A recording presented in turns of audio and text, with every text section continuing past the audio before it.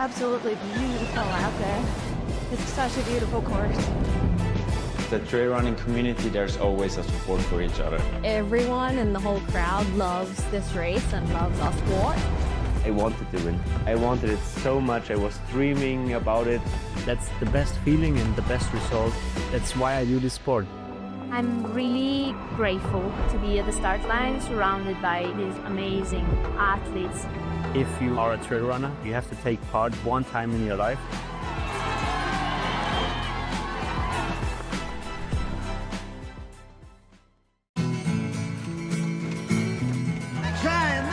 A place where it's always safe. Come in, she said, I'll give you shelter from the storm.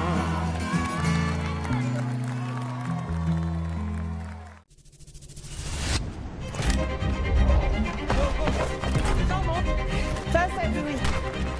The bird is so nice.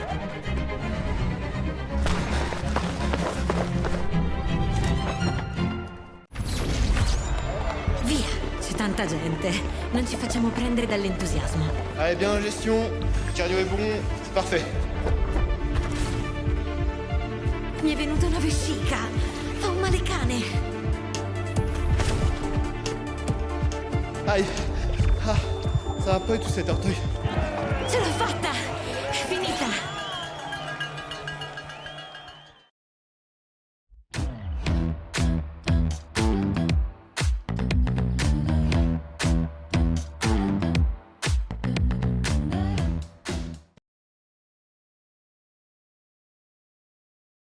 Un parcours exigeant et technique. Look at the runners.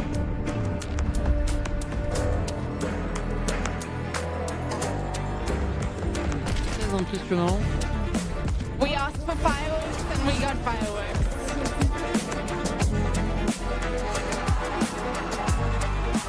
He knows it. He's pushing. This is going to be a sprint.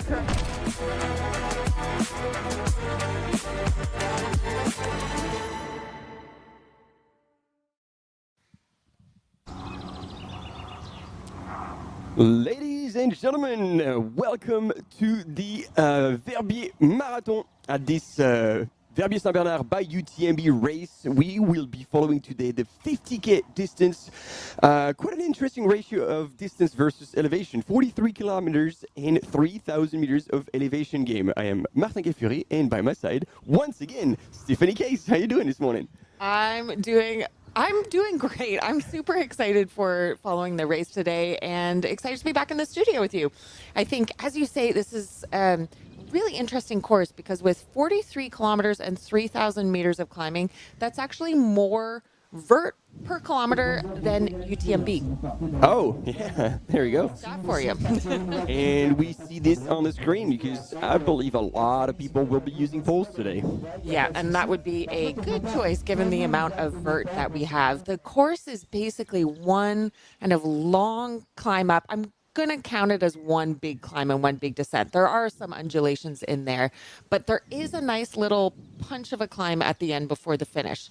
So lots of variation there throughout the course.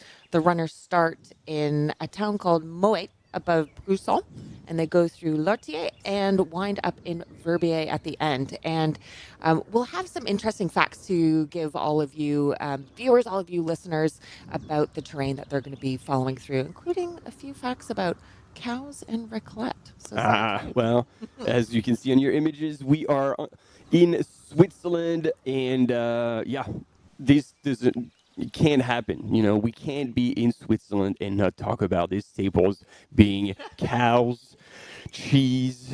I think we might be talking about watches at some point. We're going to cover all the essentials. And this is the climb, kind of gradual and eventually punchy at the end of that climb that we were talking about. And you can see they will be up in a high country above. I mean, there's not many trees. So I was going to say above tree line, but they almost start above tree line. Mont-Blanc, which is the highest point and quite a famous peak in the area. And even just talking about this high peak here, it's 2,774 meters. So that is higher than the highest point during UTMB as well.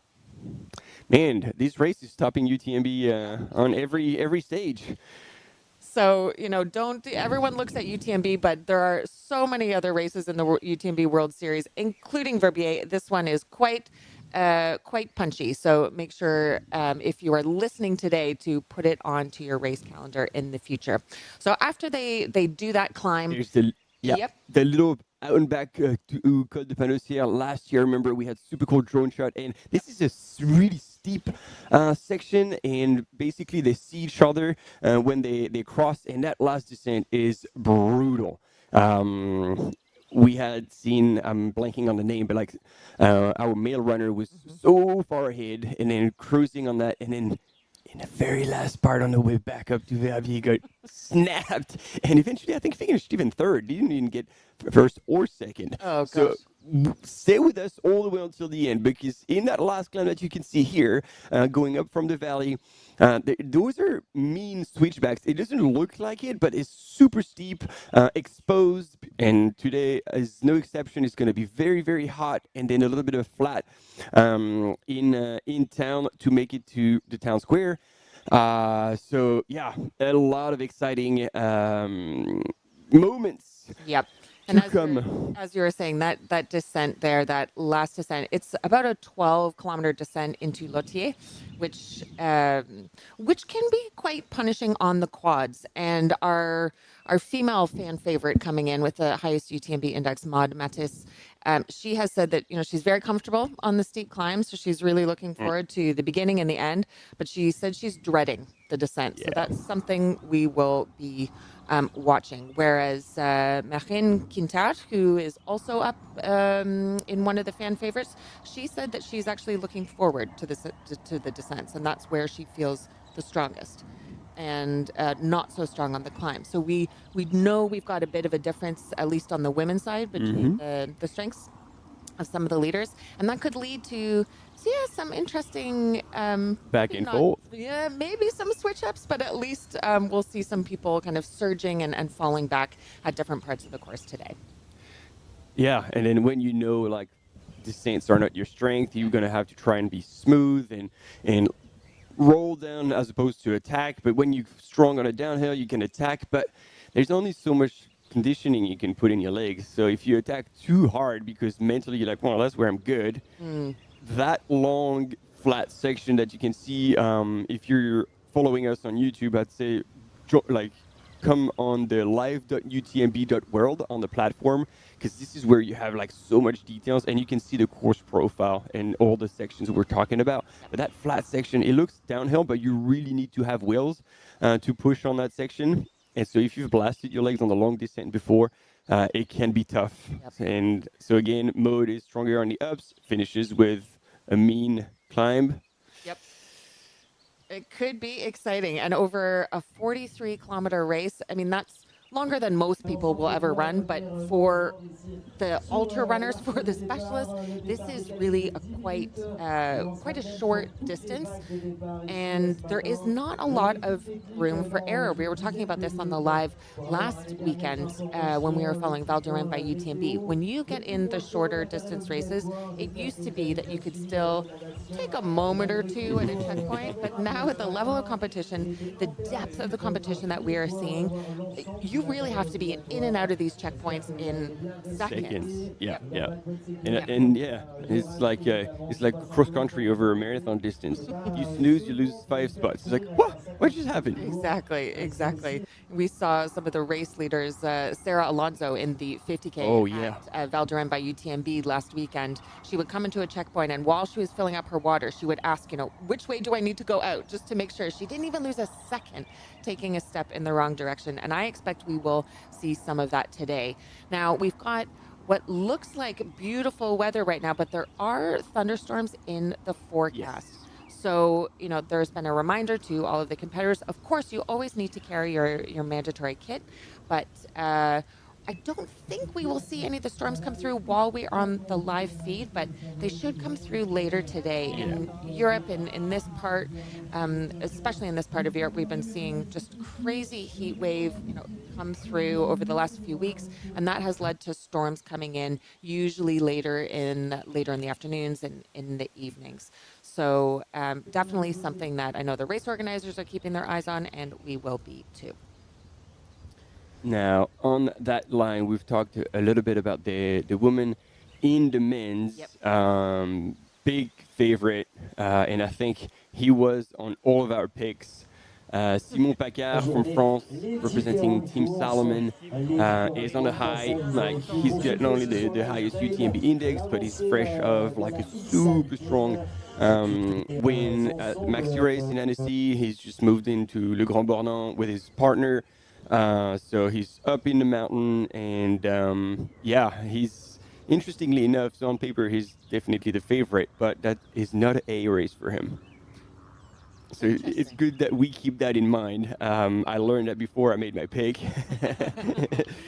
Sorry, after I made my pick before. But we'll get back to this later. Here, our top 3 anticipated women who will duke it out right at the front. Marine Quinter from France, and 5th at the 2026 VK at the Mont-Blanc Marathon. At the MCC, she took the win. Lucille Germain, we haven't talked about her yet. But also interesting, she was 2nd at the Mont-Blanc VK, so it looks like that's the way to prepare Verbier marathon, is to do a hard VK not too long before that. And you know, she was my pick. I know your pick was for Maud, who is an incredibly strong runner, and there's no doubt that she's coming in with just a string of wins behind her, podium spots behind her.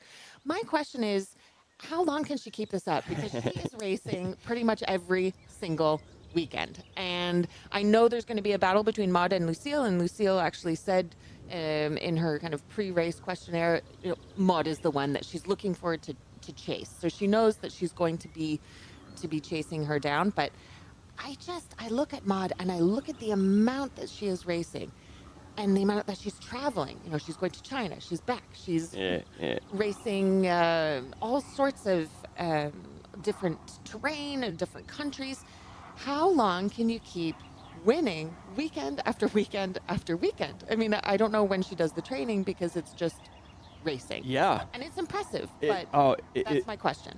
It's a good question. And then it's a matter of wondering, is she racing every weekend, or is she putting a bib that is part of her training? Like, how, like, does she really go 100 like red line for on each like race that she partakes in, or she's just that strong that she'd be like, well, I'm gonna go and put in a bib and see the form adjust a bunch of things. But you're right. That being said, we're talking about people, I don't want to, I'll say it, people that never die.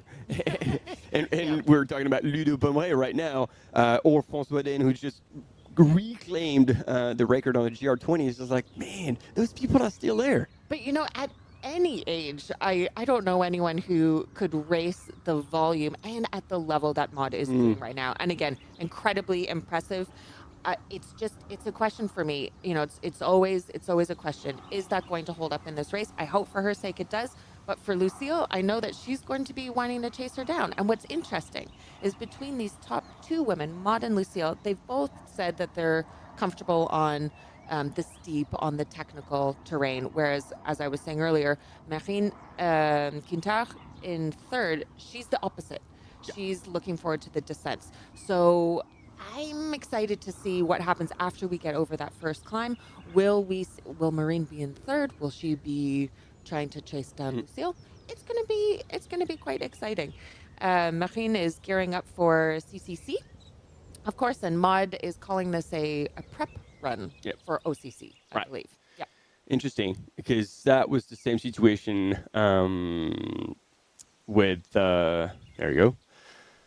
Our men's leader, Simon Paccard, who is also testing everything before CCC. And so his coach, another Simon Gosselin, basically they were like, all right, you're going to have to hold back, because I don't want you to go out like a savage, which I know you can, but start with people around you and get comfortable racing people around you, because this is what's going to happen during CCC, and I want you to practice that. One of the people who will be around him, and especially when stars align for Dylan, he's super strong. Lucien Mermillon, I'm super excited to see him race and see what he can deliver. 23 years old. I don't know if he still does that, but he was, how do you say, like a big Canadian lumberjack. Except he's Swiss. Leave it to me to ask Thank the you. Canadians. We were doing motions here in the studio. Yes. Well, yeah, people probably saw that. And obviously, Simon Paccard here, our highest UTMB index at 905, and that we were just talking about. But yeah, Lucien, super excited to see him here. He's pretty much at home in Valais, and like doesn't race that much as opposed to you were saying, Maud. But when he does, man, he is a machine.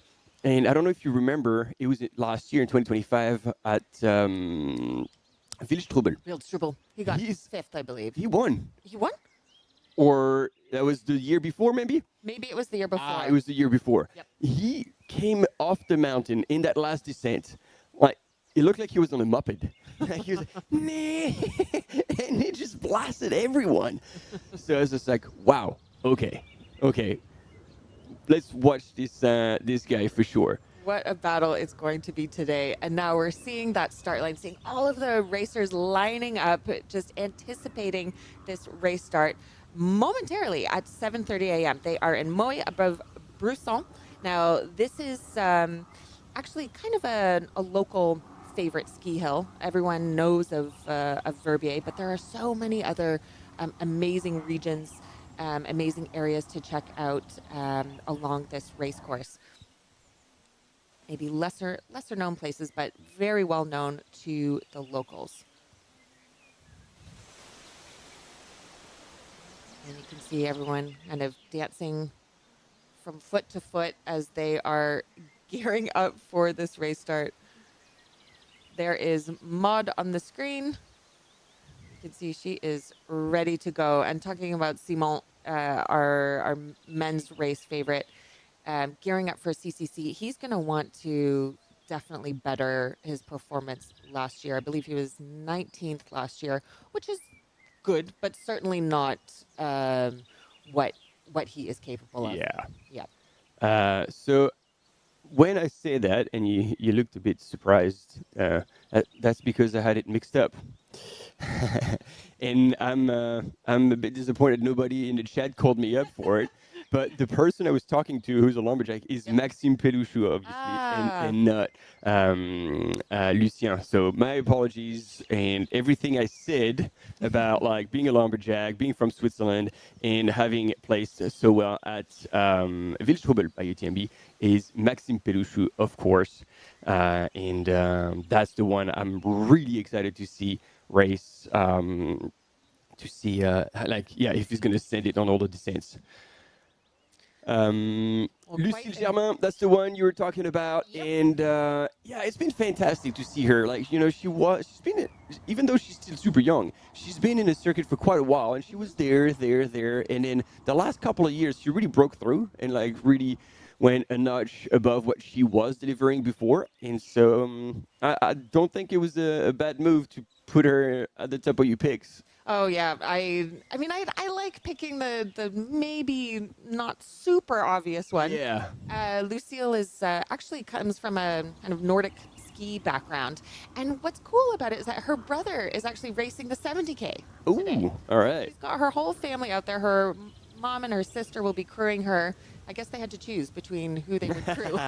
Oh. So they've chosen to crew Lucille, and her brother is left out on his own. But well, it's 70K, so by the time she's finished, they can all just go and support him maybe for the last aid station. Perfect. No favorites between Absolutely children. Not. But Maud, on the other hand, is going without crew. Her husband will be there to cheer her on, but she basically said, "No, there's no need. There's plenty of official aid stations. I don't need help." So she's quite the badass. Love that. Yeah. But again, to your point, if you, this is Lucien here representing Team Rossignol. To your point, getting more and more important to have those very fast transitions at aid station. And if you're on your own, it goes from literally 5 seconds throwing your stuff, picking it up, you don't even stop running, to stopping, finding water. Maybe if it's Maud, she's gonna have a bit of rivella, a bit of cheese, and then she'll carry on. So each time it could be 30 seconds. Yep. But if you're Mud, you're probably pretty confident that you've got more than 30 seconds in the bank. But you never know. Yeah, you never know. That's going to be the exciting part today, is that there's no guaranteed on what's going to happen. And we are 6 minutes from the start of this race. Now, this is actually the 17th edition of Verbier. It was the 100-mile one, was the first 100-miler trail race organized in Switzerland. So quite a history to the Verbier race, to the courses. And we have 6,000 runners from 74 different nationalities racing in the different distances across this weekend. There's the 100-miler, which is the 140K race. There's a 77K race, the 43K, which is the marathon that we're following today, and the 28-kilometer course. So lots of options out there for all different types of runners. Now, one of the cool facts about this area in Valais, about the area that the runners will be going through, I told you I was going to talk about the cows, but we have the Echen cows, which are kind of famous in the area. This is Valais' iconic breed of cows, and they're bred over centuries for their instinct to fight for a hierarchy within the herd. And the alpha of the group becomes the queen. And so I think what we see, what we know amongst the cows, is what we're going to see on the race course. We're going to see all of the different racers at the top fighting for this hierarchy to see who becomes the queen of Trail Verbier. Except that the cows have it a little better because every year there's these contests and fights, but the cow that becomes the queen, then she's the queen for the rest of her life. Oh, now that's a good deal. A trail runner, the weekend after, you're back racing. and you put your title back on the table. But yeah, indeed, super famous, the queens of Valais. And those cows are stunning. You should just see the size of the head. But the thing is that as much as they fight fiercely one another, they're super kind to humans. Yeah. And so you mentioned it, they're territorial. So it's about like the species versus species animosity and hierarchy, but actually they're very kind animals to humans. Well, I mean, that's good news for the racers, and we don't have Sarah Alonso here today, but Sarah Alonso, of course, last year was attacked by a cow before she ran in the UTMB World Series finals. We saw her giving them a wide berth at Val d'Orem by UTMB last weekend on the course. And there he is. Maxime Pelouchou, the one I was telling you about. Lumberjack. The lumberjack. Looks like he is ready to chop some wood today. Oh, yeah. Good analogy? Yeah. All smiles out here on the course. The 7:30 is quite a decent time to start. You see a lot of these races, they'll either start at 6 a.m. early in the morning, or sometimes you get an awkward start later in the day. 7:30, I think, is a perfect time to start. You have time to wake up, have your breakfast, do all your things, and come rested and ready to the start line. But hopefully not too warm in the first couple of hours. Can still be done in okay temperature. So there we go. Now, sounds like good spirits on the start line. Everybody's chatting away, having a good time. So Dylan is to the right of Maxime. On the left is Simon Paccard. So we have all our big names here on the front line. So we're starting at 7:40 this morning instead of 7:30. Right. So now just a couple minutes to go, just keeping everyone on their toes. And it looks like they must be playing music out there on the start line. It looks like everyone is just giving a little. Just like we are here in the studio. Oh, yeah, I forgot. We are still on live. The things we do when we're doing the commentary that usually you don't see, but it looks like the production has decided to put us on screen for a little longer. That's fine. We'll roll with it. There's various kind of timing points throughout the course. I believe we have 4 aid stations. We shall see very quickly. There we go. There's more timing points on the course. Right, but yeah. We will find out. 1, 2, 3, 4. Yep. Yeah. As usual, right on the money. Okay. At least one of us has it together. Perfect. Okay, and yeah, once again, if you're following live, join us on the platform live.utmb.world. You select Verbier Saint-Bernard by UTMB, the Verbier Marathon, and then you choose the language of your choice in case you are not super excited about English. There is a live broadcast in French in case you want to practice. But to be fair, it's going to be so much more fun here. So stick with us, and yeah.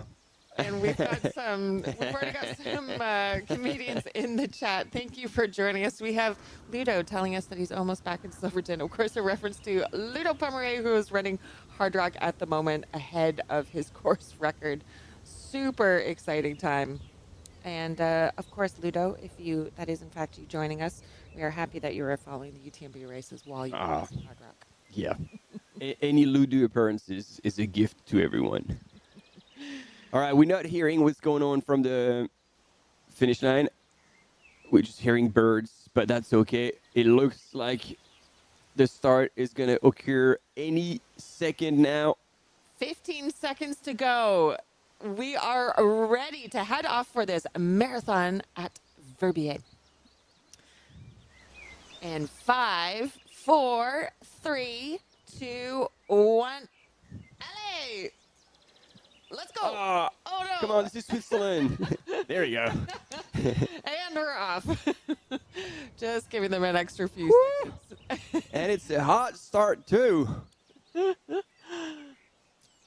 remember, slightly downhill first, which gets everyone excited. It is hard to hold back. Everyone says, don't run, straight off the start. It's a long race, but that is exactly what they're doing. And it would be impossible not to sprint off this start line with those views, with that kind of easy downhill terrain.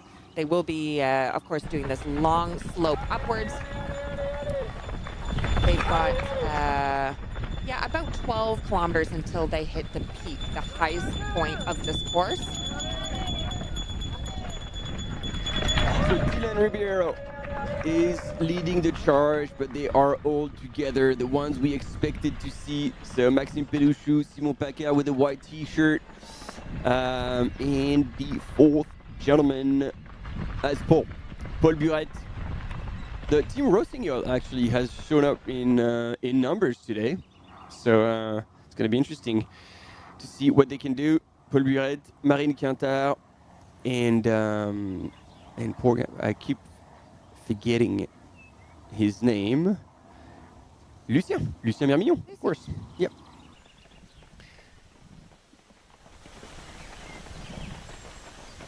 So in the red t-shirt there, that is Maxime Pelouchou, the lumberjack.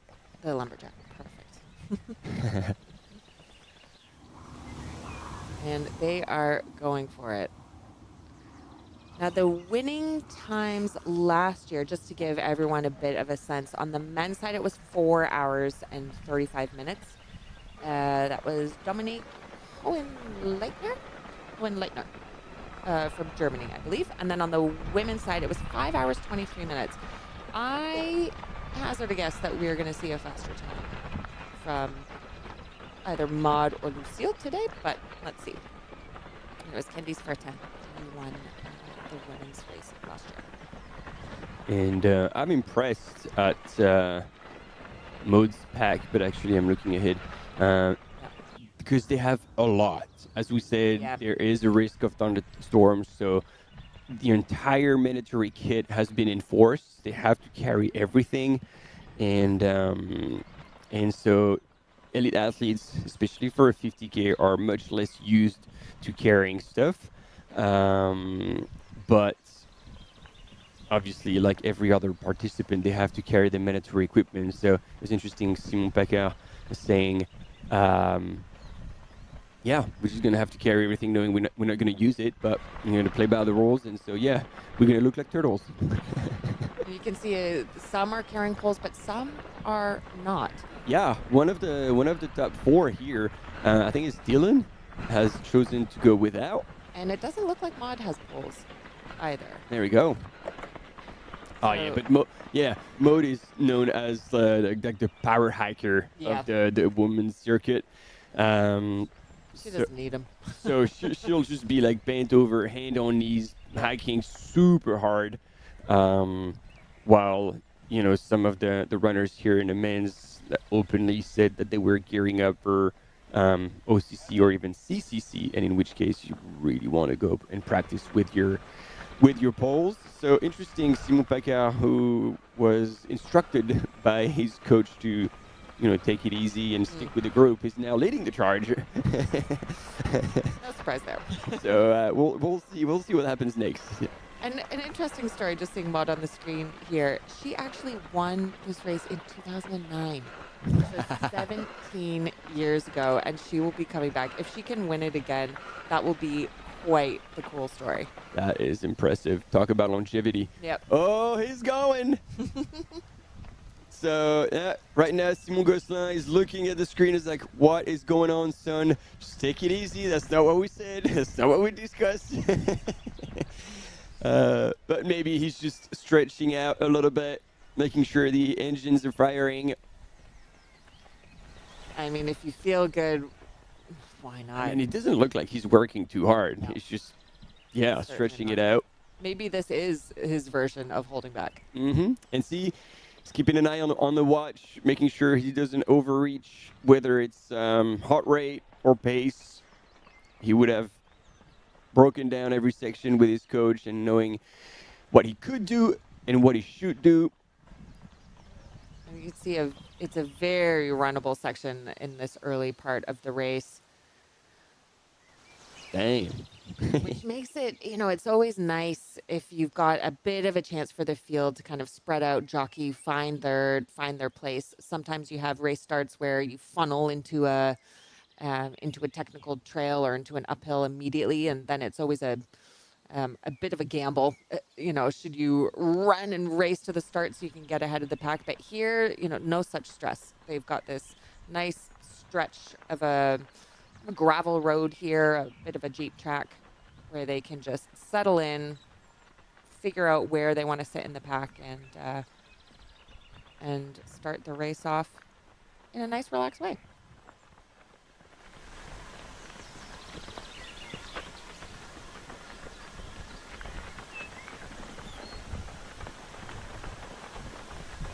And what a day out for a run.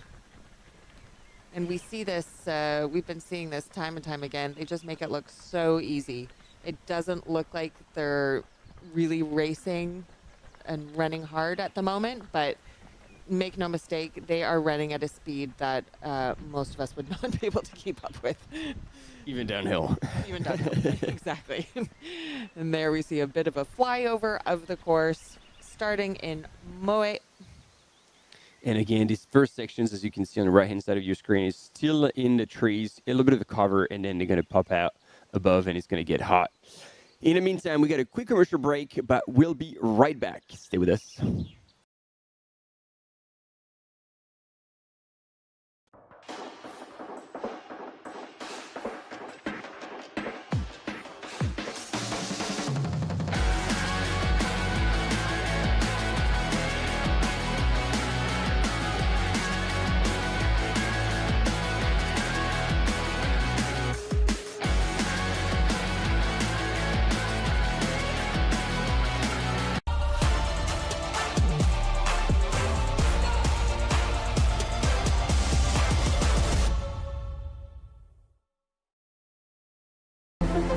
I train after work in the margins of my daily life. Because when I'm standing at that start line, I'll know this is where it all pays off. Absolutely beautiful out there. It's such a beautiful course. The trail running community, there's always a support for each other. Everyone in the whole crowd loves this race and loves our sport. I wanted to win. I wanted it so much. I was dreaming about it. That's the best feeling and the best result. That's why I do this sport. I'm really grateful to be at the start line surrounded by these amazing athletes. If you are a trail runner, you have to take part one time in your life.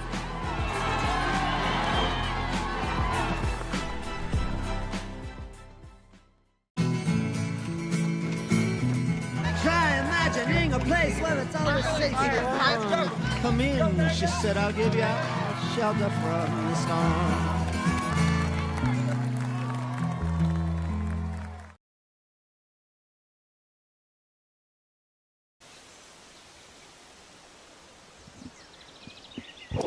And we are back live following the marathon course at the Verbier by UTMB race. And on the right-hand side of the screen, we are following the race leaders. Whereas we are on the left-hand side, we got a glimpse there of the second wave of the course of this 43-kilometer course waiting to start off. Yeah, you said like over 6,000 participants throughout the weekend. So as much as the trail, actually, this is one of the races where the trail doesn't narrow down too quickly. So you have less of a need to be up at the front or like the risk of for a bottleneck. But still, it's so much more comfortable and it doesn't make any difference. You have the competitive runners up at the front and then all the extraordinary runners in the later waves. And it's fun because then everybody has heaps of room. There's no like crowds at aid station as well, so it just works. It makes total sense. It's a nice start to a race, and we have 433 runners lining up on the start line of the 50K race today. And of course, the top 3 finishers on both the men's and the women's side will get a direct entry to the UTMB World Series finals, to the OCC race. For 2027. For 2027, exactly. Many of these runners already have their plans for the UTMB World Series finals for this year, either gearing up for OCC or CCC.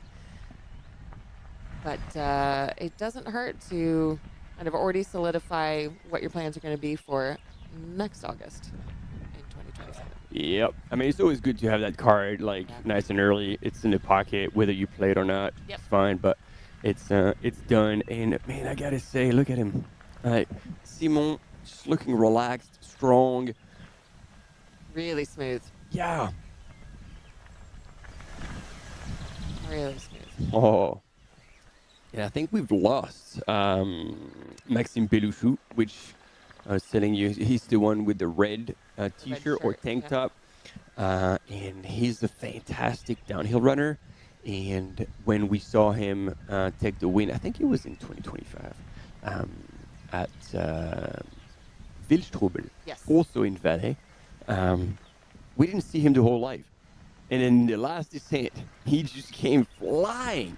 So, I mean, there is a big descent, long descent, and then on the road, it does finish with an uphill. But the fact that we've lost him here on the screen does not mean that we're not going to see him again. That is good intel. And there on the screen, Marie-Charlotte 3:06. Iratsoki.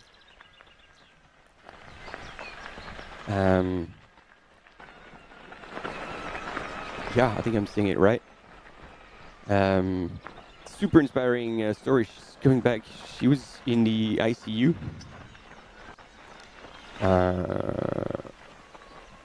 After a big crash. There she is. And so the fact that she's back in racing is pretty exciting. Currently, apparently, from the production, sitting in 3rd place and also looking like she's on a little stroll. She's got pretty good race history behind her. She is actually a bit of a specialist at getting 5th place. She was there we go. 5th at Swiss Peaks in 2024 in the 70K, 5th at the Eiger Ultra Trail, 37K in 2024, 5th at the Es Nice by UTMB 50K in 2025. So right now she's running in third. Vous me dites quand je peux faire une manipulation. But yeah, as you say, incredible comeback. She was selected for the French ski mountaineering team last winter and made quite the comeback after a really serious crash. Showing no signs of that as she is taking this trail by storm early on. And wow, you can see how far ahead Simon is already. I mean, just motoring up this climb. I mean, there's no doubt about this. He's super fit. But do you want to go out that hard? I mean, again, maybe it's part of the plan with his coach. He's like, all right, well, just see what you can do on the first climb and then just ease back. Make sure you don't destroy yourself in a descent. Let people come back to you if that happens. Don't worry about it.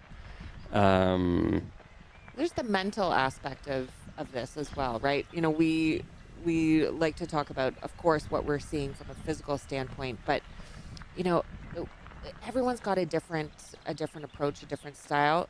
And if you want to just come out strong and make a statement with everyone else, then lead from the start and try to hold on. And with his background, Simon was obviously coming in with the highest UTMB index as the race favorite. So maybe in his head he's thinking, you know, there's no need for me to hold back, and I'm just going to do what I can do and see who sticks with me. And so far, Dylan Ribeiro in second place, about 20 to 30 meters back. And then another 50 meters back is Lucien Mermillon. So, yeah, it's let's see how it goes. But if as you said, if things go well for Simon Pacquiao right now in the lead, he's done it before. Like he at the maxi race in Annecy, he just found himself in the lead and was like, oh, well, you know what? Let's go. I'm doing this, and he did, and he absolutely won in a stellar time ahead of deep competition. And then we have a power couple maybe at the front of the second wave, trying to get some airtime. Well done. The second wave of this marathon course off 15 minutes after the first wave. And I was just looking at the background stats of that, the leading men's group. It's interesting that actually 3 of them had all raced in the Wildstrubel race last year, with Maxime Peluchou coming in first, Dylan Ribeiro coming in third, and then Lucien coming in fifth. So it's definitely, there's a lot of crossover, I think, between this race in Verbier and the Wildstrubel race.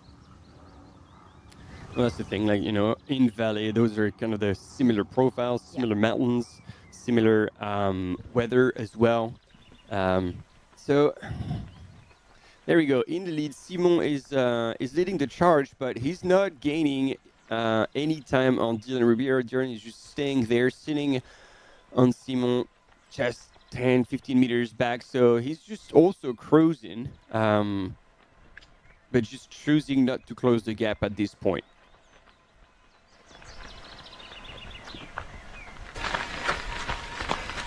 There we go. Head down, Lucille Germain. You can see that speed, 9 kilometers an hour going uphill. So she is moving well. And you can see that she's running alongside one of the men who's using poles. She's got poles in her bag, but she has not pulled them out, choosing to just kind of power ahead.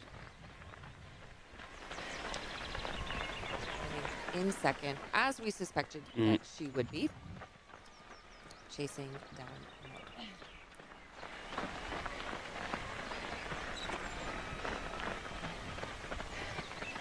She was also selected for the French ski mountaineering team for the first time this past winter, just months after an injury forced her to withdraw from the World Short Trail Championships.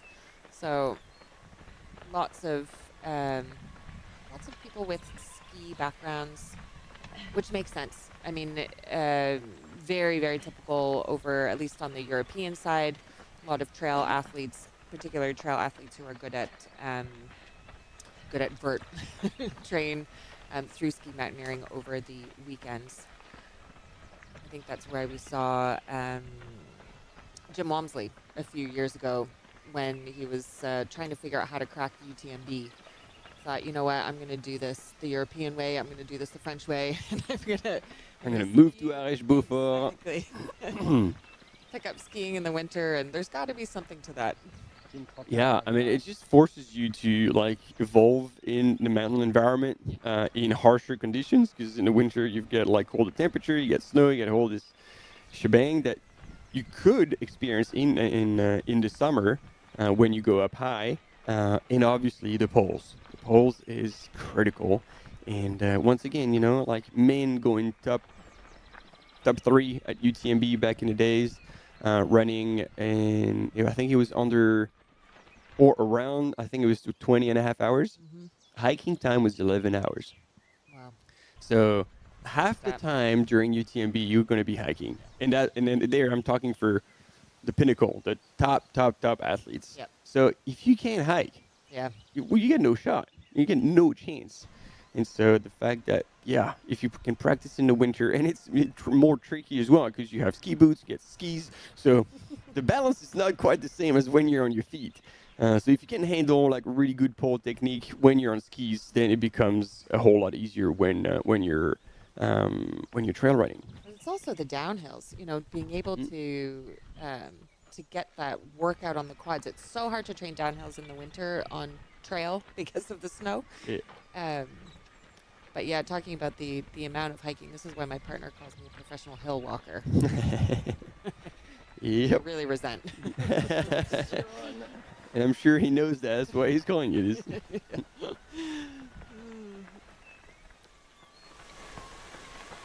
It's nice, Lucille, there, kind of running in a little pack with the men.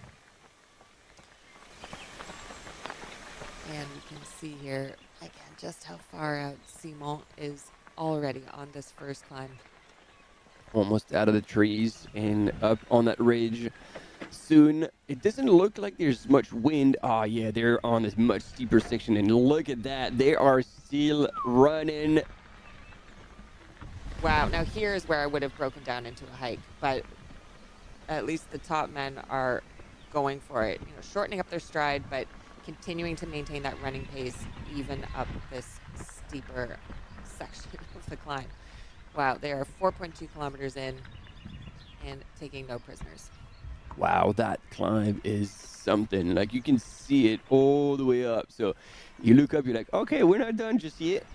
You gotta just pace yourself, get into climbing. But look at that. There's so much bounce in Simon's stride. He's just cruising. He's still not using his poles. So yeah, actually, that's a very good point. Yeah, I mean, he's at over 2,000 meters already, going up a steep climb, or just over 4 kilometers. That's a 25% gradient, and no switchbacks. I mean, this is going just straight up, and that's only a third of the way into this climb. The climb goes up for 12 kilometers up to the highest point. Yeah, well, maybe the deal is like, well, you take your poles because you're going to have your poles at CCC, but you just take them for a hike. You just don't use them. Yeah, we'll see that because, yeah, it is definitely one of the steep sections of all the climbs. Again, since this is a test race, maybe a lot of things have been discussed with his coach, who will be crewing him actually today. Oh, exciting. On the first crew access, Simon Gosselin will be there helping him out, and then actually it's gonna be his partner who will be at the second aid station. So they're gonna split the work. Bit of a different strategy again to Maud, who apparently is not, has her husband here, but will not be using him for crew, just for moral support and cheering. Now that we've had the second wave go, we now have 771 starters. So there were just over 400 in the first wave, and now almost 800 on the course. Okay, and here we have now the runners at the top.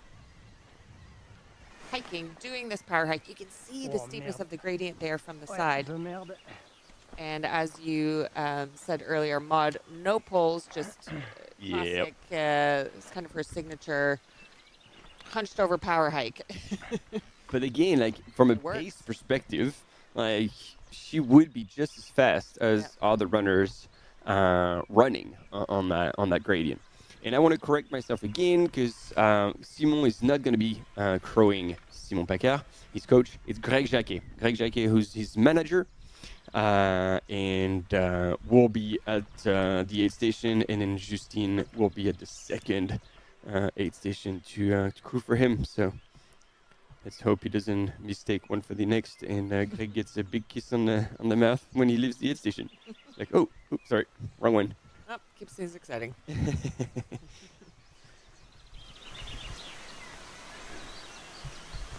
It's interesting because he keeps looking at his watch, and he reminds me of Peter Engdahl, who was doing that in Monte Rosa when he did the 50K. And maybe there's just really strict instructions on, again, a test race leading into the UTMB World Series final. Like, you can't go above a certain heart rate or feel, clearly not feel, because see, the watch keeps coming back. So it'll be interesting if we get the chance to pass on questions to the speakers on the finish line, so we can ask Simon that question. Yeah, runners will use the data from their watch in different ways at different parts of the course. Sometimes they'll look at elevation, sometimes they'll look at heart rate, sometimes they'll look at distance. It really depends on what section of the course and the type of runner. Look at that. Dylan is right there. And as we are watching these images of the top men, we are going to a short coffee break, and we'll be back with you momentarily. Ouais, il y avait une rue balise en travers.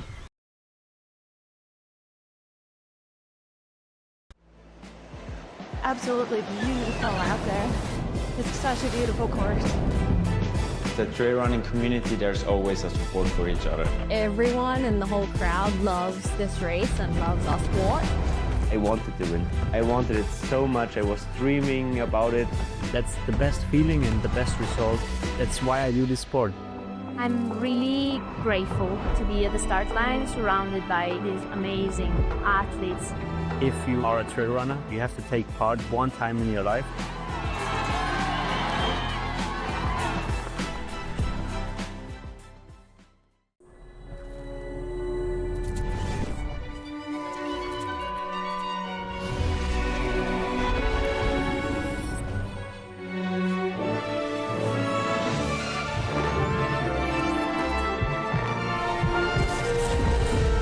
Valais, gravé dans mon cœur.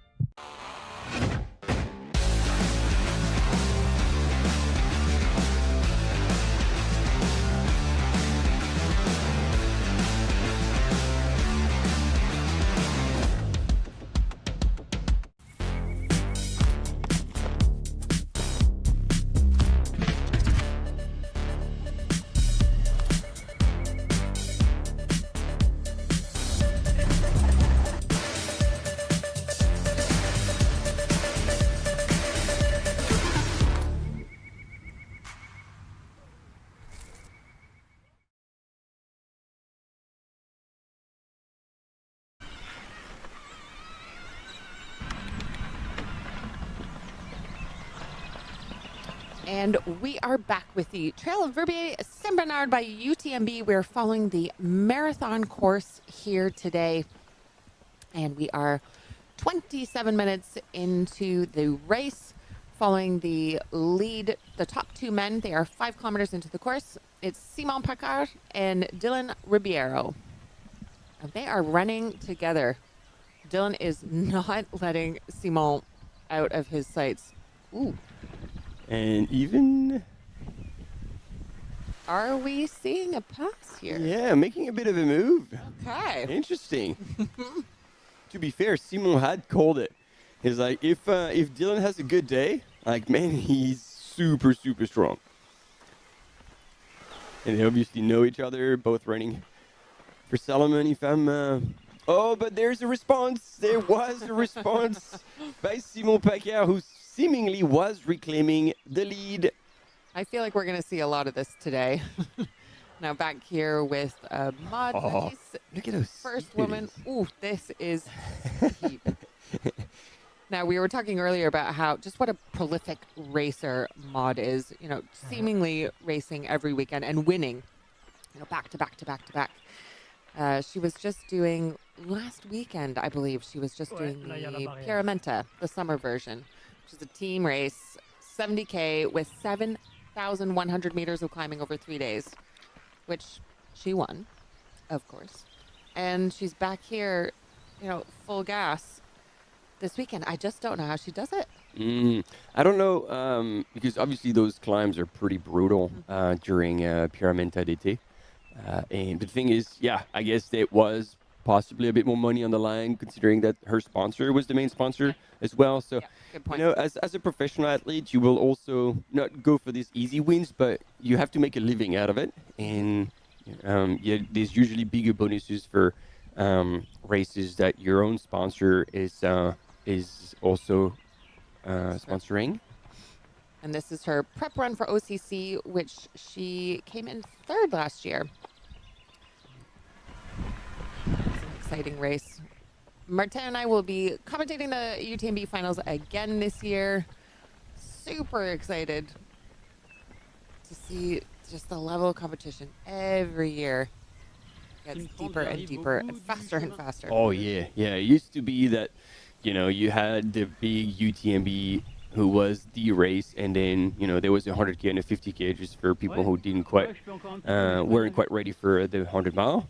But now, and if you look at the actual UTMB index average, the highest is in OCC. Is it? Yep. Interesting. Yeah. So yeah, these are 3 now proper, that's why they actually integrated them into the UTMB World Series finals. It's not one final, but definitely 3 in the 100 mile, 100K, and 50K. And here we are sending off our 3rd wave with a smile on that gentleman's face. Gotta love it. In the pack. Oh, yeah. He's like, oh, yeah, there's raclette at the aid station. I'm going. And now that brings us up to... Oh, and climbing. Over 900 starters in the race. Let's see if that climbs a little bit more. Talking about raclette, that is also one of the kind of signatures of Valais, of the region. Local legend has it that it was a Valais wine grower named Leon who invented the raclette. Raclette, I think it's based on the French word to scrape. So this is the melted cheese that you scrape and serve over. And that term is raclette. Raclette. That's you finish with ER at the end. So yeah, I didn't even know that. Yeah, there you go. You learn things every Showing day. up the French. It's tough to get smarter, but well, I try as a foreigner. I do try to learn the local culture as I. Well, as not a foreigner, actually living in Switzerland, I didn't even know that. See, when you speak the language, you get lazy.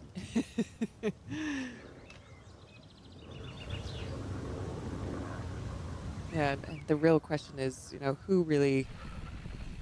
There's always a fight between who owns some of these cheese cultures between the French and the Swiss. I'm not even going to get into that here because we are following a Swiss race, and raclette is a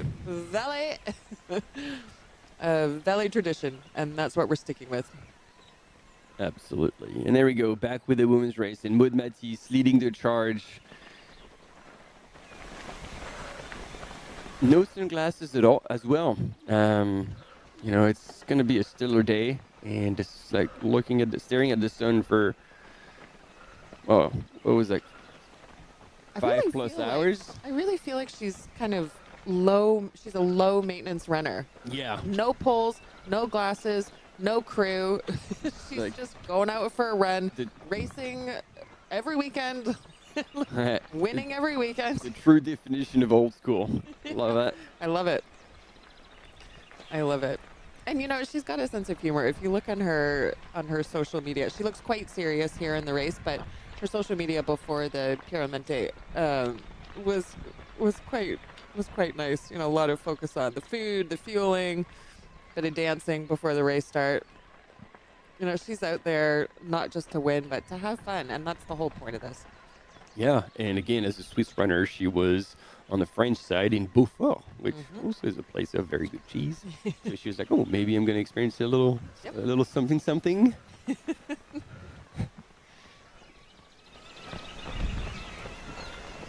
And they're now running up about 2,200 meters. So, you know, we were making some comparisons at the start of the broadcast between UTMB, between the 100-miler that everyone talks about in the World Series finals. But this race here in Verbier has more vert per kilometer than UTMB. It goes higher in elevation than UTMB. So even though we're just following a 50K race or a 50K category race, 43K in actual distance, this is not just a short race in the Alps as a lead up to the UTMB World Series finals.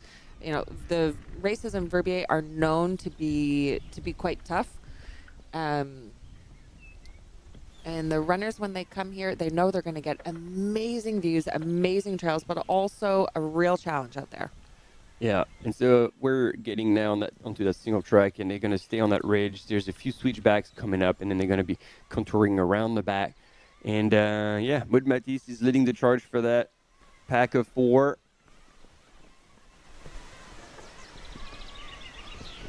Those were absolutely stunning. Just gorgeous ridge lines.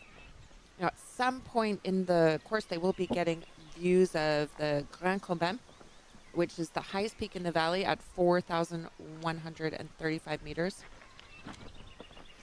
And the course, I believe it's, correct me if I'm wrong, but I believe it's the on the marathon course that features this long footbridge, this 210-kilometer footbridge that's suspended above a glacier.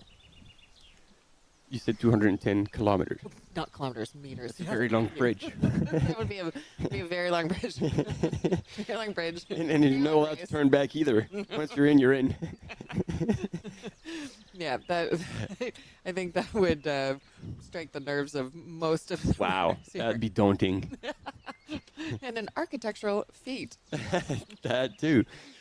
Speaking of architect, Marine Quintard, one of our favorites coming into this race from France, is an architect. She calls herself a archithlete. Archithlete, there we go. That's Maybe she's going to be designing the 210-kilometer footbridge. There's a good segue from my little flub there. Now we have some images of the extraordinary runners. So wow. Speaking of extraordinary, look at that waterfall. And I mean, that's a lot of waters coming out. So I wonder if it's a creek or like a torrent, as they say in French, that has been dug through that face of the mountain. I know back in New Zealand, they have those kind of things. They used it to bring water to a whole other side. Yeah, you can actually, I think, see Yeah, that no, waterfall you're on right. the right-hand side of the screen there, going into the dam. Now we're back here. Oh, with the. Is that Marie Charlotte? No. Nope. No. These are the extraordinary runners. So we've had 3 waves of runners into this course. Now we are over 1,000 starters to this 50K race. This is the 17th edition of Trail Verbier Saint-Bernard. Not necessarily of the 50K course, but of the whole race event. The oldest 100-mile event in Switzerland. It was the first 100-mile. So even though we are following the 50K on the live, of course there are the other distances taking place this weekend, all the way up to the 100-mile. And down to 28K race. I mean, you can't have better.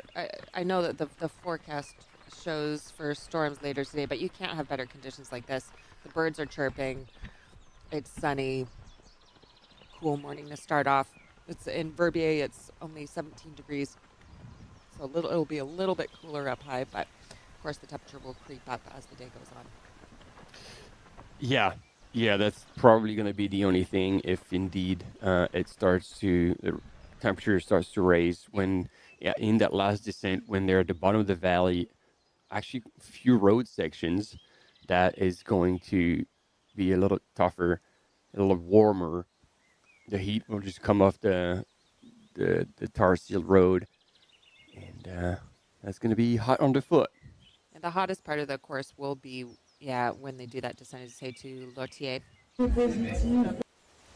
which is at the 33-kilometer checkpoint. Here's a bit of a race recap of that start line. Checking out our race leaders, Simon Pacard and Maud Matisse. Really hot start. Yep. And the course really kind of begs the runners to start out quickly with this wide Jeep track, non-technical start before they hit that quite steep climb uphill. Yeah, so Simon Pacard taking it hard, but Dylan Ribeiro sticking with him, and as anticipated on that very long first climb, Maud Matisse taking the lead, but Lucille Germain sticking in second place so far, where she'll probably be waiting a little longer before trying to make a move, and Marine Quinter, as you mentioned, Steph, will be waiting for the first descents to start throwing down. And as we're catching a glimpse of the extraordinary runners, I think we get a quick coffee break coming up as well, or strawberry break in our case, like early in the morning, stay healthy. Have a cup of fruits. Well, you got a carbo load when you're commentating or spectating, just like the runners are. So it takes a lot of energy to follow along, but stay with us and we'll be back with you in a moment.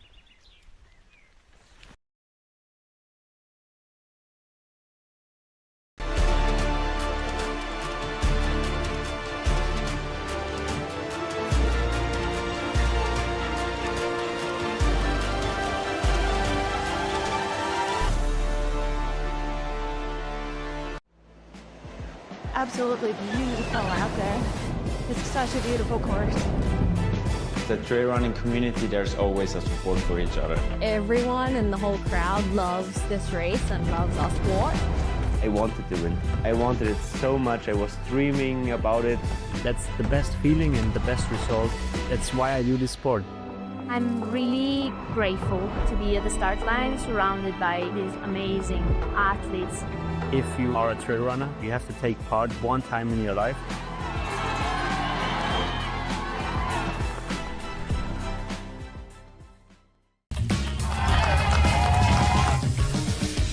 We love stinky runners, but use the soap.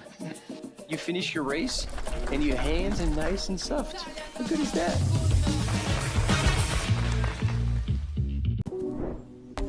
When every step counts, precision matters. Vibram grips the wild, so you can run free. No matter the trail, confidence makes you extraordinary.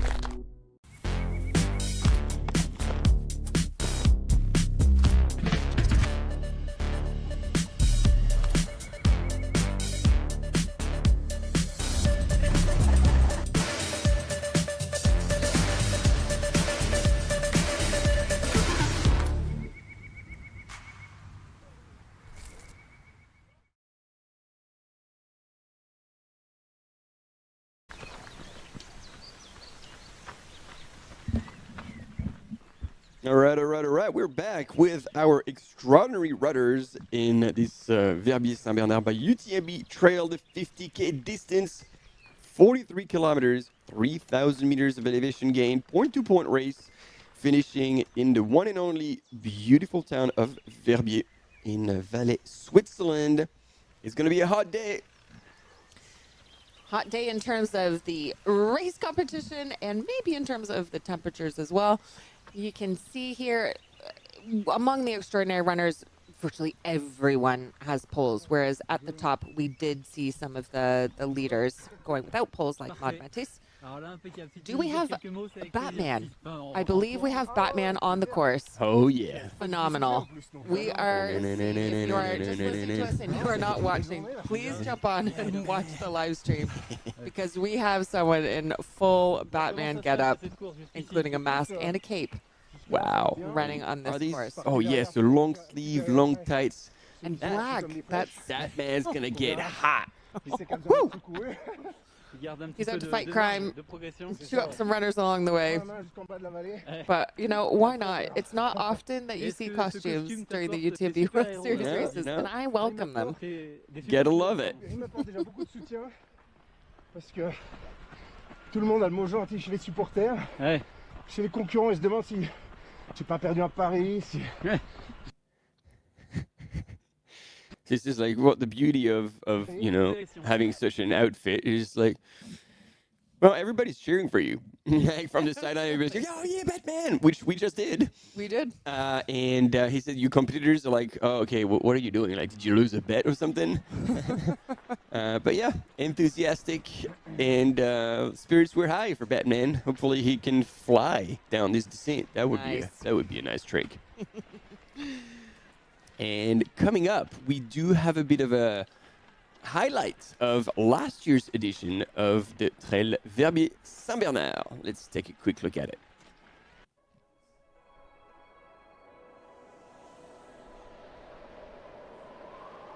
Bienvenue à la 16e édition du Trail de Verbier Saint-Bernard à l'UTMB en Mont-Blanc. Des moments exceptionnels.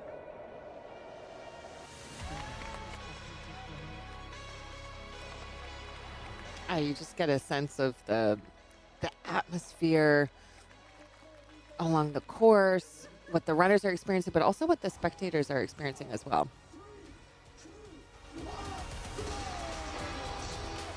And the start of all races, as you mentioned, Steph, there's plenty of them taking place this weekend.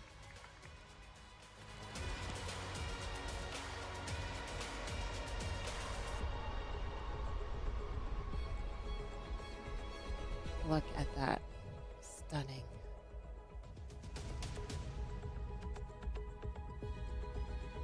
Now, we were looking at the course profile earlier, and I think that there was the bridge, the suspension bridge, 210-meter bridge on the course. We were looking at the course profile earlier, and I think it's at 2,772 meters that we were talking about. That's actually, that wasn't the top of the climb. The runners will be going up to 3,000 meters. So even higher than what we had reported before.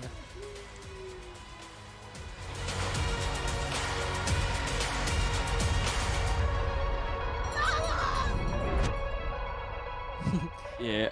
The winners last year, again, it was Candace Fertem from France winning in 5 hours, 23 minutes. And on the men's side, Dominique Hohenlittner from Germany in 4 hours, 35 minutes. But yeah, going up above 3,000 meters in a race like this, UTMB, the max that it gets to is just over 2,500 meters, if memory serves me correctly. Correct. So, you know, it's quite a good chunk above the elevation at UTMB. And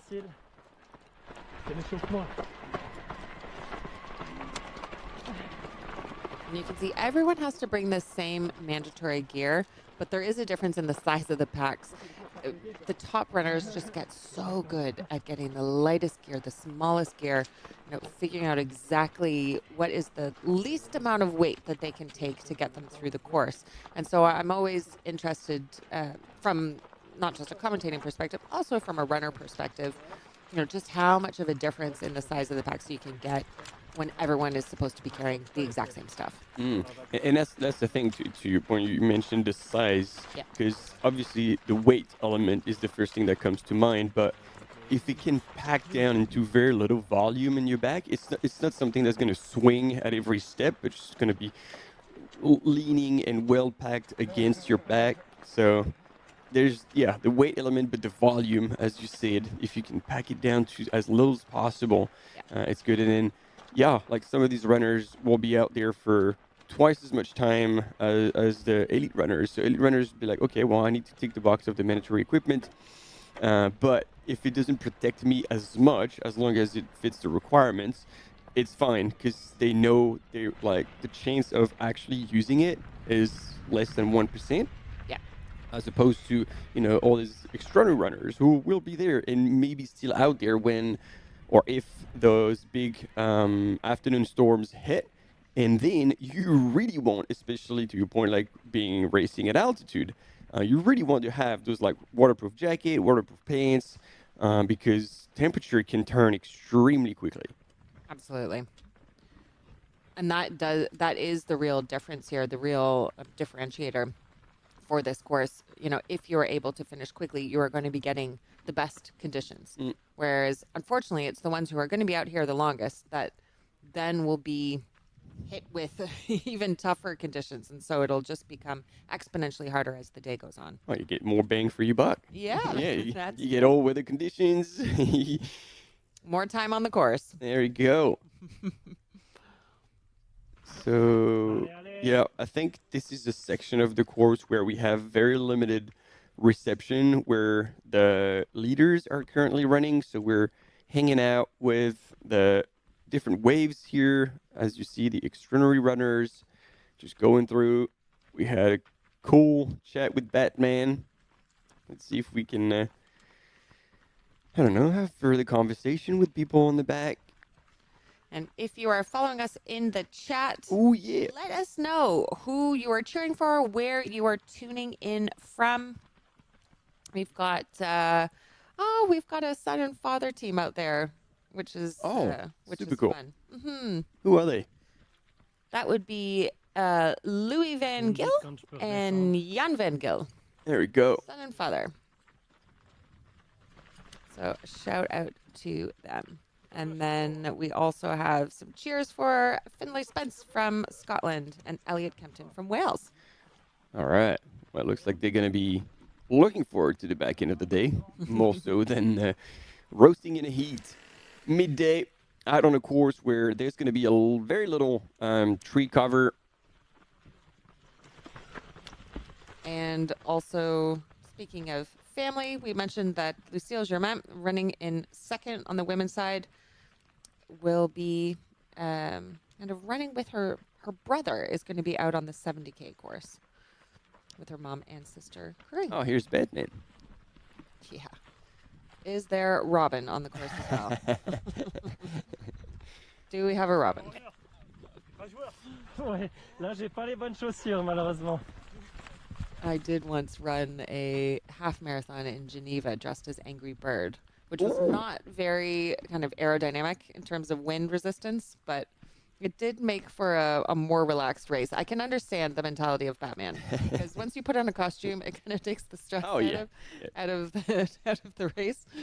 Although I know there were a few men that I passed dressed as Angry Bird in the half marathon that were not so happy about getting quote unquote chicked, Like that was a proper chick move. That was move. a proper chick. We're not supposed to use that term anymore, but chick, I was dressed as Angry Bird, so they definitely got chicked.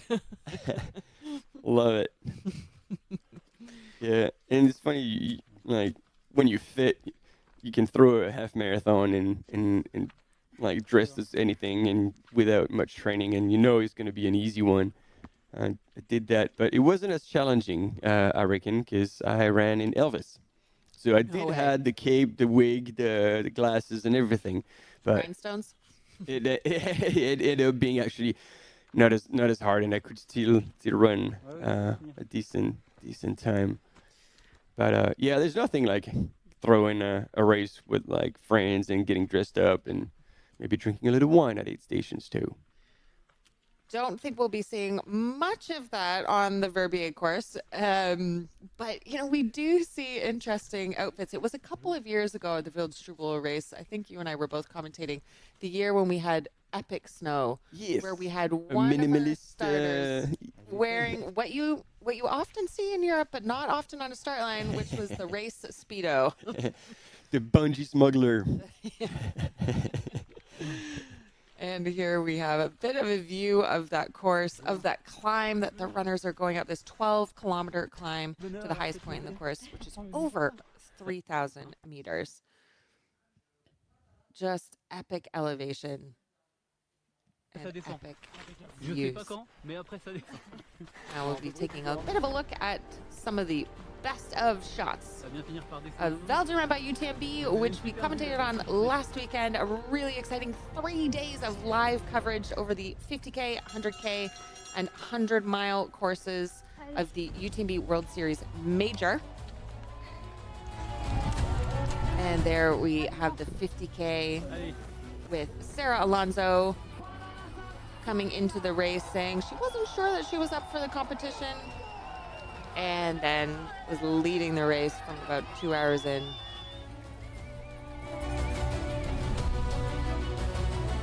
I think we were a lot more confident of her skills and fitness than she was ultimately. Yeah, I think since last weekend she picked up a knee pad sponsor too.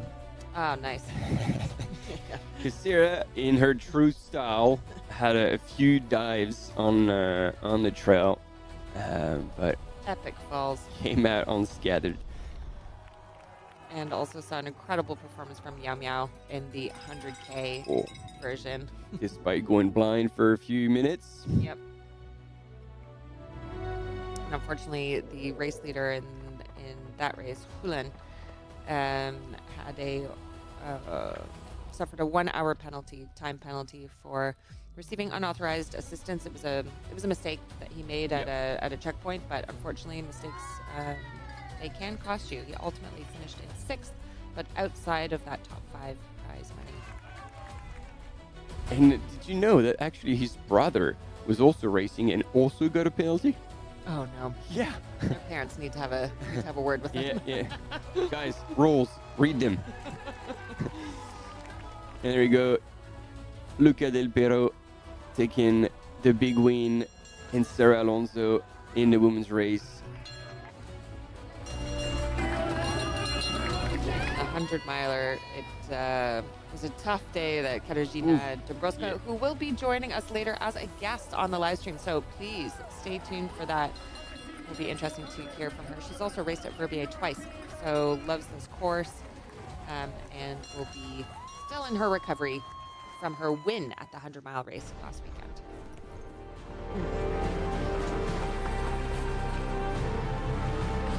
And there we go. It looks like we're back with our extraordinary runners, as much as the music is still dramatic. And we've got our mains leader back with Simon Paccard, and it looks like not even 30, 40 meters back. Dylan Ribeiro. Oh, Steph, poles are finally coming out. Poles are coming out, and we're doing a fast transition here. Now, okay, so he's almost 10 kilometers into this course. So there's just 2 kilometers, just over 2 kilometers left of this climb. But this is an incredible part of the course because they're high altitude, but it's open, expansive views. So you can see exactly who is chasing you in the back. Oh, okay. So it was a bit of a replay. I thought our friend Simon Paccard has started to run up backwards, but no, that was just playing it back. So that is the interesting part, because if we got it right, Dylan Ribeiro is doesn't have poles, and now that Simon has taken them out, and I'm just noticing now, actually going through that first timing point, it was actually Dylan Ribeiro and Lucien Mermion. Yeah, but look, probably through the fiddling around, maybe Simon Paccard did not get checked, because we see it on images. He still went in first, refilled quickly. Maybe that's the person, like at A station. Maybe he's saying like, okay, well, you can carry on, but they didn't. Oh, wow, already water on the head. It is getting hot, hotter than we think, or we thought. But wow, interesting. That is interesting. So whatever you see on the live, we know from the images that Simon did go through in first. And so, yeah, again, back to that point. Now Simon has taken the poles out. This is, you're saying, high altitude, but like the last punch, the last stretch of that very long first climb, about 2Ks to go. And we've seen it in other races. As soon as somebody takes out the poles on the climb, either they pick up the pace even more or they go the same pace, but at a much easier effort on the legs. And I think what we're seeing is that what I anticipated is that the gap between Simon Paquet here on the in front of your screen and in the back, Dylan Ribeiro, is increasing because again Dylan chose not to carry poles, and so Simon is now opening up a more substantial gap, probably not working much harder. And the gradient really does kind of increase quite a bit after that last timing point. You can see it on the course profile if you go online to look at the map. Wow, he's taking a little look behind him. He is motoring up this climb. It seems like he feels like the gap between him and Dylan is just a little bit too close for his comfort, and he wants to put some space in between. Yeah, he's definitely moving up that hill with an intention.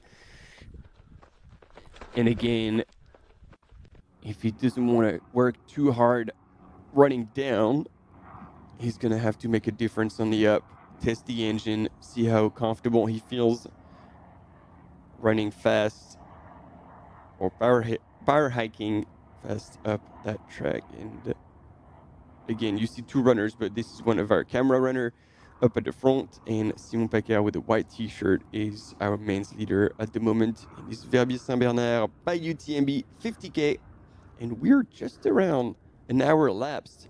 That is insane. Like he would have covered like what, just under 11 Ks with already like a stupid amount of vert up at altitude. Yeah, a lot of people wouldn't be able to cover that distance just on flat in the same amount of time. Amazing. It does give you a sense of just the caliber of athletes coming to this course and the caliber of the camera runners. Last weekend at Podium by UTMB, quite a few of the camera runners had actually come at the top of the podium of the 10K race that I believe was running. So we have talent all around here at the top of the course. And there we are at the 1 hour mark. Simon, continuing to look behind him, checking out that gap, running every little minute that he can, every step that he can break back into a run, he does. So there we go, 1 hour and just around the 10K mark. So that's like 6 minutes per K, all the way up on average. Knowing the climb is, it's no joke. So behind him, we have Dylan Ribeiro, and 30 seconds behind him, coming through the aid station, was Lucien Marion. And then there's a good 3-minute gap to Maxime Pellichou. And then in fifth, Elia Bongiovanni from Italy. Wow. Yeah, I was going to say, look who's in sixth. No, we don't know that yet. She hasn't come through yet. She hasn't come through yet. All right. It looks like Maud is in sixth, and I got very excited for a minute, but we're going to have to see when she clocks in. You get that side looks like, That would be exciting. That would be very exciting. And just to give you an update, we are following our men's leader up on the climb to the high point. I think we'll see the Burnett Hut up at Mont-Blanc, the highest point on the course. And because we have only one cam runner on this entire course, on the way up and on the way down, that runner will stop at the top, let the men go through, and then we'll see the descent with the women. So we're splitting our time between men and women. So we're seeing the men on the up and the women on the down. Perfect. On that down, that is where I expect to see Marine Quinter kind of start to surge and give Lucille Germain and Maud Baptiste a bit of a stress. Keeping things spicy on the course today. Marine is, when asked about kind of her best memory or favorite race, it was actually winning the MCC during the UTMB World Series finals last year. She also came in 5th in the Laboreto 80K last year. So good race performances, but certainly Lucille and Maud are the strongest ones coming in here in terms of a race resume.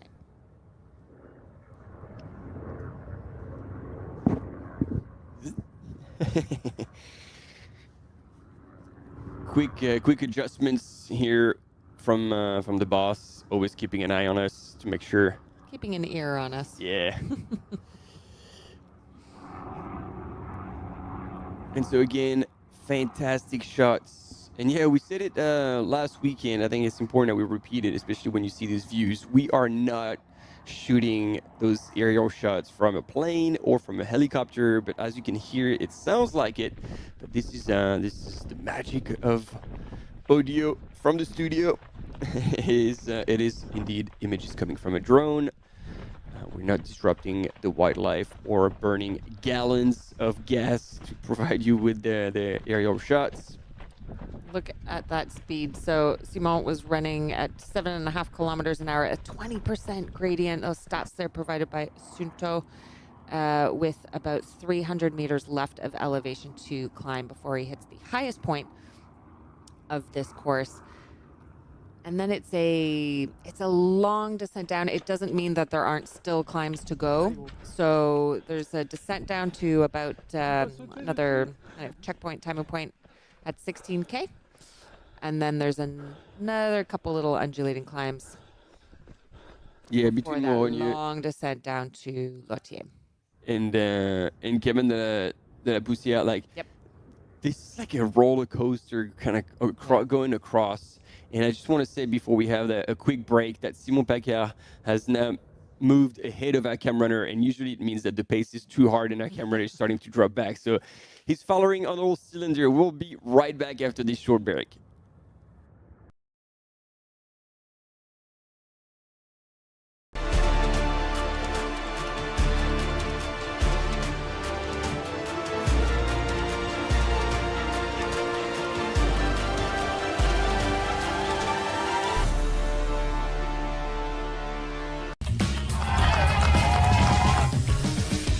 We love stinky runners, but use the soap. You finish your race, and your hands are nice and soft. How good is that?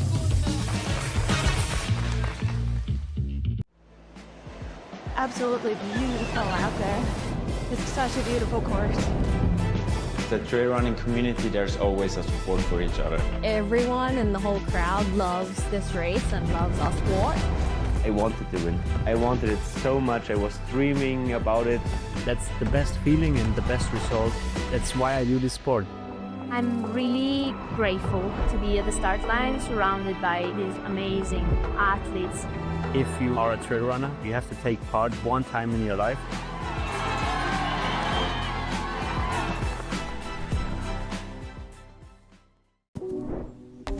When every step counts, precision matters. Vibram grips the wild, so you can run free. No matter the trail, confidence makes you extraordinary. I train after work in the margins of my daily life.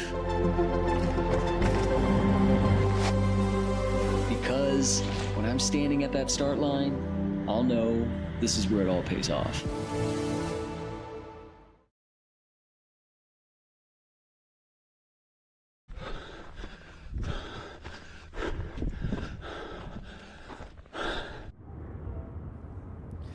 And we are back at Trail Verbier Saint Bernard by UTMB following the marathon course. We are just over 1 hour into this race. It started 10 minutes late, so we started at 7:40 a.m. local time, and we are following Simon Paccard. You can hear that how hard our camera runner is working to stay with our men's leader going up this climb at 22% gradient. And if you caught a glimpse of that mark on the rock, this is the, how do you say, the visual cues in Switzerland. You have different colors for different, let's say, difficulty. And when you have the blue and white, these are the high alpine, more technical, more difficult trails. and it shows here. It gets airy. It basically is an indication. It's like, hey, if you're not familiar with the mountains, this is maybe not a trail you should be on. Wow, he is going so fast. When we are nearing 3,000 meters altitude. He's in shape. There's no doubt about it. Absolutely love seeing this. It's really the audio that gives you a sense of how hard these runners are working and pushing. And, you know, there's still so much of the race course left to go. Oh, yeah. Like, we're an hour elapsed, so at least another 3.5. Last year's winning time, 4 hours, 35 minutes. But will we see Simon break that time? Possibly. You can see on that switchback, gives a quick glimpse to the left to gauge how much ground he's now gained on Dylan Ribeiro.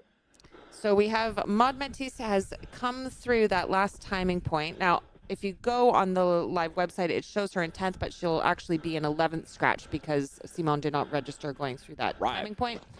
But she is close to top 10 scratch. Oh, and she might just creep into it at a later stage. Yeah. Because as we know, women don't tend to fade as much over time as men. We shine and sparkle as time goes on. Like a beautiful rainbow in the sky. Now, interestingly, Lucille Germain, who was running in second, has not yet clocked through that timing point. Now, it could be the same situation as Simon, where she just missed the timing point because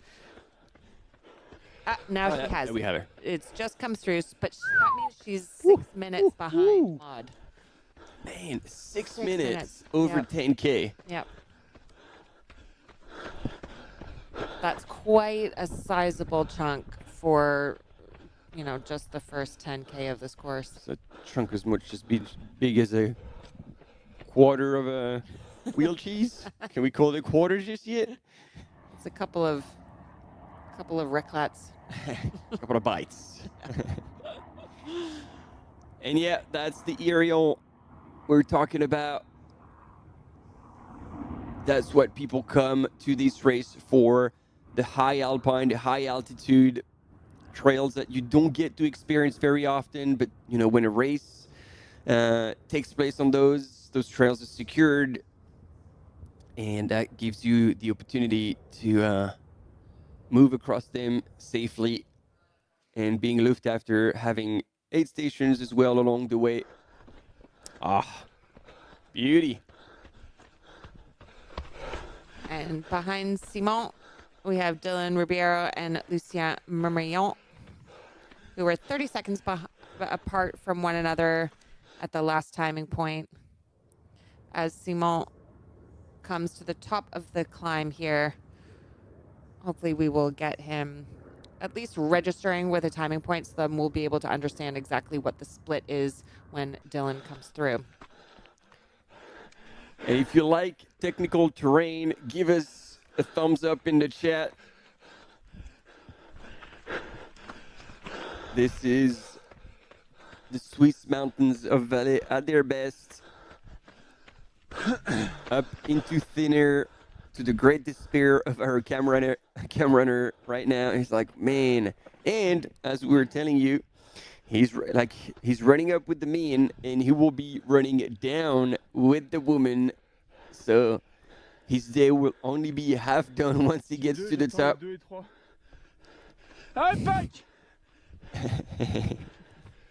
He says, allez, pack for Paccard, Simon Paccard. Right now, the silhouette disappearing in the skies. Only the drone can chase him. There we go. Nice takeover from the production. Man, he's solid. I'm almost worried. I'm like, man, do you want to be peaking right now if your main race is in another month and a half time? I wonder how this differs from his training, his lead up to CCC last year. You know, because this is an athlete with, you know, absolutely the ability. I mean, he's shown us that he's podiumed at very competitive races, but he didn't perform at CCC the way that I'm sure he would have expected coming in 19th place. So coming back to CCC this year, I'm sure he'll be going for a podium. So there we go. It is not Dylan anymore in second place. And again, polls probably have made a difference. Lucien Mermillon from Team Rossignol is now in second place. Wearing quite a cool outfit. Yeah. It's bringing some style to these valet trails.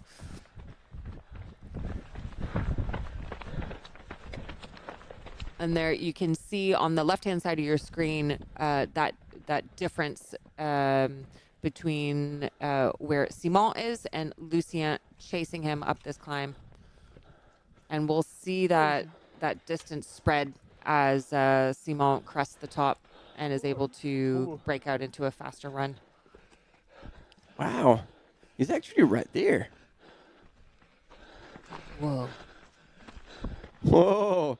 Ladies and gentlemen, Lucien Mermillon has really made a big push on that climb. And this is now understandable why we saw Simon Paccard look over his shoulders, just because someone was coming in hot and he would have obviously recognized that it wasn't a white t-shirt from Dylan Ribeira. So wow, this is a big move here. Big move by the French runner Lucien Mermillon, closing on Simon Paccard. And look at that gradient. That's close to 60% gradient. And they're going straight up. That's incredible. You do not see gradients like that in races. No, not very often indeed. I mean, here you look back, you fall backwards. Mm-hmm. And again, those marks, white, blue, white of the highest, most technical high alpine train in Switzerland. And for people who love technical, these are the signs you want to be on the side of your trails. Like, yep, I'm exactly where I need to be. Look at that. You can see Lucien, really just hiking there just on the balls of his feet, on his toes, because of the steepness of the gradient.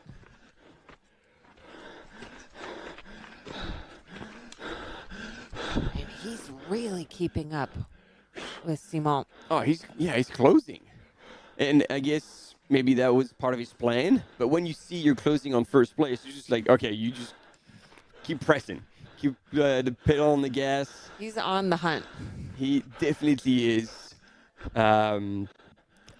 He's getting to, again, this highest point in the 43K course, Mont-Rogneux. Iconic summit for people of the valley. And also a very popular place in ski touring in the winter, where usually you access from the Burnet hut. Yeah, it's good to point out because everyone knows of Verbier, quite well known, quite international.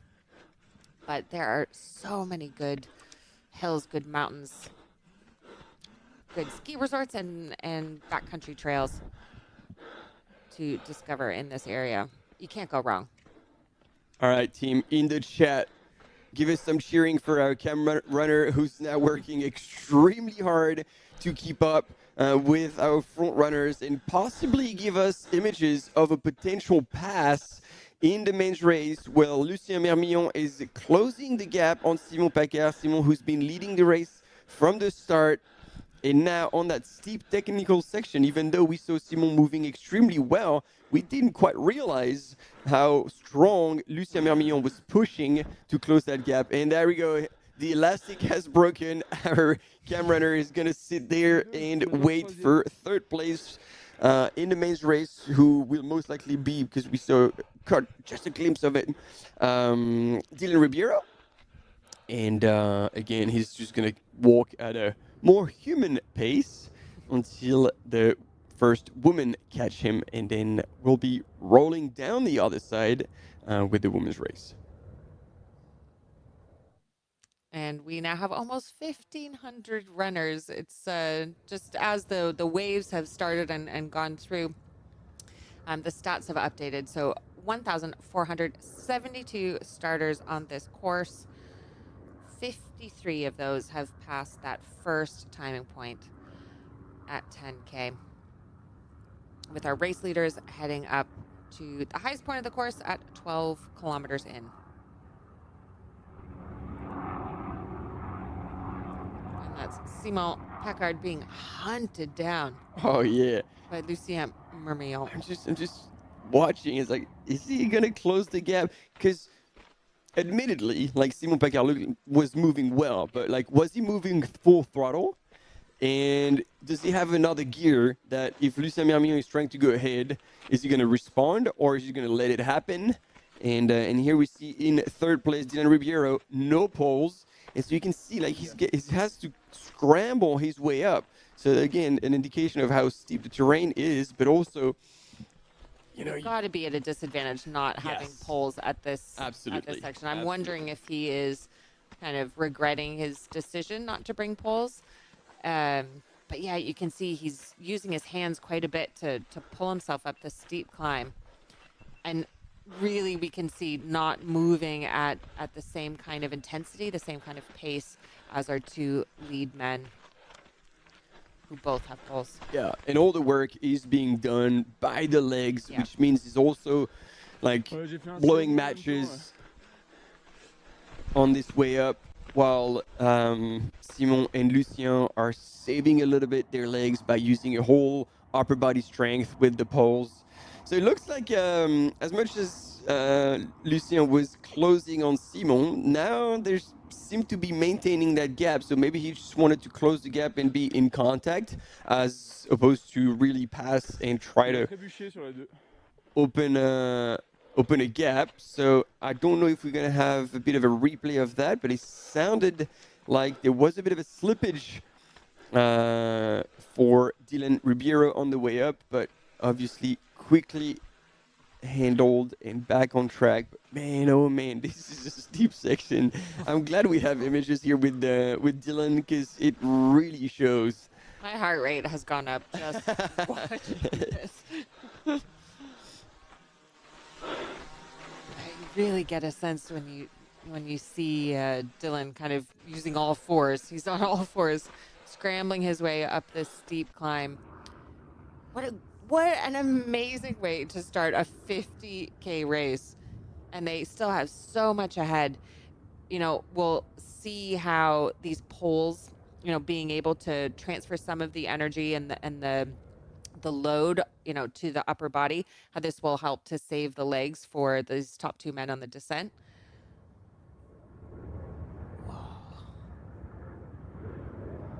And then the feeling you get once you get to the top, to that ridge, 360-degree views, drops on all sides. You're like king of the mountain. Surrounded by incredible peaks, including Grand Combin at 4,135 meters, highest peak in this valley.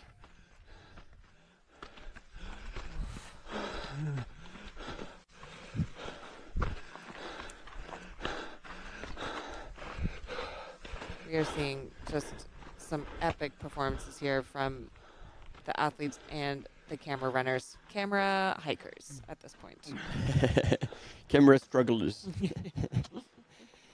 And then imagine, because you were quoting it, how many nationalities altogether have come 74. 74 nationalities. So there's got to be people coming from countries where there's little to no mountains. And imagine them finding themselves on this super high alpine terrain. Like, you can see that ridge now. Man, they're going to have the time of their lives. You know, and this altitude is no joke. You know, being able to deal with altitude, it varies from person to person. You know, it's not just about the training, but, you know, even for people who live in the mountains, it's difficult to be able to get high altitude training. Even we're now in July, so the snow has been gone for maybe about a month at the high passes, but that's not a ton of time to get accustomed to this high altitude. Of course, when runners are coming into UTMB World Series finals, they've got a whole other month. But this is still early-ish for high-altitude racing, I have to say.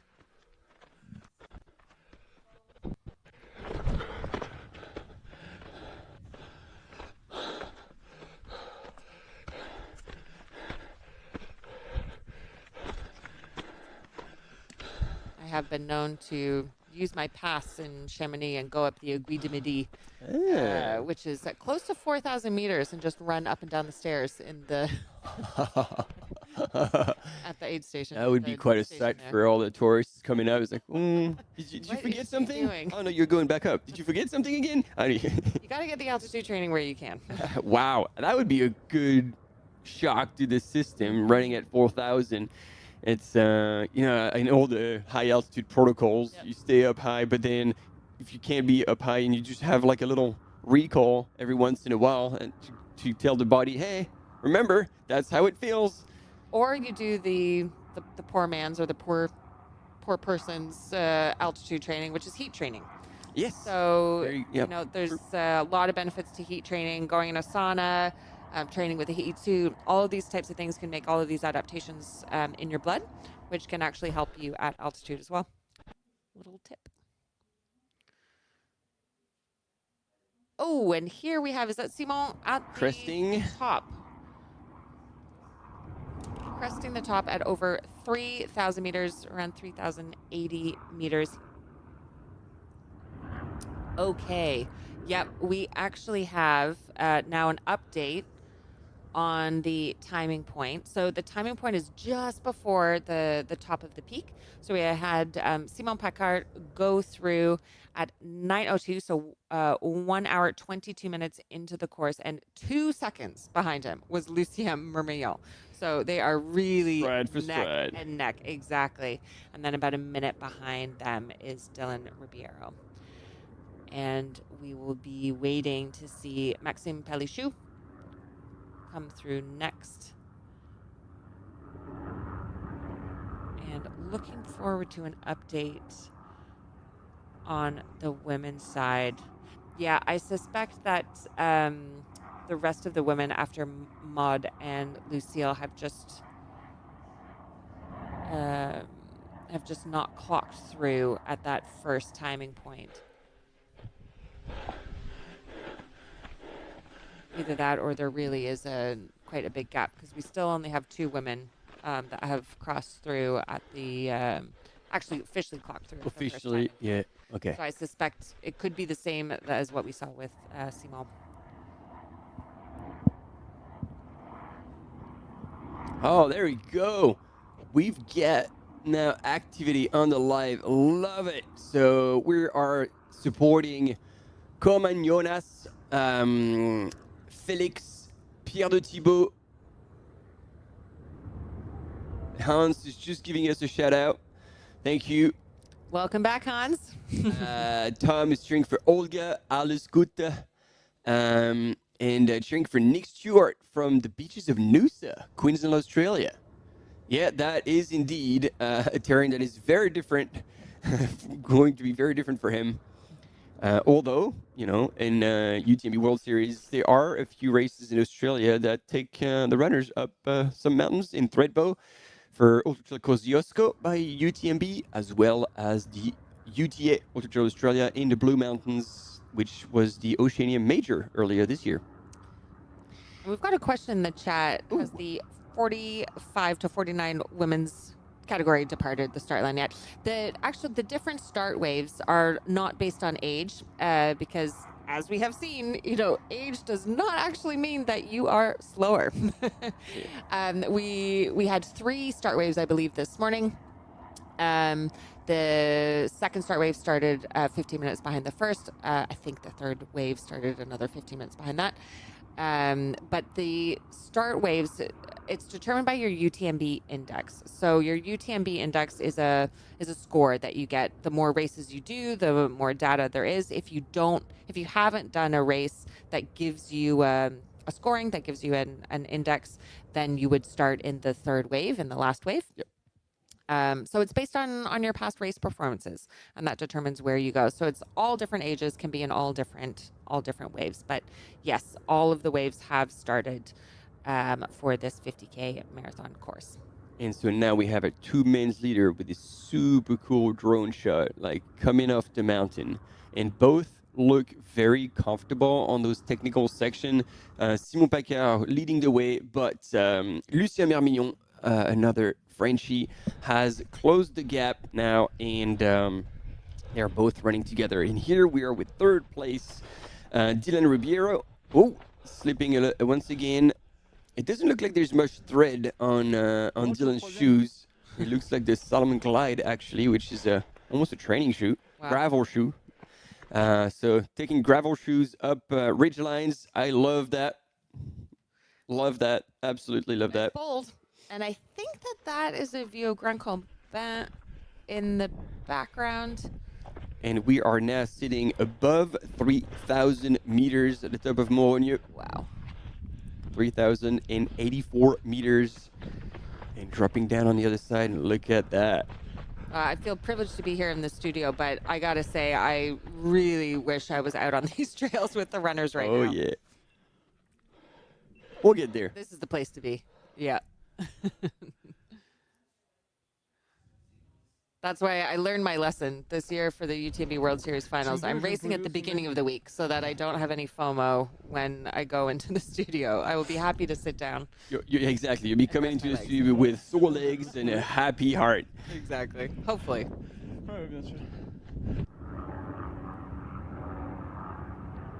Here we go. Fourth place, maybe. Oh, what's going on here? Bit of a chat. Interesting. I believe the first runner we saw through was Paul Buret. Maybe. It was a quick glimpse.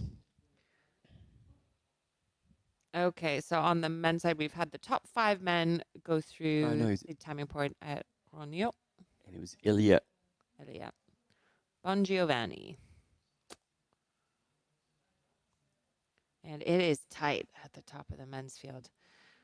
As opposed to on the women's side, Maud already had a 6-minute lead over Lucille. And wow, it's interesting. The algorithm is really having that gap widen quite a bit in terms of expected time.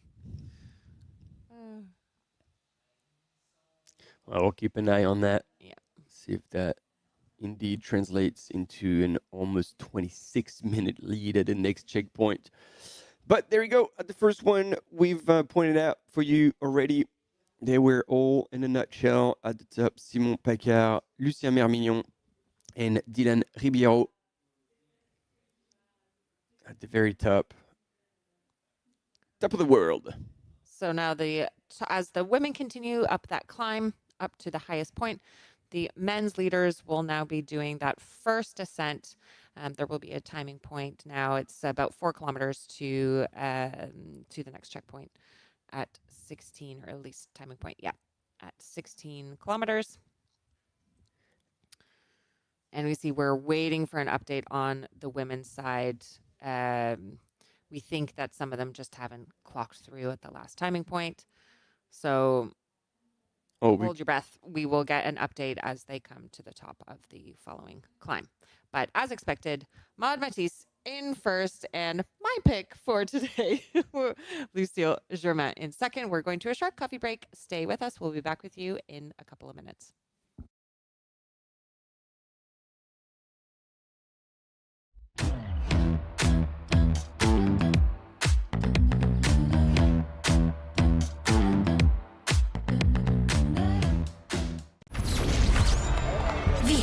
Tanta gente, non ci facciamo prendere dall'entusiasmo. Allez, bien en gestion, le cardio est bon, c'est parfait. Mi è venuta una vescica, fa un male cane. Aïe, ça va pas du tout cet orteil. Ce l'ho fatta, è finita.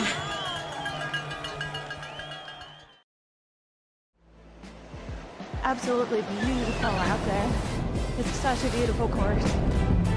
The trail running community, there's always a support for each other. Everyone in the whole crowd loves this race and loves our sport. I wanted to win. I wanted it so much. I was dreaming about it. That's the best feeling and the best result. That's why I do this sport. I'm really grateful to be at the start line surrounded by these amazing athletes. If you are a trail runner, you have to take part one time in your life.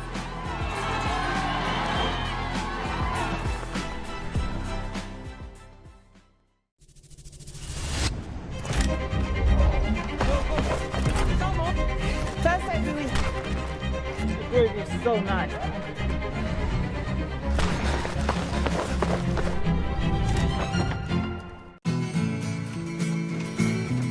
Try imagining a place where it's always safe. Come in, she said, I'll give you shelter from the storm.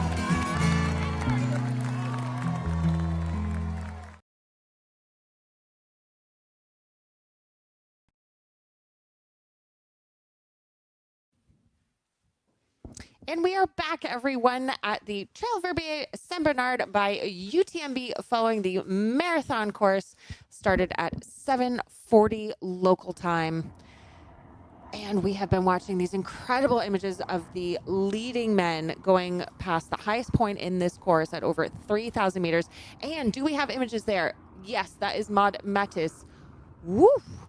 I think they're in the white top and white pack with the black shorts. Kind of in the center of your screen. And she's about to take on this last section of the climb, to switch back in the most technical part. She has passed through that timing point. There is a timing point that's before the actual peak of the climb. And she's gone through there just 1 minute ago at 9:13. So just to give you a sense, so that was 1 hour and 33 minutes in, whereas Simone Packard, so she's about 11 minutes behind Simone Packard, the leading man. Dang. Moving. She is moving, and she is now 8th overall. We called it. 11th. She was 11th before, and now she's top 10 scratch. She's already broken into the top 10. Way to go, Mud. I don't know how she does this. I say this with awe. I don't know how she does this weekend after weekend after weekend, just racing full gas. It's not like, none of these look like training races, even though she said this is a training race for OCC. But she's also a mom of two. And this is someone with a very full life. She was a nurse before kind of going pro on the running side. So just incredibly talented. And look at those big rock walls. And a testament of how hot this summer has been. The lake, like the high altitude lake levels are quite low. We saw it in another lake in Émousson at the border with Switzerland and France.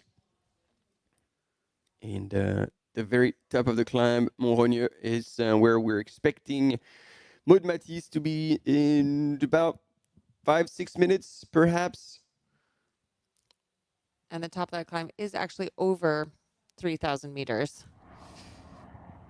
That is, 11.4K into the course.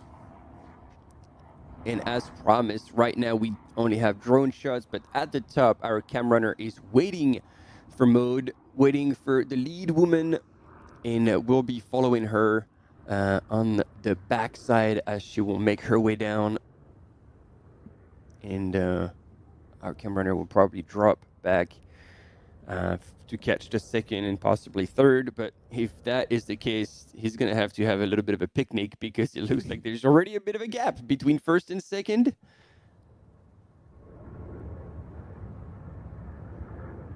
So interesting to see there. You know, Simone started off so strong, had a pretty good gap, but then really got caught up on that climb there. And wow, you can see Maud there scrambling up this incredibly technical, rocky, high altitude trail. Now, she did say that she's dreading the descents. So I imagine in her head, she's thinking, let's push as much as we can up these climbs. This is where I'm strong, and see if I can hold on these descents. So wanting to put as much space in between her and Lucille and Marine Quintard, whose strength is on the descents. And in the meantime, the chat is very much alive, and Anne is cheering for everyone. Go Mighty Muppets! Love it. Cruzy is the best. Junkies Ensemble. Probably a few references that I don't have, but love to see them coming. We're being Cruzy is. D Cruz has a great chance of winning this, but we don't know what this is. Is it the race? Is it a contest? Is it a costume challenge? Could D Cruz be our Batman? Daniel Cruz.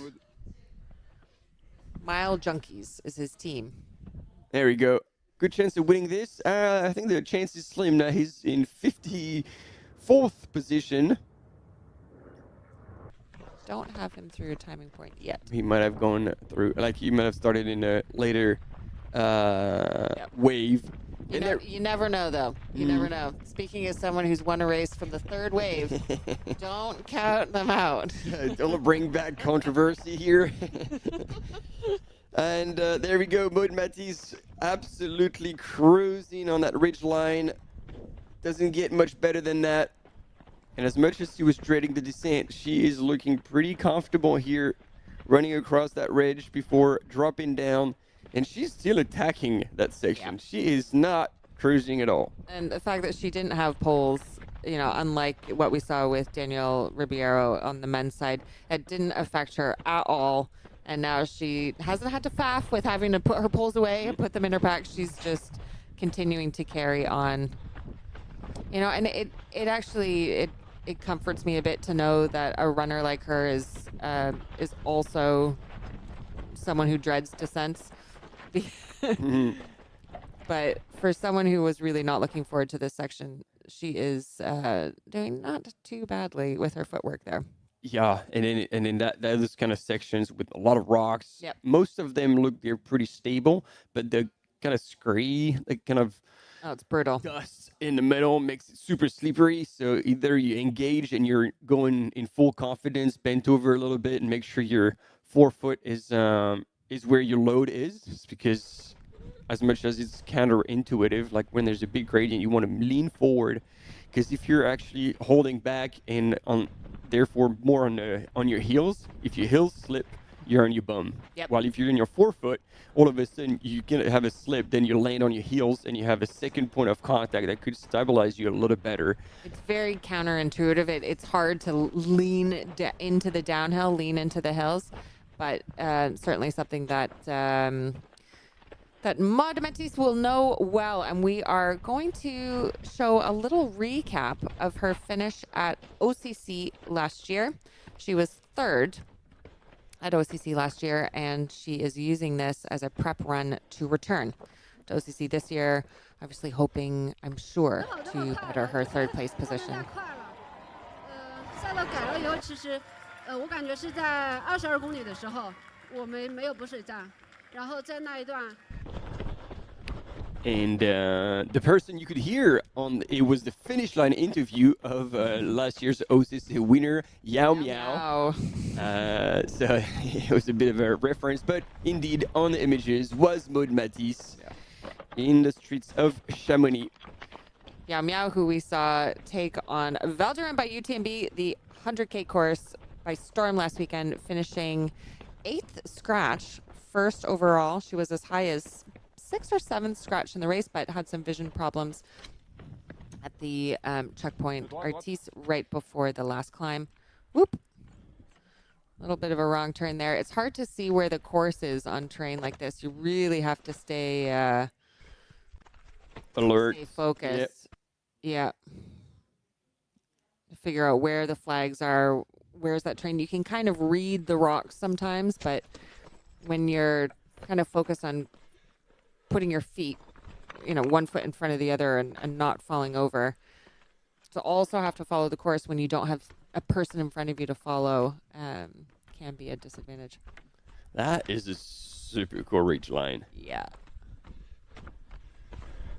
I'm in trouble because last weekend commentating Val Durant, I said that I wanted to run the race next year instead of commentating, and now I want to run this one as well. I don't know if I can. Maud could do that. Maud could race back-to-back weekends, but I don't think that's in my repertoire. Well, you're just gonna have to stick to shorter distances, maybe. Never. And look to see if we've got a little update on the women's side on timing points. Has Lucille gone through the checkpoint? She has not. Okay. The gap is at least holding. Yeah, we've got probably, it's widened now to probably at least 10 minutes. We will check on that after this short coffee break. Stay with us.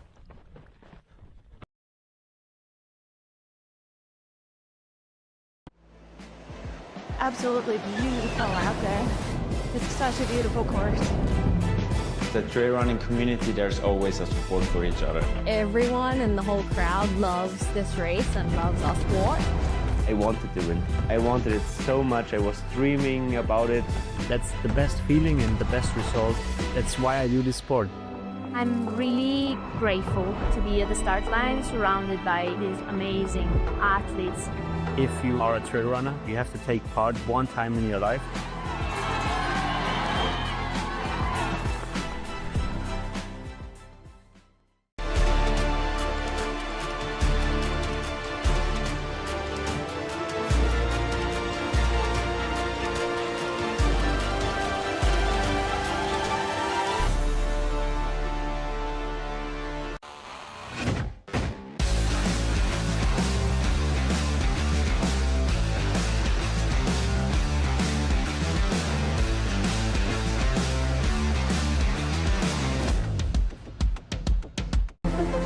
Train after work in the margins of my daily life.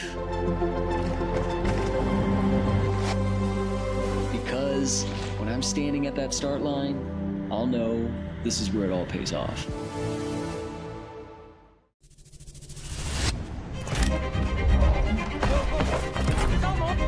That's everything. The gravy is so nice.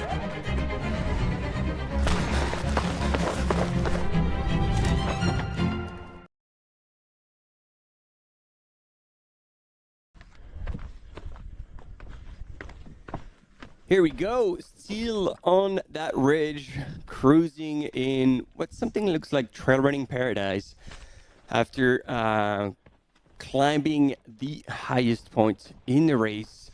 Mont-Blanc above 3,000 meters. Maud Matisse is cruising, making I would say pretty good good ground on this technical section. And as much as, yeah, see how she can just really switch into a faster running stride as soon as she hits a little bit of a single track.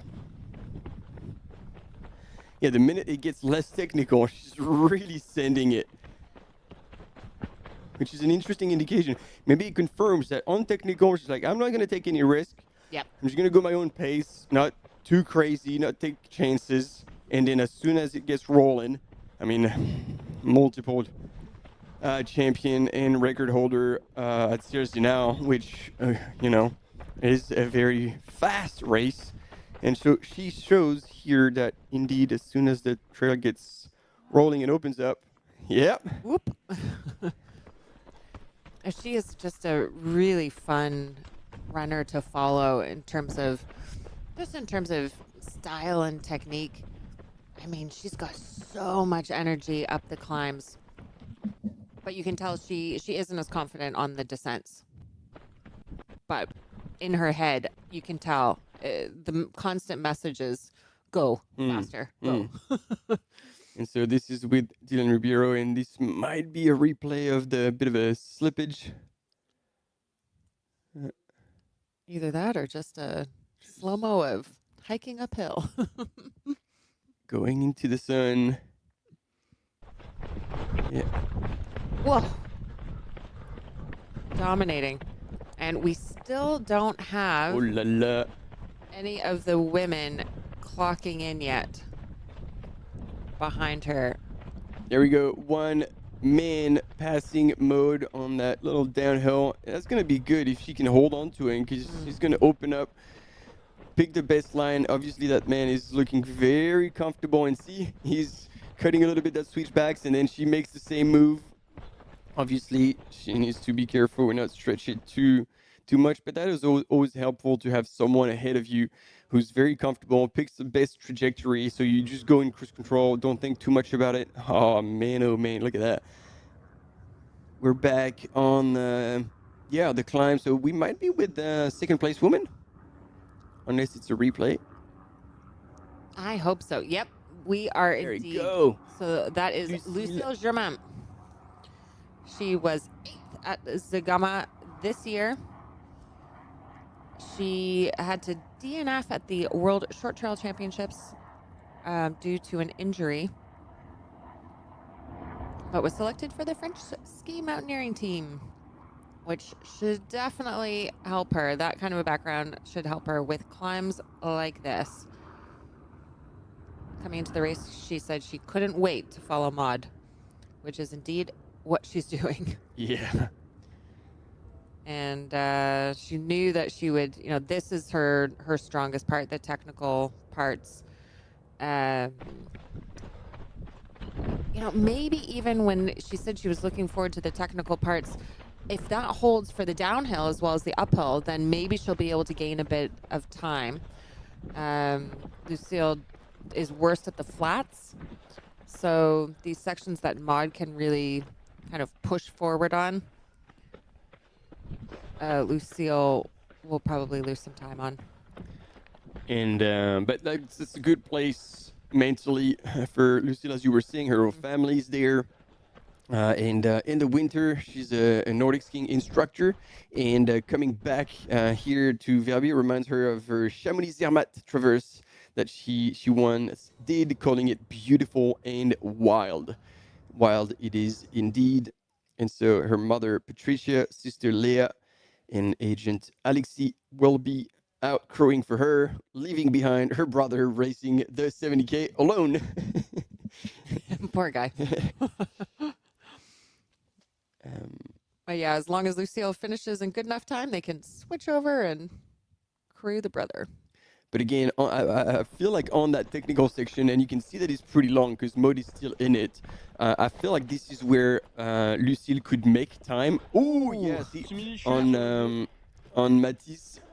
Indeed. Because she's been for years in the Skyrunner World Series circuit, and she's loving the technical races. Like has won at the Hurkenich Sky Race, the Monter Zerbion Sky Race, Madeira Sky Race. So this is going to be her jam. Like that section, we could see Lucy close a little bit that big gap between her and Maud Matisse. So hopefully our cam runner will stop, drop back, maybe even run back to catch Lucy on that section, and we could gauge and have visual on compare basically Maud Matisse and Lucille Germain on that technical section. And it is a 10-minute gap between the two of them. So 6 minutes at the checkpoint before, now 10-minute gap between Maud and Lucille.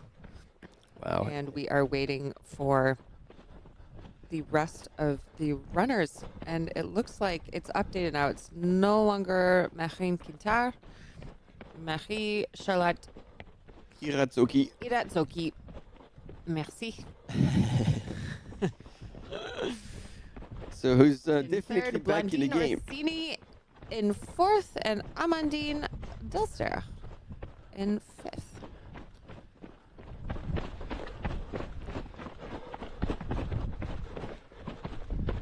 Bit of a switch up, but it's still early on. Maud, our leading woman, is just 14 kilometers into this 43-kilometer race. It's crazy, like on those sections, like a bit faster, but still like a few rocks to dodge. Like Maud is moving super fast, but does not look comfortable. Like he looks like whoa, He's just catching herself, and like she's defying gravity. Yeah, you can just see her brain. It's sending like constant messages firing to her legs. Go, go, go, go, go, go, go, go, go. That's the yeah. But It doesn't she look super doesn't- smooth, Mm. but man, she's still moving. Yep. For someone who dreads descents, she is certainly giving this a huge effort.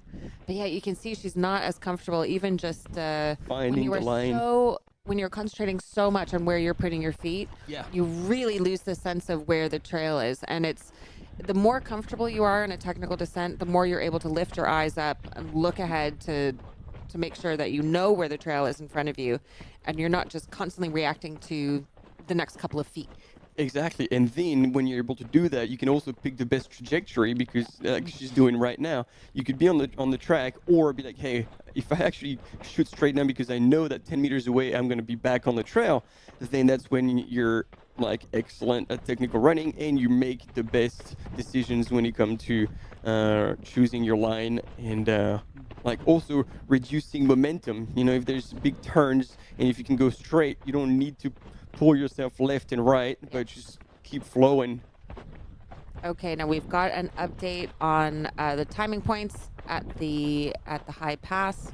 So Maud Matisse and Lucille are 10 minutes apart, but then we have 8 minutes behind Lucille is Marie Charlotte Eretzuki, and then behind her, just 30 seconds, is Blondine Orsini. And that's our top 4 so far. Blondine's already got a couple of wins last year, actually, in a 50K category and looks like a 100K category race.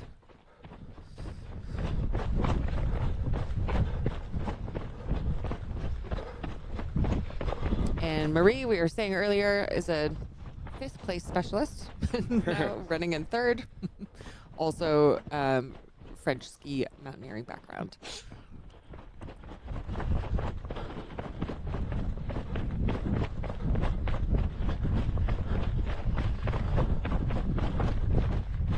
What a long descent.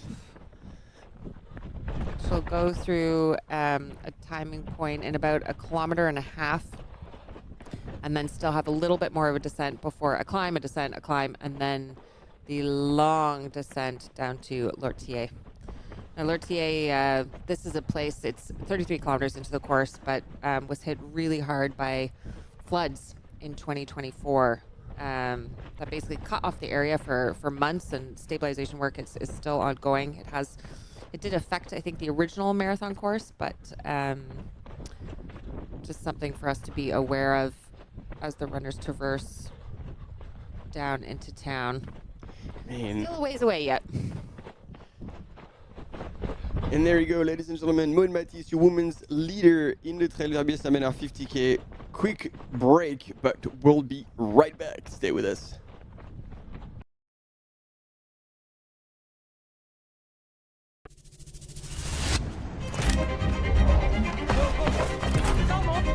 First I really... The group is so nice.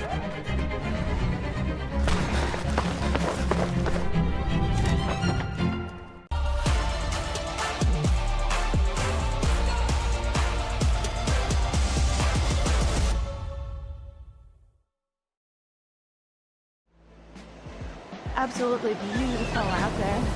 It's such a beautiful course. The trail running community, there's always a support for each other. Everyone in the whole crowd loves this race and loves our sport. I wanted to win. I wanted it so much. I was dreaming about it. That's the best feeling and the best result. That's why I do this sport.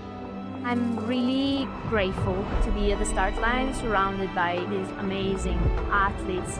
If you are a trail runner, you have to take part one time in your life.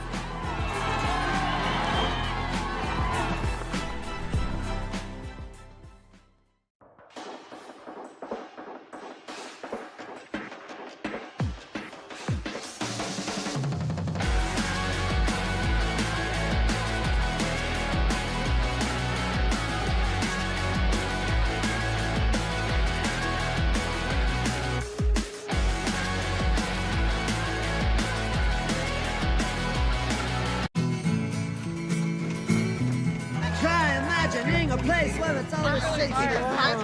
Come in, she said, I'll give you shelter from the storm.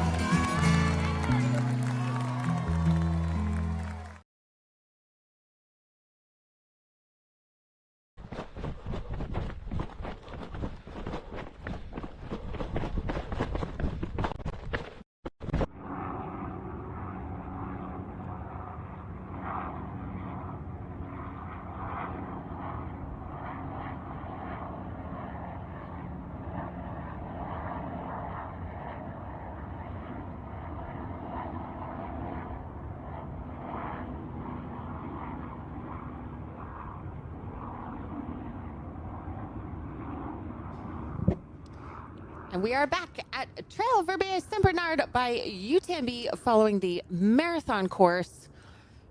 And wow, the top men crested the highest point of the course at over 3,000 meters some time ago and have gone through the checkpoint at that first descent. So looking at the updated timings, Lucien Mermillon, our race leader, and seconds behind Simon Paccard. So we saw Lucien overtake Simon Paccard on the climb.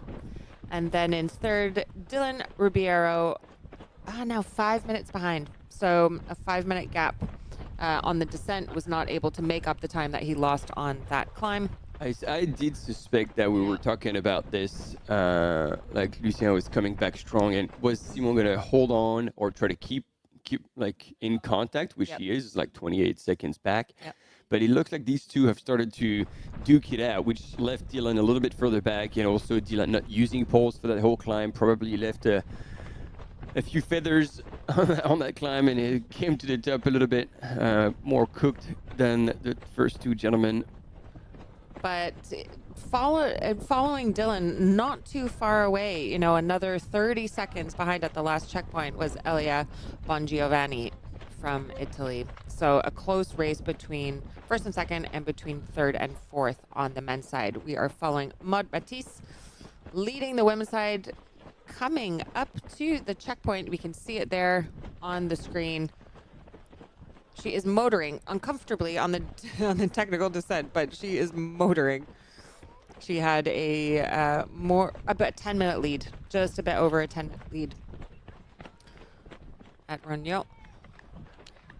And getting to the aid station, she's getting the flasks out because, as you pointed out, Steph, she doesn't have crew. Yep.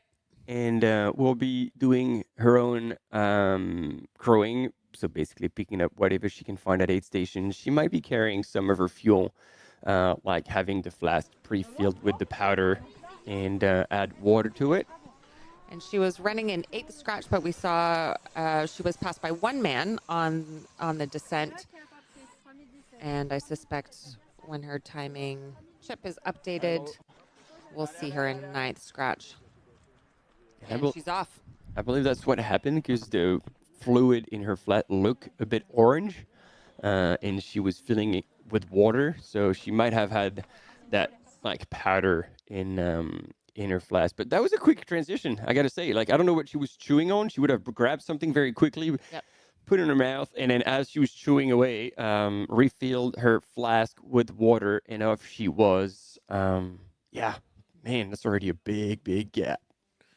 So 2 hours into the 50K course now. It started 10 minutes late due to the late arrival of some of the runners. There we see the famous suspension bridge. This is a 210-meter suspension bridge over a glacier. It had to be put in place just due to the climate change, receding glacier, unfortunately. So this is the safest way now to get across that part, but beautiful part of the course. Okay, now Maud Matisse is now, the timing chip is updated.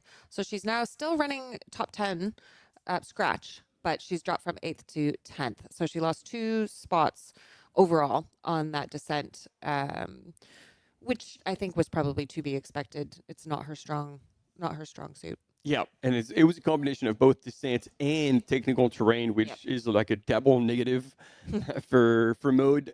as much as, she was still moving extremely well. It would be interesting to see.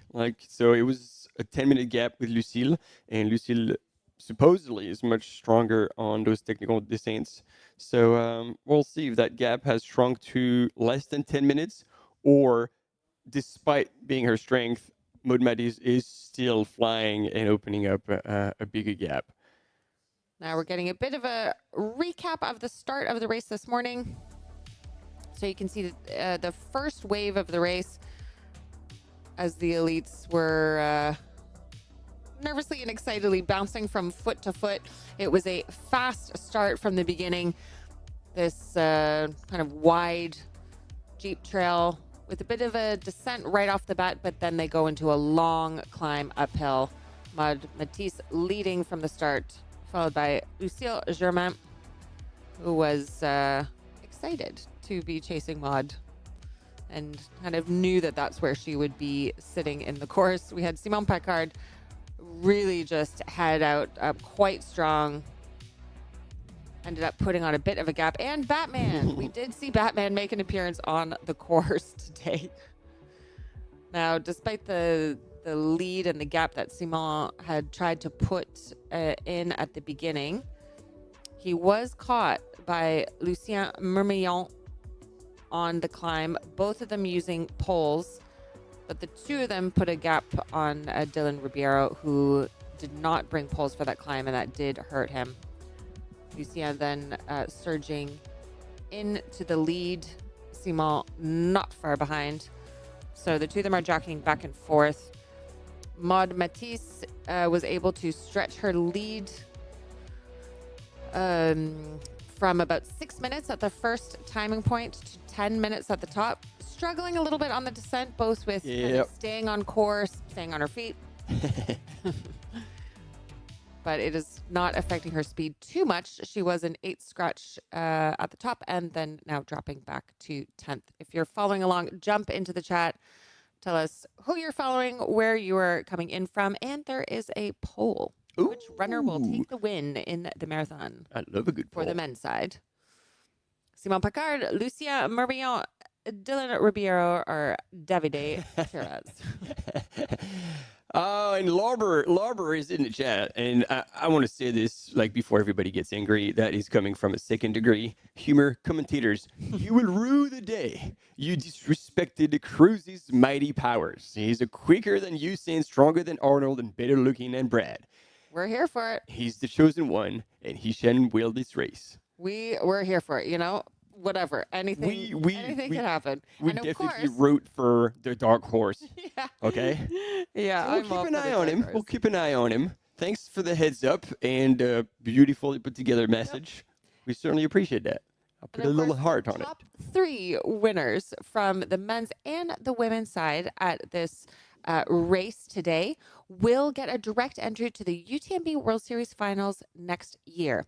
So basically, if you get in the top 3 in the 50K category race, you get a direct entry to OCC, which is the 50K category in the UTMB World Series finals. And then if you get top 3 in the 100K race here, you get direct entry to CCC in the UTMB World Series finals. And finally, in the 100-mile category, that gives you direct entry to UTMB, the full 100-mile loop around France, Italy, Switzerland next August. Now, many of the top runners here already have secured their entry. They already have their plans for UTMB next month. So this is really setting things up for a whole year from now. But that is the way that you can kind of bypass the lottery to get into UTMB World Series finals. The normal way to get into the race is by earning running stones. Now, basically, each running stone that you earn, which you can collect through races, different distances in the UTMB World Series, gives you different amounts of stones. And so 20K 1 stone, 50K 2 stones, 100K 3 stones, 100-mile 4 stones. And all you got to do is cover the race from start to finish. There's no specific time. If you make it before the cutoff, you collect the stones.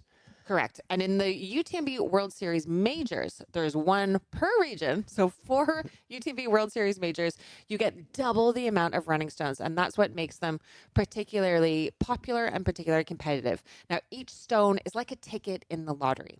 Yeah. So when you go to enter the UTMB World Series finals, it's a lottery. You don't know if you're going to get a place or not. And that's why these top runners want to get that certainty by getting top at one of the UTMB World Series races. In a race like Verbier, it's top 3. In the World Series majors, it is the top 10. So these are the different ways that you can get into UTMB, into the finals in Chamonix in August. And actually, in the majors, in addition to the top 10 men and women for all 3 distances, the 50K, the 100K, the 100 miles, the age group winners actually also punch their automatic entry into the corresponding distance in the final, which means that for every major, there's up to 210 automatic entries. So if you're... Age division winners and actually the non-major races also get direct entry. Is that a fact? It is, because I got one from Trail 100 Andorra a few weeks ago. I was 6th overall, but just, quote, an age division winner, and I got a direct entry. So my question is, was it because of your age group or because of your UTMB index in that finish line that was above that threshold that got you that entry? I believe it was because I was an age division winner. I think the only difference between, and correct us in the chat, we can also fact check ourselves, but I think the only difference between the UTMB World Series races and the majors are that it's top 10 instead of top 3. But I think age division winners do get in. I could be wrong. I'm getting a side eye here. I'm getting a side eye here from my test. Otherwise, that would make the final of UTMB World Series like a 10,000 runners per race. That is true. I wonder how I got that direct entry. Then never mind. We will keep that secret. We'll look into it because again, there was this thing we were talking about guaranteed entries, which is the top 3 for normal races and the top 10 in majors. But just to make sure that elite athletes do not shy away from very deep fields, like if they score a UTMB score above a certain number and they're not in the top 3, they still get the qualification. Meaning that if they chose to come to a very competitive race and they missed the top 3, but they ran a very strong race, very strong performance, then they just need to write to the sports commission and then they will get in. So they don't call it the automatic entry, but again, the level of performance dictates that you also could get in despite not being in the top 3. That I know for sure. And you can look on the UTMB.world website, the platform, and you'll find somewhere, I think it's on the runner and elite, the different threshold that you need to hit.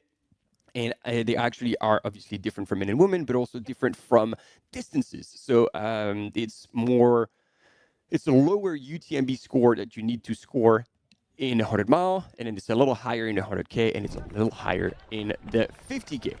Here we go. I think I'm gonna give this one to you. I don't know how I got my direct entry, but I think it is only in the World Series majors that the age division winners get in. So we will just keep that a secret. As we are looking on our screen, we see Lucille Germain coming in to the aid station in second place, doing another quick transition. She is in and out in 20 seconds. Now let's check her timing to see just how far back she was from Mud. Super cool, you know? Yeah. So she is, okay. So she's still running about 10 minutes, is 11 minutes behind. So wow. Holding that same gap, that same pace. But I thought she would be closing that gap because again, she's been on the Oceania World Series for a long time. That descent was technical. That was her jam. Technically, this is where on paper she should have made time on Maud Matisse. But the gap that went from 10 minutes to 11 minutes means like she still lost a minute on that section. Dang. Oh yeah, there we go. So these are the scores. I think people would be interested in that. Go ahead. So when you're not in the top 3, which are the automatic entries, go ahead. Okay, so qualification with UTMB score. We are demystifying this for ourselves and for everyone else as we talk through this. So another way that you can get in is with your UTMB score. So in addition to the top 3 qualifications for events and the top 10 for the World Series majors, all the runners who obtain a UTMB score higher to or equal than a certain amount, depending on the race category, will qualify for the UTMB finals. So in the 50K, for women, it's a UTMB index score of 690. In the 100K category, 675. And in the 100-mile, 615.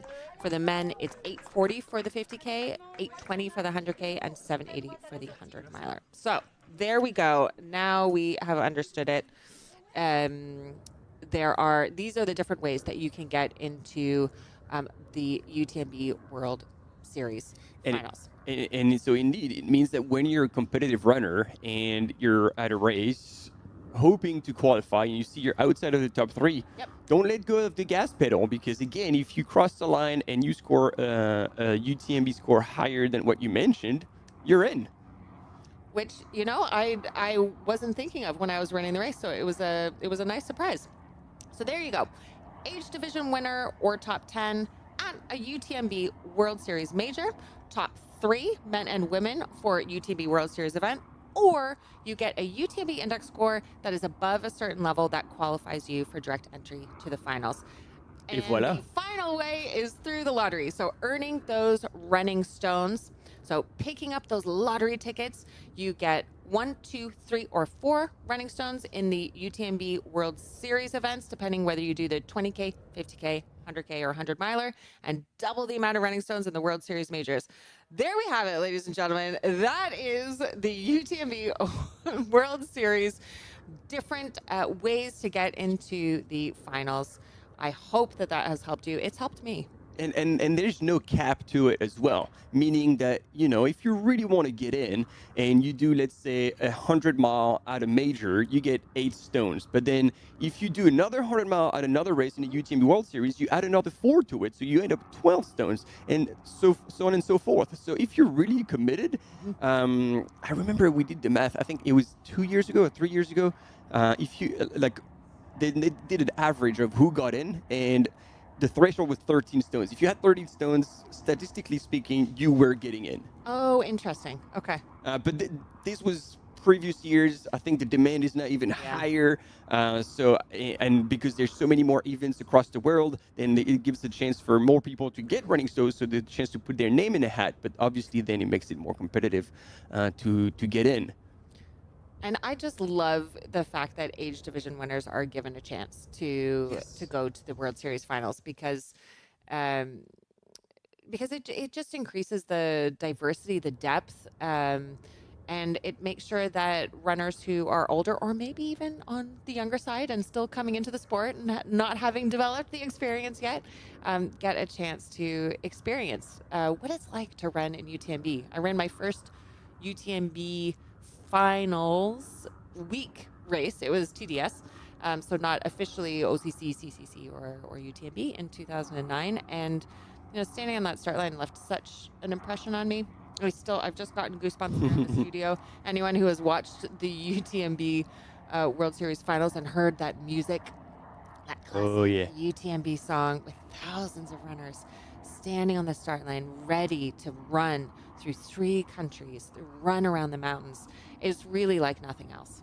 Oh, it certainly is. And then, if you've been standing long enough or enough times on that start line for both the start and the finish, it's ingrained in you.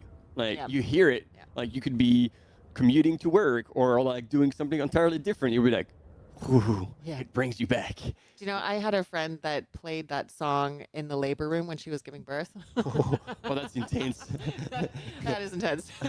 Because you don't want to reverse it and then all of a sudden apply that level of, I guess maybe you just reconnect with that level of suffering, and then you're like, oh, I've done so much harder. I can run 100 miles. It's a piece of piss. And here we have images of our top men.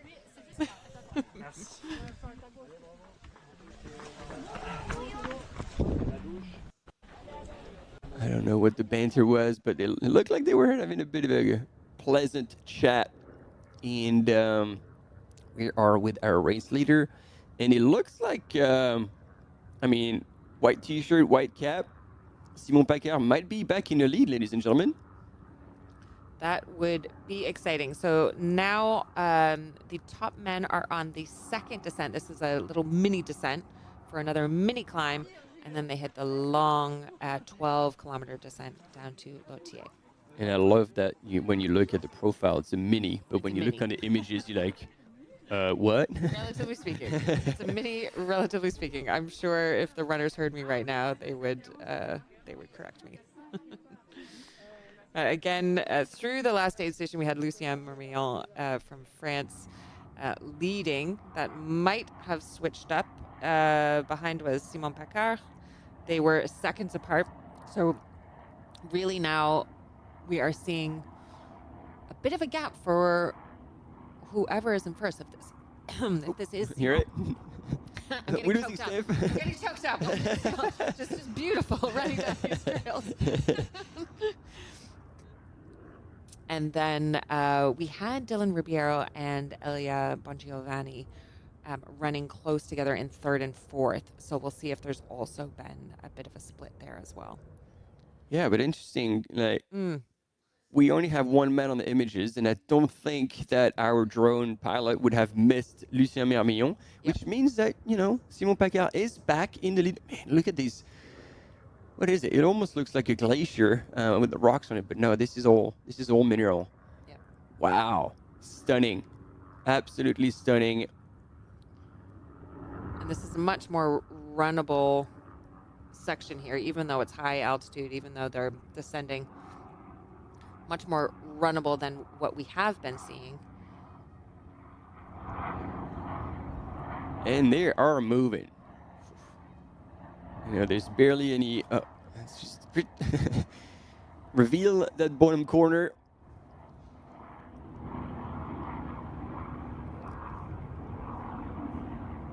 Very impressive. Okay, so it says second man. There we go. There we go. We were a bit confused by that. And that makes a whole lot more sense.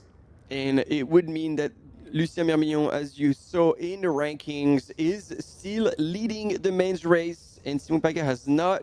And with a gap. Yeah. With a gap now. Definitely with a gap. In the meantime, c'est l'heure de l'apéro at the ravitaillement. Back at the aid station, you can see now that we're getting deeper into the pack, people are taking a little bit more time. Oh, yeah. Top leaders were gonna be in and out, and now people are cheese consumptions. taking advantage of the buffet. A bit of a chat with the volunteers, and there we go, ladies and gentlemen. One of the staples of this Trail Verbier Saint-Bernard by UTMB. The 210-meter suspension bridge, you can see it's going over the glacier. This glacier, unfortunately, has been receding. Oh. So this is now the best and the safest way to get across this this section. But look at that. Stunning. I was money shot right here. I was running across, there's a suspension bridge. I don't think it's as long in the Trail 100 Enduro race by UTMB 4 weeks ago now. But certainly if you're afraid of heights, it's hard. It is definitely see-through under your feet. Yes. Wow, what a sight. And here again, Simon Paccard crossing the Corbassière suspension bridge built in 2014. As you said, because the glacier was receding so much, it was making it very unsafe to cross on foot. And, naturally, you're like, all right, well, we'll just keep crossing, but up high in the air. Stunning. Certainly not for the faint of heart if you have an issue with exposure, but if you have an issue with exposure, then you would have had a problem with earlier parts of the course as well. Yeah. So it would have been a kind of a check before that. But then, imagine you're like, oh, yeah, I'm sweet, I'm running. Oh, I'm scared of height. I'm stuck here. Oh, well, then you're going to be carried through. Whoa, here we go. This is motoring through I believe this is Marie-Charlotte Iratsoki.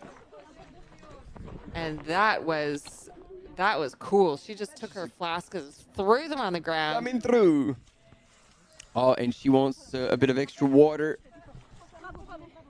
Didn't quite hear what went down, but man, that was one of the fastest transitions. She means business. That was very impressive. She is going for it. So again, our 5th place specialist running in 3rd place. Let's see if we can hear her much. She was asking where she was. And look at this. Also, after going through the aid station, she's now keeping her shoulders down, arms low, try to relax as much as she can. Reste bien dans ta course. C'est super ce que tu fais. Here we go. We are back with our men's leader, ladies and gentlemen, Lucien Mermillon, representing Team Rossignol. And oh, he's pushing hard, double pulling up that ridge. He is now on a mission, and I believe he's in now to try and hold on for the win for the rest of the course. But Simon Paccard is definitely not somebody you want to be chasing you. He is in good shape. He's shown that, even though that is a kind of a preparation race for Simon Paccard on his way to CCC. We are not even halfway through the course yet, so... Oh, yeah. Plenty of drama to be had. Exactly. And, yeah, that is the out and back. So it's not exactly on the same course, as you can see here on the 3D flyover. So going Close up. enough that you should be able to get visuals. Yeah, you definitely spot your competitor. You come on the right-hand side, and then you drop down on the left-hand side with a few switchbacks that, if I remember correctly, you can actually just cut through, which makes it exciting for whoever is comfortable and technical. Will make a lot of ground as opposed to just taking all these little switchbacks. And is that Dylan Ribeiro in 3rd, coming across the bridge after Simon Paccard or another competitor? Oh, we're being told 3rd and 4th. 4th. We were running close together before, so I do believe, yes, that is Dylan Ribeiro. No, it is not actually, because it's a black cap, and Dylan had a white cap. Oh, good spot. So options. No, Maxime had a gray cap. Well, could it be Italian runner? Elia Bongiovanni. They were running close together, so that, if it's not Dylan, then that would be who I would expect. And interesting, we have, the top 5 runners. All of the top are in the same age group. They're all in the 20 to 34 age group category. Unlike on the women's side, where we have Maud, who is in the 35 to 39 group category. Back with Lucien Mermillon, our men's leader.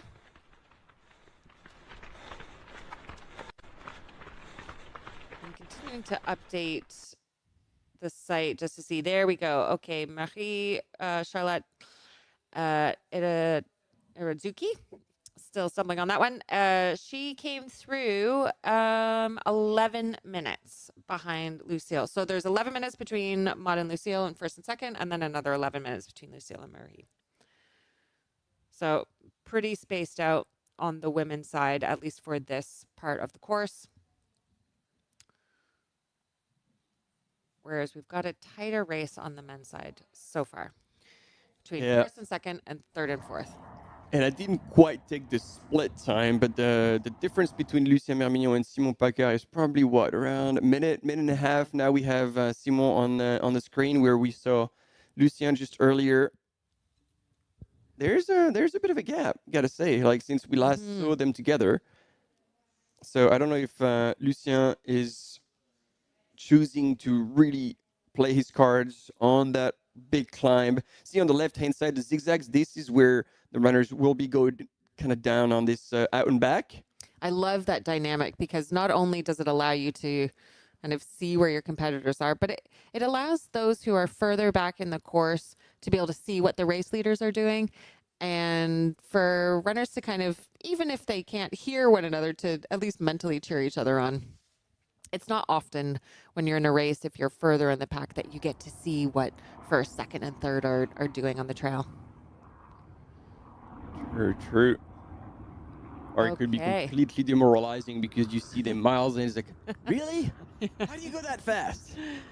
And we're getting a thumbs up. Yeah, the equipment there. It's a camera runner carrying all of that equipment. You can see that white panel on the top. Also followed by the drone. And the glacier in the background. It doesn't get better than that. Stunning. Absolutely stunning. And see that ridge line kind of flattens out before the last kick. And again, hats off to the production and our cam runner, because when they have the Starlink right on their back, it means that they're carrying far more than the usual sub 2 kg backpack. It's much closer to 4 or 5. And so to be able to keep up with our main leader, Lucien Mermillon, it shows how fit our cam runners are.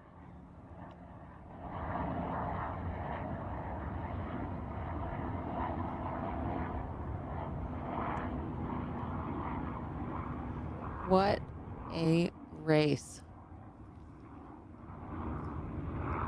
Now they're still running at a fairly high altitude. So we've been talking about kind of absolute altitude of the highest point going above 3,000 meters, but this whole section here, you know, they're all above 2,000 meters and staying above 2,000 meters for quite some time, which just allows for these stunning views, but also makes for a pretty good workout.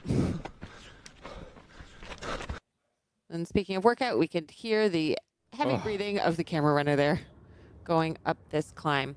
So this is the third climb, the second mini climb, I will call it. This is a mini climb in Verbier standards. But after this, it's really just descent, bit of flat, before the race ends with that final punch. That's a punch that Maud, I know, is looking forward to. She said she was going to be happy to finish with the climb, because that plays to her strengths.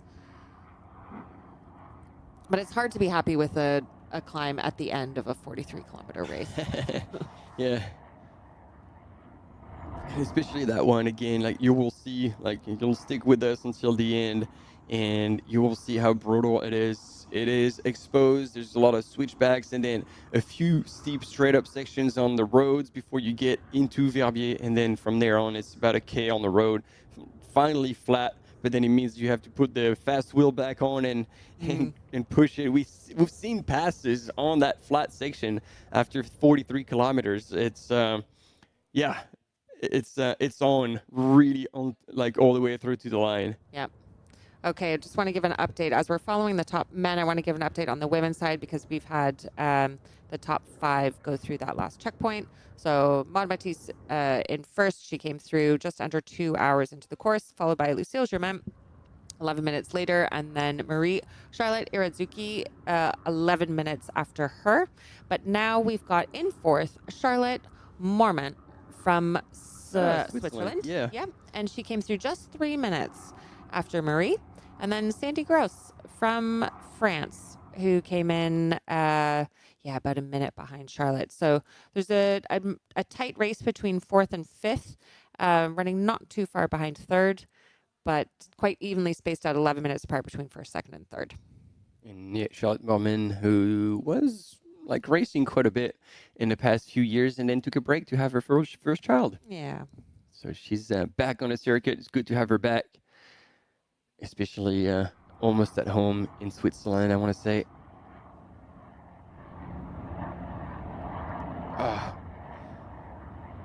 It's a long drag for a small climb, as we call it.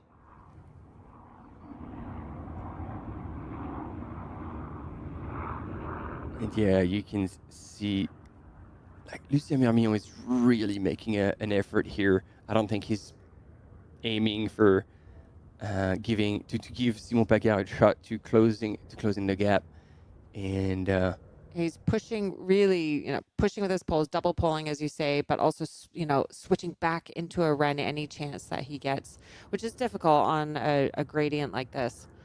Oh, you can look see how it hard he's working. there. I hope he's planned like nutrition accordingly, because you're putting it out. They're still super high, meaning that at altitude you already burn a whole lot more. Yep. And then to see the way he's like hunching forward, he's just going absolutely full strength, pushing on the poles when he was power hiking and then back into running. So he's definitely like working really hard on this section. So hopefully his nutrition plan is accounting for it and he's eating as much as he can, because that's going to be needed in all that long descent after that climb. This is definitely where you do not want to feel lightheaded or a bit finding yourself in a bit of a bunk. No. Well, the way that he is running, I suspect he knows what he's doing and he's got a plan. Now you can see coming to the top of this mini climb. Beautiful refuge there on the left hand side of the screen, if you can see. All of the runners here are obviously racing, but this is just an incredible area to come hiking and to come explore. And coming into the aid station here, just think, getting all the supplies up there to this high altitude remote location is quite a feat.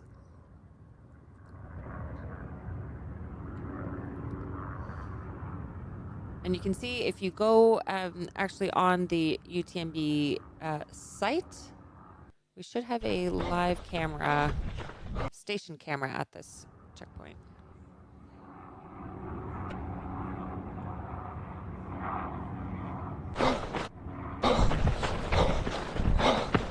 Ah, wow. See, just when we were talking about it, he's eating, so he's on top of it. He's chosen to get to the highest point, turn around, and Ou est-ce que j'attends Simon pour faire vivre le ravito, le 2? yeah, and that's a very good question for my cam runners. Like, am I carrying down the hill with our leader or going back to the aid station so we can see second place Simon Paquard go through the aid station? I'm hoping that the production will send him back up, but so far he is losing elevation, so it's going to be a tough one if he's being asked then later on, hey, how about you climb back up? That is the job. 2 hours and 34 minutes into this marathon course at Trail Verbier Saint Bernard by UTMB. The 17th edition of this event. 6,000 runners from 74 different nationalities. It might even be more. That was the briefing before the race, but I think the number has creeped up. Tons of nationalities, let's say that. A lot indeed. And then, like, as we're like shadowing the whole Panosier area, this is where we can find the François-Xavier Bagnoud hut, named after the Swiss helicopter pilot who was killed in the same crash that took the French singer Daniel Balavoine. That's way back. This is like a reference from old timers. And it is renowned for proximity, obviously, with the Courvoisier Glacier that we've seen and the one that you pointed out, the Grand Combin, the highest peak in the whole valley at 4,135 meters. And on that shot, we'll take a very quick break, but we'll be right back.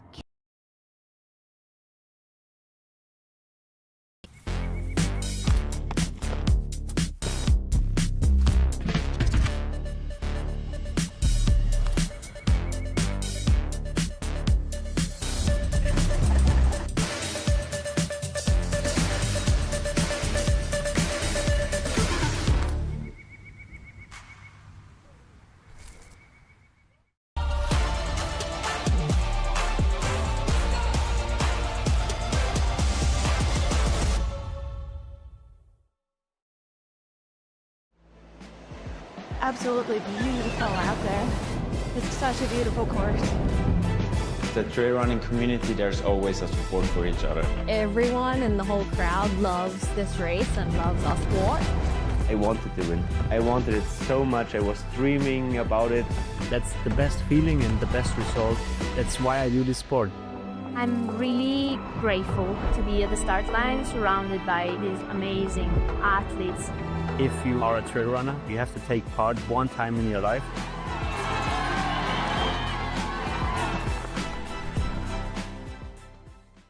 I train after work in the margins of my daily life.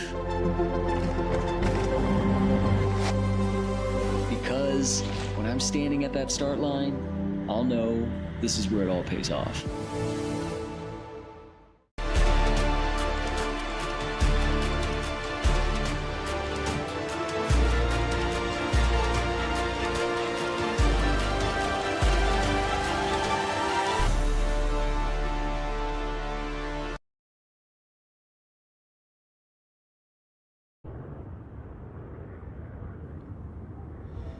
Here we go, team, back at Verbier Saint-Bernard in the Swiss Valley on a stunning day following the 50K category race, but truly 43 kilometers and 3,000 meters of vert. We are back with the women's leader, Maud Matisse, who you can see here power hiking at dangerous speed. She's keeping up with the male runner in front of her who is running. And I think he was using poles. And of course, she is not. If you're following us along, jump into the chat and give a little bit of a shout out to whoever you are cheering for. And do you think Maud Matisse is going to beat last year's time? The winning time for the women was 5 hours, 23 minutes. And here you can see the runners. It was our men's leader. Yeah. Already coming down, so very cool, or very disheartening, either way. Well, looking at the winning times last year, I mean, we've got basically 40 minutes, 50 minutes between the men's and the women's leaders. So that's quite a lot over a 43-kilometer race. It is a lot. Yeah.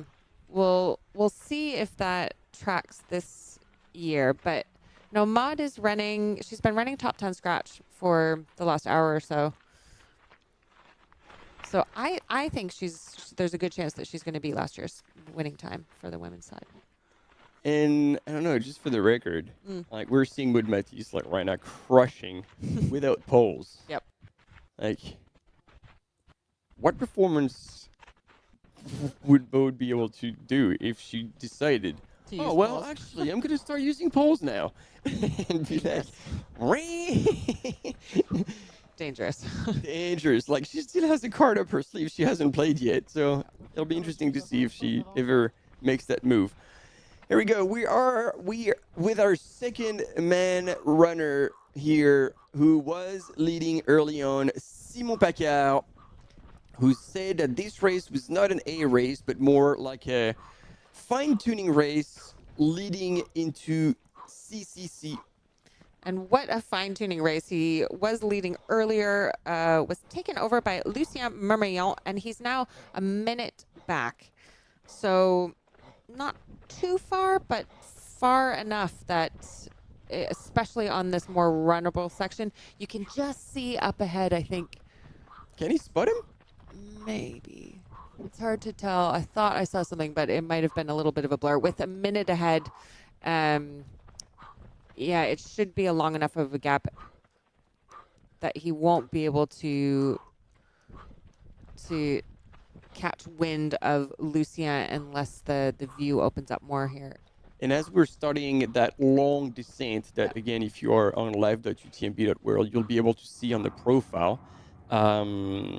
This is where we'll keep an eye on Swiss runner Maxime Pelouchou, because by the end of that descent, I suspect he could really move up in the rankings.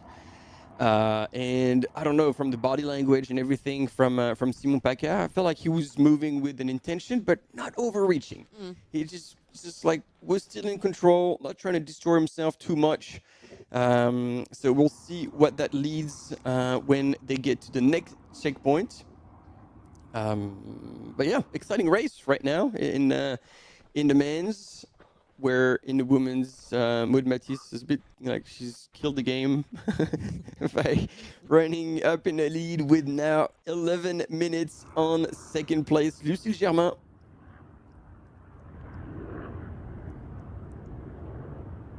Maud Matisse following the guy in front of her closely. Oh, yeah. And really, she looks like she's about to overtake him without poles. She can climb like nobody's business. Power hike. Yeah. Better than Gandalf. Long legs are in action.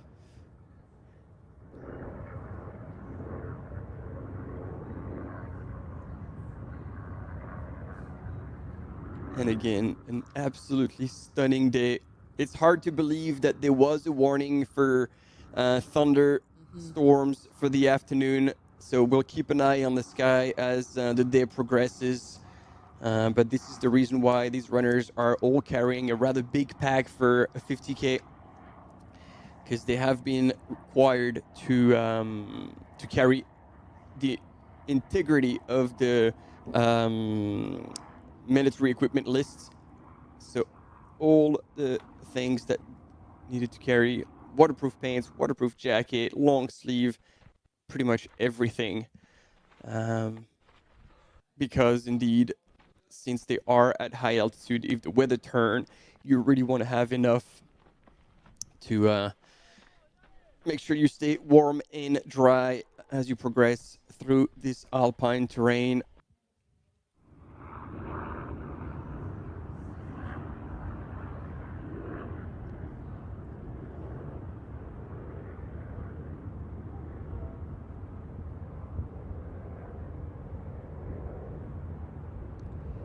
Here you go, back with Simon Paquet on a descent. And it looks pretty steep because you can see that he's braking at every step instead of just opening up. And so that descent will be taxing.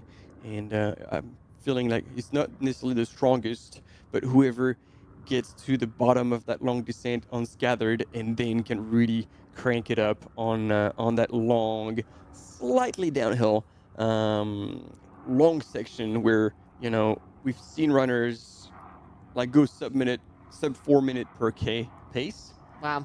So if you're cooked, you're going to bleed seconds, if not minutes. But if you're actually good, you can really make a lot of time on your competition.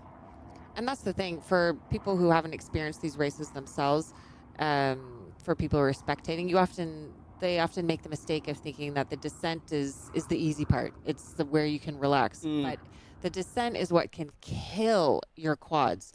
And, you know, we saw that last weekend with Katarzyna Dąbrowska in the 100-miler at Val d'Orem by UTMB. She won, incredible. But, man, was she suffering on those descents because her quads were just gone. And hopefully we will have Katarzyna join us as a guest shortly, which will be exciting. She's raced at Verbier twice before and said that she really, really loves this race. So it'll be great to get a sense from her of not just a recap of her experience last weekend, winning at Val d'Orem, but also her thoughts on this course. Now, you were speaking about the mandatory equipment earlier, and I wanted to look up exactly what is required to bring during this 50K, because it's quite a lot.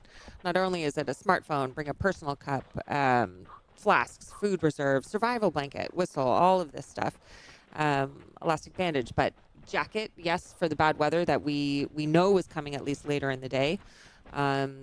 Race leggings, long trousers, plus waterproof overpants. Yeah. So that's quite a lot of gear to bring in a 50K. Then you need to bring a warm second layer, warm gloves, beanie, Saharan cap covering the head and neck, sunglasses, sun cream, and ID. So that is what is required. Mandatory compulsive kit, for the marathon course, quite a lot, which is why you're seeing rather large packs. And then also importantly, if you start with poles, you have to end with poles, or vice versa. If you don't start with poles, you can't pick them up on the way. So that's an important clarification. So we will not see Maud with poles at any point in the course because she started without them, but that is to be expected given her style of racing. And before we go into a quick break, I want to answer to Steffi. If you found the chat to ask for the link to the station webcam, you are on the right page. So you need to scroll to the course profile. And on the profile, you see the 8 stations. And just below, there's an icon with a camera. You click on it and you'll find it. We'll see you after the break.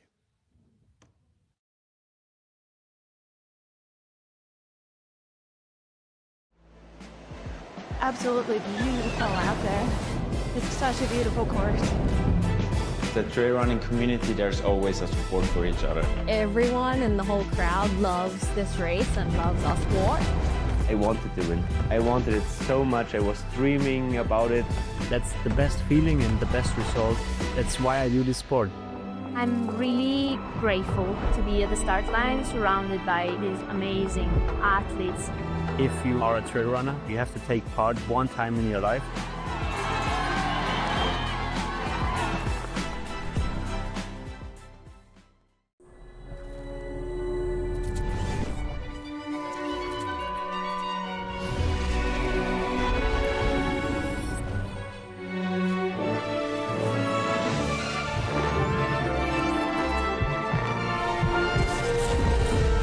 Valais, gravé dans mon cœur.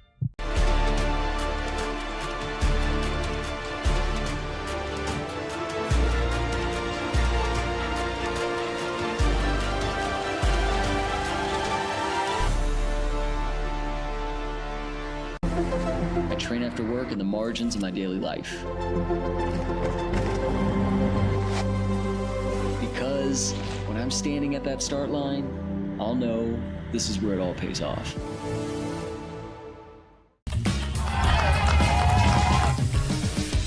We love stinky runners, but use the soap.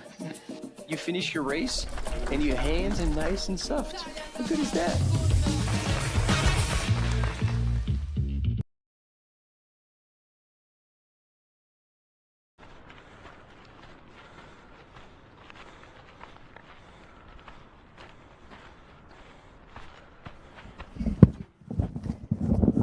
And we are back live with the Trail Verbier Saint Bernard by UTMB following the marathon course. This is the 43-kilometer course with 3,000 meters of climbing, more vert per kilometer than UTMB, and higher altitude, reaching over 3,000 meters at the highest point of the course. We were just seeing Maud Matisse, our women's leader, there on the screen. And now we have a view of this gorgeous suspension bridge built in 2014, 210 meters long. And we got a bit of a train of runners. I hope the bridge limit is not 1, 2, 3, 4, 5, 6. I hope it's not 5. And I believe in that pack should be Lucille Germain, our second place woman. Yeah, a bit of a traffic jam going over this bridge right now. You can see if anyone is a bit scared of heights, then it holds up the whole pack. And actually, there might be a sign because you see them all walk on the bridge, and as soon as they get back on the trail, they start running again. So it might be actually forbidden to run on the bridge. I know it's the case in some places. So yeah, and now they've been just holding back, and all of a sudden everybody's just passing everybody. There we go. We are 2 hours, 50 minutes into this course. Almost 1,500 runners. Only 4 have pulled out so far. So it's pretty good rate. It's a pretty good ratio considering. Particularly on something this technical, on this kind of terrain. I mean, once you get 10, 12 kilometers in, there's really no point in trying to drop out. And we are excited to welcome to our broadcast the star of Val d'Urent by UTMB and Ultra Trail Australia, Correct. 2 World Series majors, 2 wins. Katarzyna Dąbrowska, welcome and thank you for joining us. Oh, can you hear her? Oh, we can't hear you just yet. So we're going to try and fix that, Katarzyna. Sorry. We will check with the studio very shortly. Yep, hang with us because we know that everyone will want to hear from you. So we will sort that out on the studio side of things. Okay, let's try this again. Can we hear you? Nope, not yet. Hang tight, everyone. It will be worth the wait. We promise you. Katarzyna, we were just giving everyone an update on just the incredible performance and incredible battle that you had last weekend. My goodness. I mean, leading from the start, such a strong race, but you went through so many challenges with nausea, with sleep deprivation, and then blown quads at the end, and still managed to win in quite a commanding time. It was truly an impressive performance. But like equally impressive, but then we're getting used to it, is the whole support coming from all across Poland. Right? Polska Grom was in the chat more than anything else. Now do you hear me? Yes, we can hear you. Welcome. Hi, sorry. Now, how is your recovery going? I think we are all just dying to know, how are you feeling after that incredible battle at Val d'Aran last weekend? Yeah, I have to admit that pretty well. I feel quite recovered already, finally at home. So yeah, we have a long to Poland, but yeah, all is fine. Yesterday I had my first training, so running. So yeah, my muscles are okay. I still feel some stiffness in my knees and ankles, but all is great. And of course, your partner Maciek was out there on the course, just supporting you the entire way, and also giving us a bit of insights, a bit of feedback in the studio as well as you were going along the course. You know, we were saying it's just you have so much support around the world, but particularly from runners in Poland, and they were in the chat. They were just really cheering for you. And, you know, we saw these really vulnerable moments that you had out there on the trail. And I think it was quite humanizing because we're used to, you know, seeing the finish lines of, you know, runners crossing, and you really battled. You really battled during that race. Yes, my main goal for this race, it was to resolve every difficult situation I was in. So I think I achieved this goal, but thanks to my team, as you mentioned, my husband was a huge support for me. So yeah, when I was struggling, I was thinking about him. Sometimes I was calling also to check how is my advantage time of the second girl. So yeah, I had some hard moments, but every of that moment, yeah, I pushed through. So, and I was on the finish line with a big smile. And a win. Let's not forget about that. It was quite a commanding win as well. And now you've raced at Verbier before. Yes, I've raced for the first time in 2023. It was 70K. It was a really great adventure for me. It was one of the first races of UTMB I did, and also I won there. And yeah, the course was so amazing. The views, the climbs, the downhills. I was so amazed. I really enjoyed that race. I felt very good. I was pushing quite hard, so yeah, I didn't have any, difficulties. I would say, of course, I was tired, but comparing to Val d'Aran, it was like pure joy. I would say it was quite hot over there, and the last climb was really steep and very long. So I won't. I will remember it for a long time. But yeah, the course is so beautiful, and I really enjoyed that. And the year after, I raced Well, the course were shortened because of the storms in 2024. So I did the part of the longest race, so from Verbier to La Folie. So currently, I know whole course for the longest distance, so extraverse. Because I do it partly, but I know all the climbs and all the technical parts, and of course the breathtaking views. So, is there a chance that we will see you come back to Verbier to take on the 100-mile distance next year? I don't know if next year, because I would also like to race in United States because I weren't there yet. But definitely I will come back for this race and probably for the longest distance. That's great it's great to know. I mean, we're watching just an incredible performance today from Maud Matisse in first. You know, she's very strong on the climbs, but was saying that she was really dreading the descents. And we've just seen how technical some of these descents are. She's now on this long descent down to Lotier at 33K.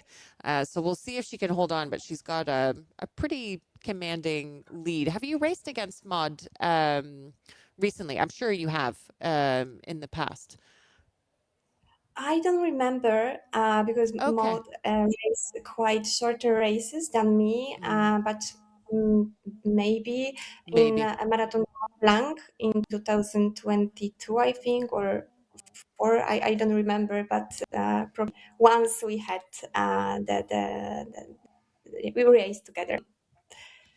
Yeah, that's a good point. She is she is just a demon on shorter races like this, and we say shorter with quotation marks because this is of course still a mountain marathon, but yeah, just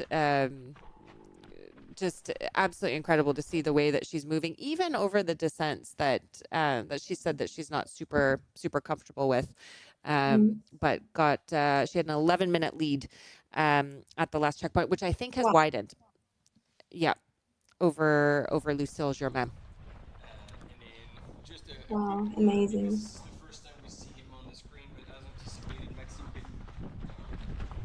Yeah, I don't know if you could hear that, but yeah, I just want a quick word about Maxime Pelouchou, who was anticipated to come back because he's probably one of the strongest downhill runner on this field, and he looks like he is creeping up indeed. We're seeing on the images. But Kasia, I had a question for you. Seeing that, you know, I was at UTA and I got to see you cross the line with a big smile, and you made it look super easy. And then we followed you in Val d'Aran with a very different race scenario. So after like doing the aftermath, now you've had over a week to just think about it. What do you take away from your race? What are the learnings that you're going to carry into the UTMB World Series final? Oh yeah, I have to admit that I wasn't so well prepared for Val d'Aran, especially for the course, because it was so much elevation up and down. And between UTA and Val d'Aran, I didn't have enough time, you know, to well prepare for such a different course because UTA is quite fast and flat, I would say. Of course, the stairs, I will never forget the stairs, especially the last 1K. And 950K stairs, so it was like pretty challenging with the cramps. Yeah, I had I would say middle season break after UTA. I had holidays. We borrowed the camper van with my husband from his brother, so we travel a lot, just enjoying time in Australia. And then I just started to run a little bit, but of course in Australia we didn't have high mountains comparing to Val d'Aran. So I think I missed a little bit, the proper preparation for the course.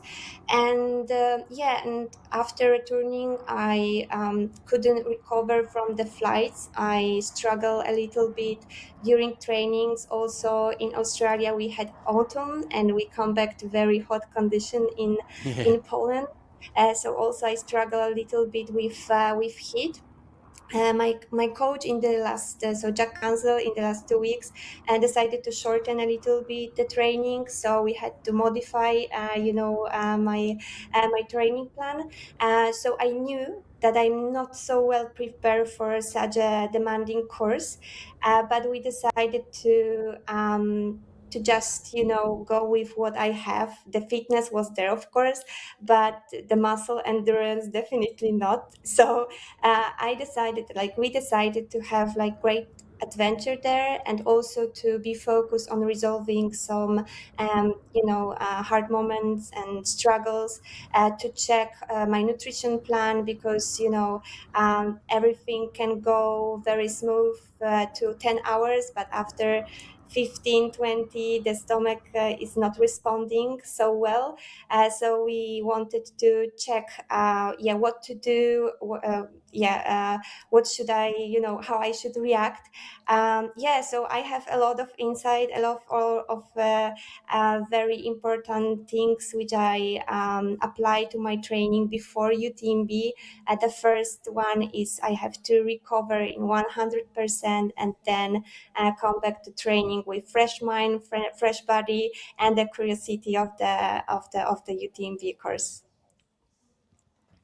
And without much of a transition, like I want to bring up something that you two have in common beside being ultra runners. But if I got my notes correctly, like you've graduated from a law school, and when did you operate the transition from a lawyer to a trail runner?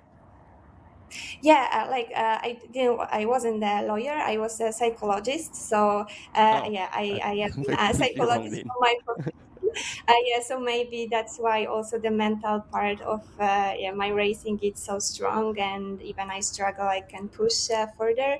And so after studies I started to work in recruitment area. So I was working in a global company, I was a recruiter and recruitment partner for other companies. I was working in Krakow, so living in a quite big city in Poland. But as a teenager, I was runner for 4 years. I had this huge gap where I didn't do like anything with sport. From time to time, I was just jogging. But then, the pressure in the end of the studies was quite high. So I was looking for, something to balance my stress. And I started to jog again. And then some people appeared in my life and showed me the trail running world, and I fell in love in 2020, in 2016. So I started, to compete, to train a little bit, but in the same time I was full-time employee. So I know this word when you have to somehow do your full-time job and do the sport and trying to be on the higher and higher level. And I met Maciek. So I think it was the the most important point in my life because we fell in love. He was also a mountain biking athlete, and when we met, he was a trail runner already. He also was coach, so he had his athletes, and he started to show me this world even more deeper. We also had really amazing coach, and now our friend Iñaki de la Parra, who also help us with training, but also help us with business. So I started to learn more about endurance sport, try to gain some knowledge about training as well, and I started to coach people. And when I had one full-time job, my own business, and training, and so it was a lot. So I decided to with help, of course, of Iñaki and Maciek, to try to run my own business. From 5 years, 6 years already, I'm coach. From 5 years I don't work full time. It's amazing. And in the end of 2023 I signed contract with On. so I become a professional athlete when I was 34. Wow, I would actually love to hear a little bit more about what training is like where you live and what that looks like day to day. We've just got some visuals here now. It was Lucien Mermillon going alongside the lake, and then that like infamous dam in the Canton Valais, the Mauvoisin Dam, which is very impressive concrete structure. It's 250 meters of height, and it stands as one of the tallest arch dam in Europe. Fancy that. And it's holding the water of the Mauvoisin Lake. And its structure is crucial to the whole of hydroelectric energy production that feeds the entire region in electricity. So it's, as you can see on the images, that waterfall, whether it was coming from like a underground spring or if it's been rerouted from somewhere else, it is nonetheless extremely impressive. And again, plays a role, as I said, both for the locals with electricity, but also with the natural ecosystem.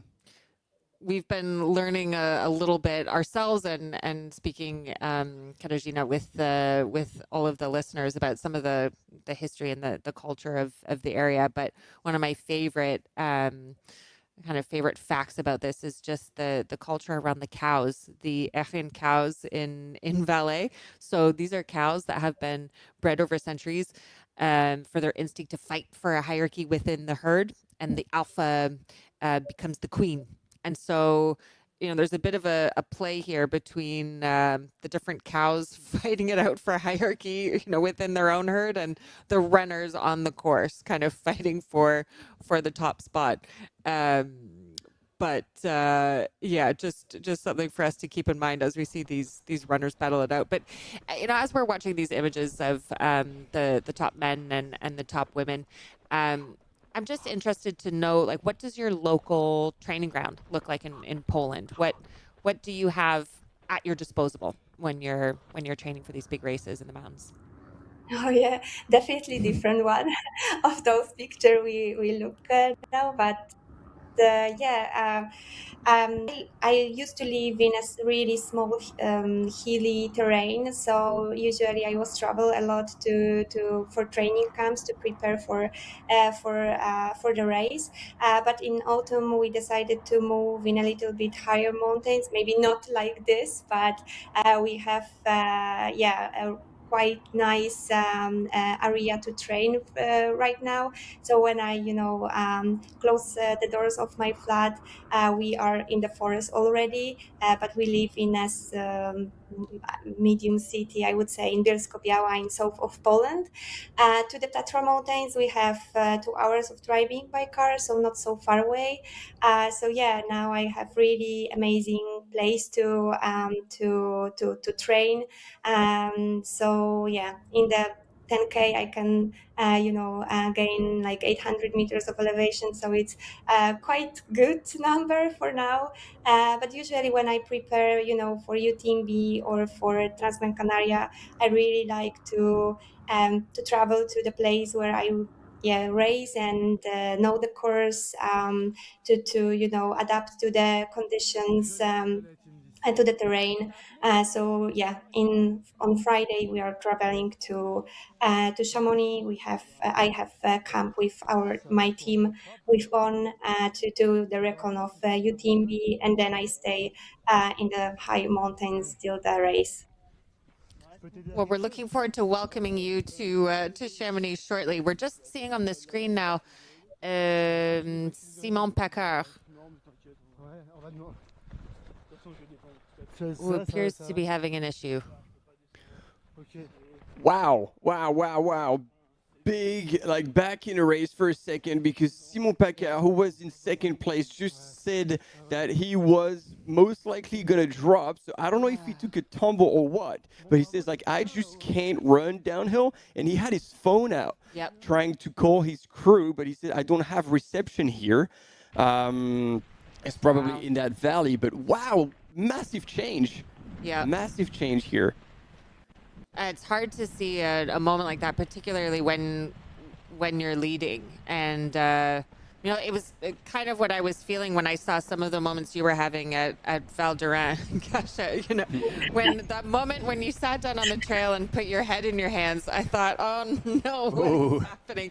And I actually messaged your partner and I said, I don't know if you're following the live, but this is what's happening with Kasia. But you were able to battle through and still continue to win. It's so much harder, I think. No, it's not harder. It's different when you're in a 50K course. And you're leading and something is going wrong, like Simon. He doesn't have any kind of wiggle room. I mean, you stop for a few minutes and you lose so many places. Not to say that what you did was easy, because it wasn't. I mean, when you were struggling, you still had dozens and dozens of kilometers left to go, and yet you managed. So it was really just quite an impressive performance. Thank you. Yeah, when I was sitting on the stone, I was so sleepy. Really, I just had to close my eyes for a minute, you know, to give my brain information that you had a nap, so now you have to continue because you get what you wanted. Because my eyes, you know, were so heavy. So yeah, I was counting the numbers, you know, in my head just to not have too long stay on the stone. And then, you know, I take a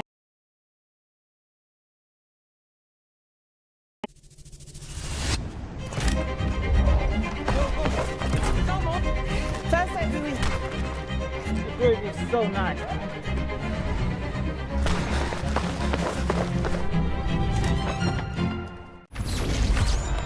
Via, c'è tanta gente.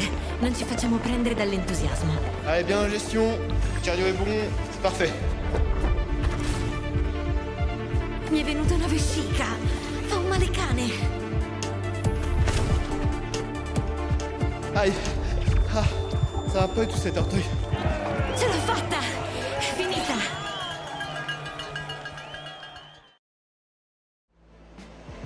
Absolutely beautiful out there. It's such a beautiful course.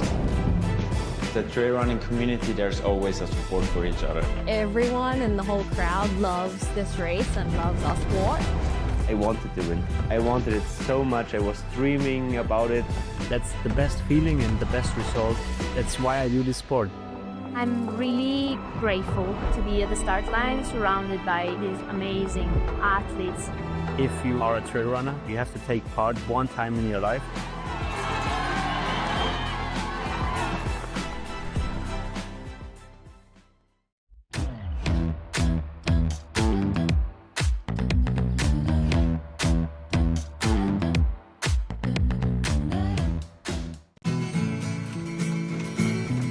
Try imagining a place where it's always safe. Come in, she said, I'll give you shelter from the storm.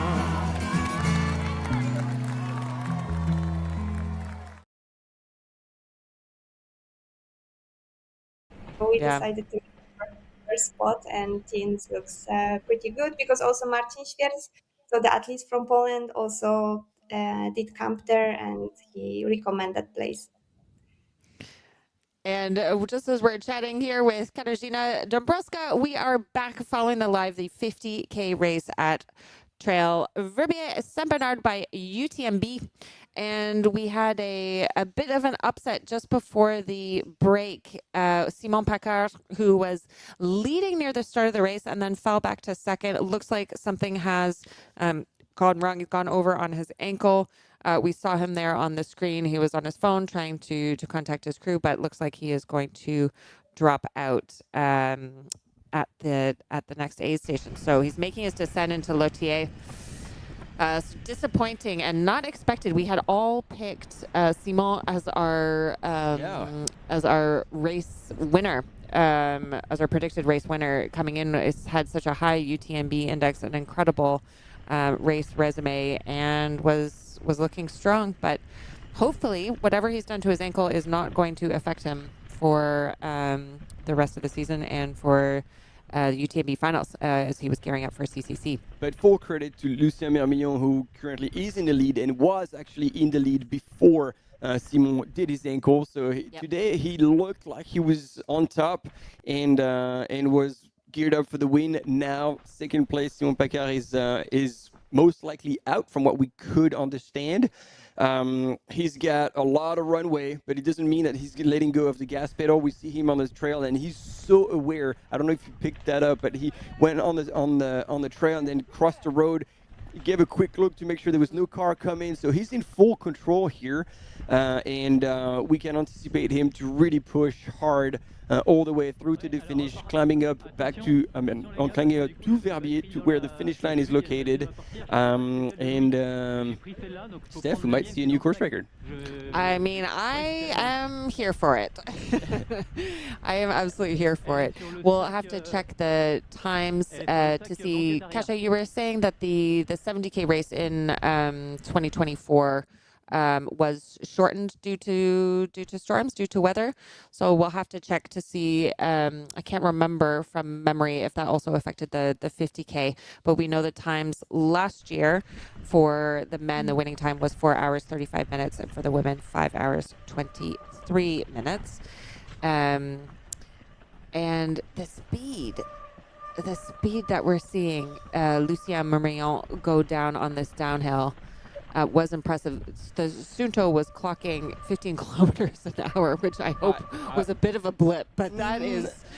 It looks true. legit. Like, he's moving fast, but, smooth as well, which sometimes can be deceiving. You feel like they're not working too hard, but they are covering ground at high speed, as opposed to, again, and not to take anything away from Maude, but she looks scattered and being thrown around a little bit or quite a bit, and yet she was still moving fast. Yeah.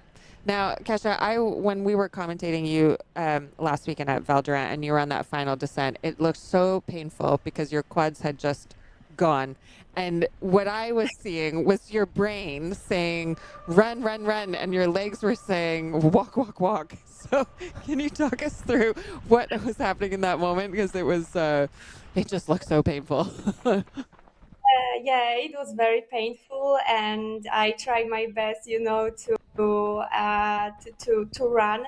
But sometimes also the ground was quite slippery because of the sand, I would say, because it was so high, and yeah, it was very steep because in the camera you don't see how steep it was. So I also twist my ankle 3 times last year, so I really wanted to carefully put every step and do anything with my body before crossing the finish line. So yeah, then I just say to myself just to be careful, just to take every step running or walking, but yeah, in the right direction, so to the finish line. But yeah, I had quite a lot of internal dialogue with myself. Yeah, but this time I try to be my friend because during the trainings which weren't so good, so it didn't went so smooth, I was really like a little bit sad on myself that I can't catch the volume, the tempo, and so on. But before the race I also work with sports psychologist, so yeah, we work a lot of this mental side, and I think important and crucial, especially in that moment when it's getting hard and the pain appear, because during the training we can feel that. Yeah. Well, I think that was just incredibly smart. I mean, as you say, you were already in first. You had quite a large lead. There was no need to try to push it and risk an ankle twist before the rest of your season coming up. But we were all there with you. We were feeling it with you as you were going on that descent.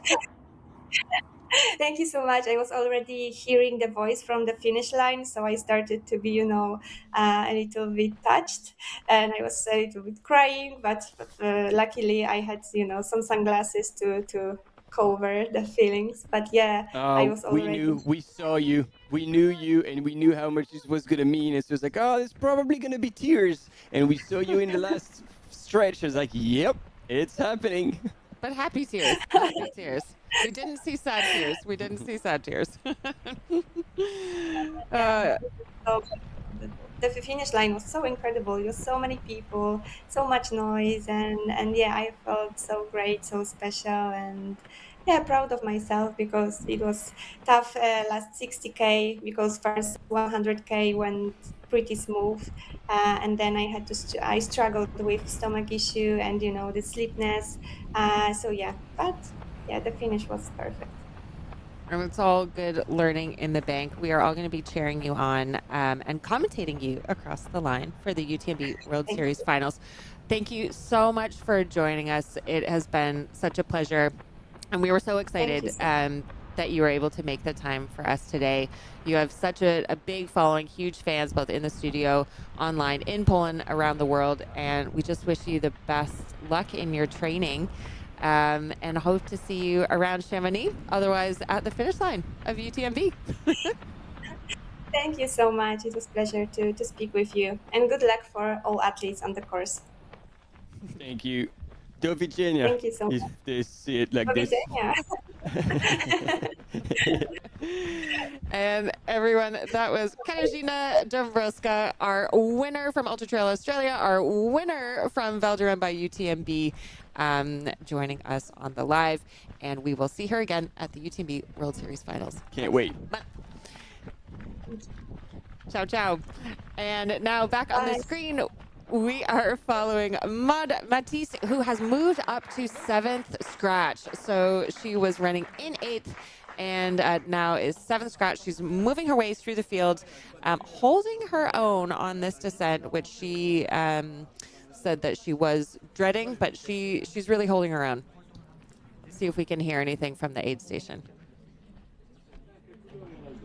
And there we go with the team manager here, Maxime, for the team Rossignol, and I think he would have told him that Simon Paccard did his ankle, and so basically he was telling him like, hey, you can keep going, but there's no reason to push beyond the limit because you're pretty much in the safe, and the only person who could take away the win is actually yourself if you blast yourself before the finish line.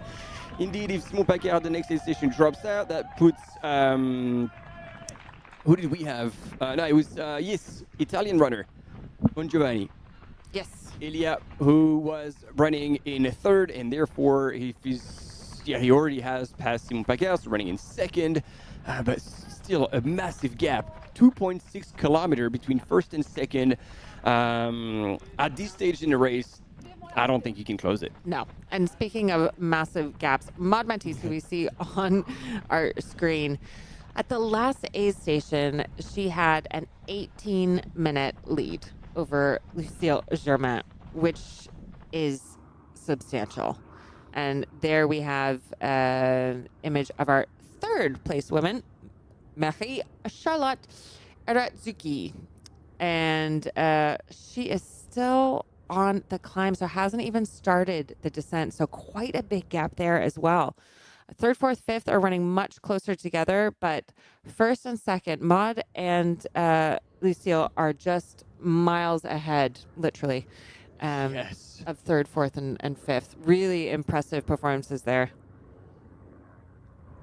Look at Maud move. She is moving super well. She's right alongside the Lake Mauvoisin, as we talked about, the one that has the dam, if I understood correctly. This is mom strength. This is what I'm seeing right here. This is mom strength. Maud is a mom of 2. She was a nurse before she became a professional runner. She knows how to multitask. She knows how to send it. And she knows how to take on a lot on her shoulders and in her legs. Racing every weekend, winning every weekend, traveling. And actually, I'll bounce off of what you said. Literally, she can take a lot on her shoulders because in her basement, she's got a treadmill that goes, I think, to 30%. And what she does is she just goes out in the garden, picks up some big-ass rocks, put them in the hiking backpack, not even something comfortable, like a hiking backpack, put it on her shoulders, and I kid you not, I think it's 20 kgs. Okay, that's the original weighted vest. I love it. And she's just hiking up on the treadmill in her basement, no windows, like just staring at the wall and just power hiking at a 30 or 20% grade. Well, no wonder she's making this look easy then, because she's got a view. She doesn't have rocks on her back. She just has rocks under her feet. That makes it much easier. That makes a lot of sense. So yeah. When Picking up some tips here. I mean, it's definitely mental strength, because to be able to do that is, and it's not like just once every so often. Like, this is one of her staple stations. Do you know, I am going to make a list of all the tips and the weird quirks that we are picking up from the elite runners over this season. And if we can just put them all together, I think that would make for quite the Instagram reel. Let's do it.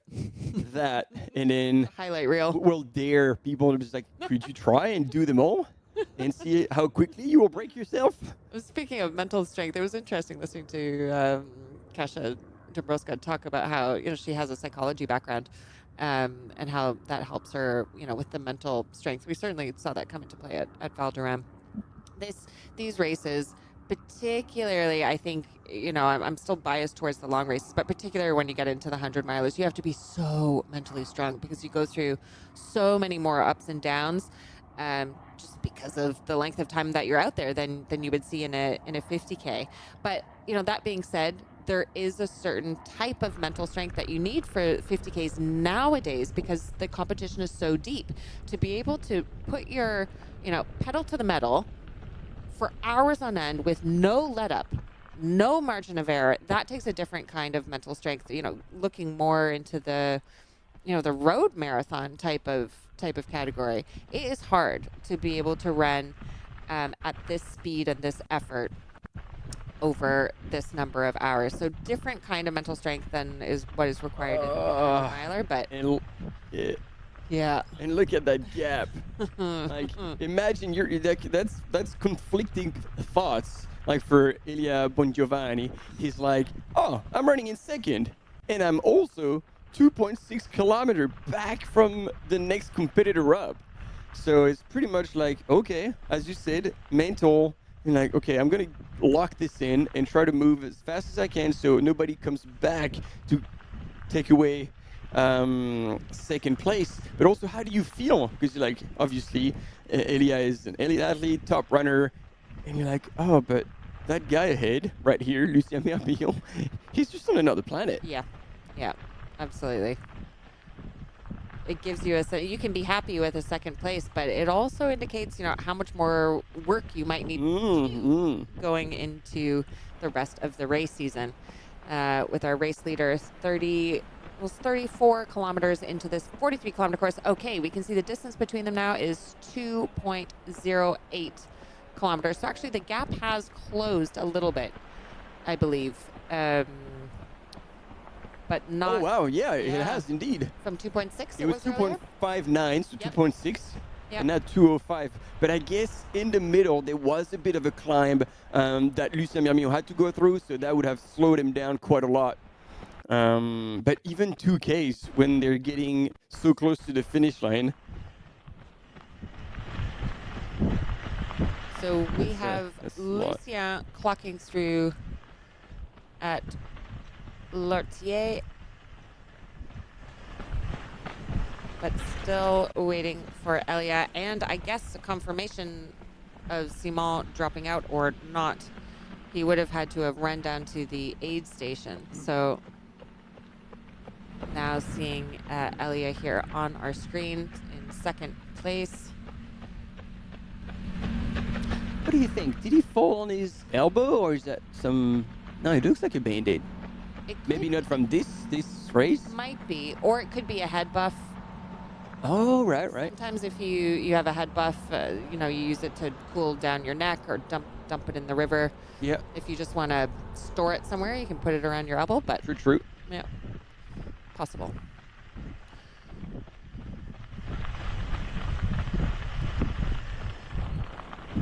Okay, and Lucien Merbion in a commanding lead over 34 kilometers into this course. Fifth at the Val d'Strubel 50K race last year. Really strong race here today. Yeah, he's definitely stepped up his game. Yep. Joining Team Rossignol. And we were mentioning earlier, Lothier at this checkpoint at the 33-kilometer mark. That was a town that was hit really hard by 2024 floods and was basically cut off from the outside world for quite some time, and the stabilization work is still ongoing. The original marathon course just below the village had to be modified because of this. So something to keep in mind as the runners are coming through this area. And he's moving super well. Yeah. That's a smooth stride, as we were talking about. The day is starting to get hot, and running on this tar seal road is a bit of a challenge on the foot. Luckily, he'll be happy to get back on the trails, a bit of smoother terrain. Coming to the lowest part of the course.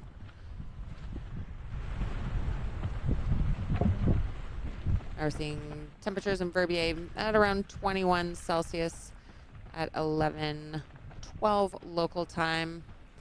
They are at a lower elevation than Verbier. So as the lead runners come down through the 33-kilometer checkpoint, they then go even lower before they hit the final climb to Verbier. Now, Verbier, interesting. The modern ski resort that we see now, it really took off in the 1950s, and it was bankrolled largely from the revenue of that dam that we saw earlier. So it's that infrastructure money that really built Verbier into the global ski destination that it is today.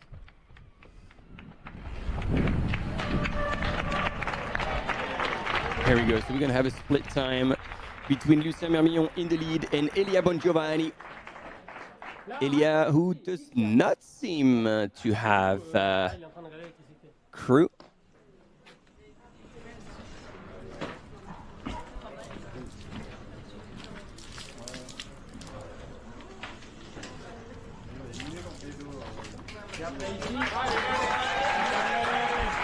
That was still a quick transition, but I don't think anybody would then have communicated to him how much of a lead, as well as where the competitors are behind him. So I feel like he would still pretty much be running blind.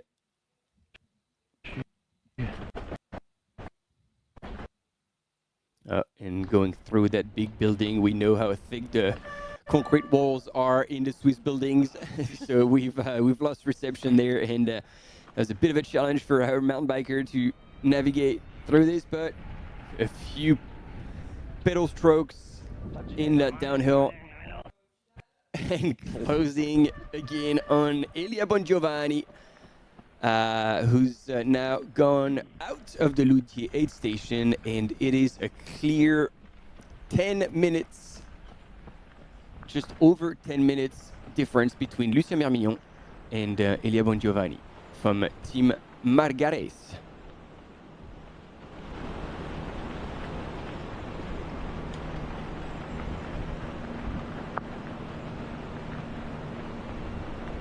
And he's, you know, also moving really well. It was just probably a little bit of a more conservative start. Yep. Which led to Lucien Mermillon being able to open such a gap, and then we'll see at the next checkpoint. But that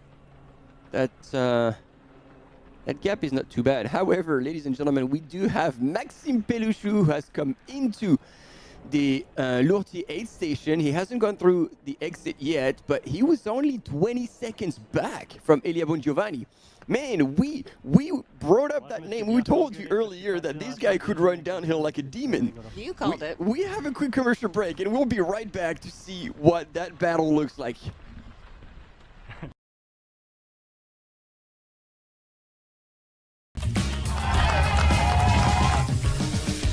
We love stinky runners, but use the soap. You finish your race, and your hands are nice and soft. How good is that?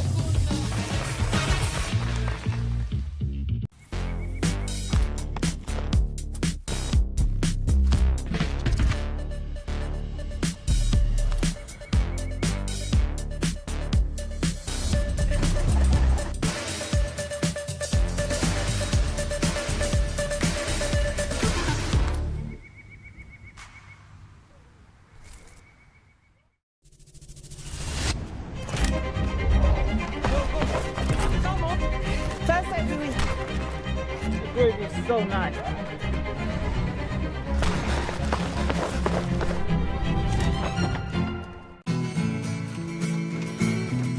Try imagining a place where it's always safe. Come in, she said, I'll give you shelter from the storm.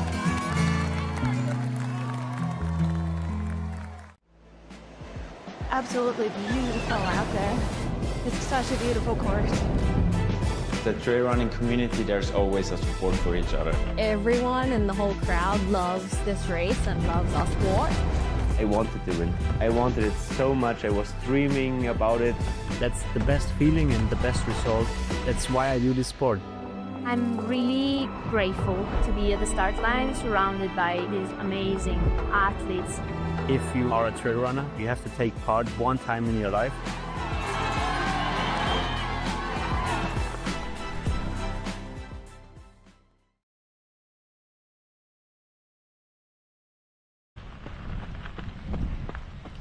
We are back at Trail Verbier Saint Bernard by UTMB following the marathon course, the 50K course. And interesting race here today on the men's side. Simon Paccard, the race favorite coming in with highest UTMB index, who was leading and then overtaken by Lucien. Unfortunately, Lucien Mermillon, who has a commanding lead now over our third place Italian, Elia Bongiovanni. Unfortunately, Simon Paccard has had a problem with his ankle and is expected to drop out when he reaches the next aid station. Which is going to be a bit of a solitude march, because that is a long way to make it to the next aid station. So hopefully he had his phone out. So hopefully by the time he gets down there, he's going to be able to call his crew, because you don't want to be walking this entire section on the road to make it to your crew. That would be a death march and possibly making it worse for his ankle.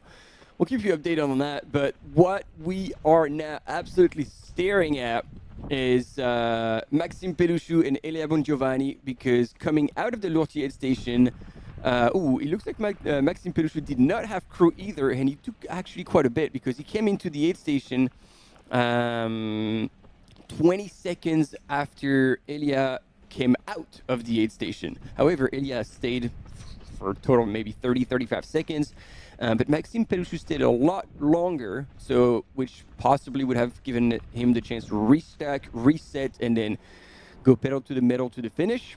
But he left with 1 minute 50 back from Elia Bongiovanni. So it's not going to be that easy to close the gap. No.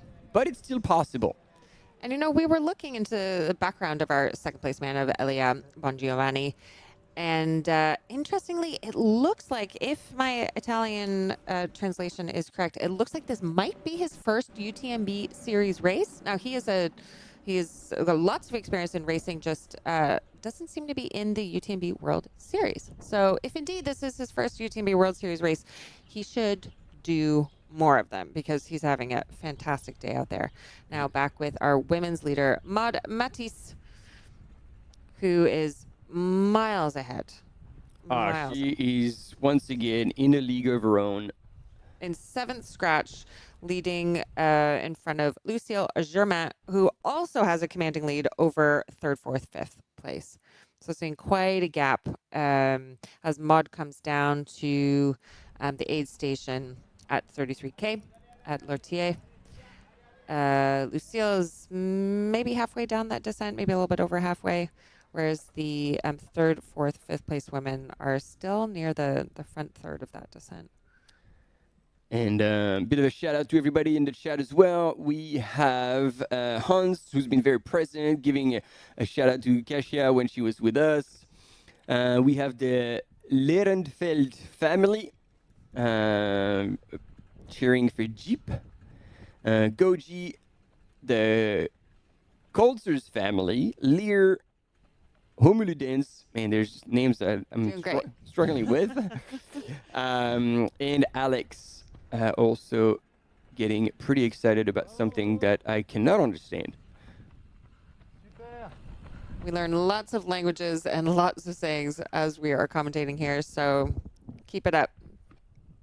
This is quite an international race and quite international spectators. And again, Hans, right on the money. It looks like Maxime and Elia are super close together. This is indeed going to be a very good fight for second place. They are both going to push really hard. Wow, Maud Matisse is already there in in the North 8 station. So she's coming in. The clock is starting. She's going for so she's drinking and then refill her flask with what's on it.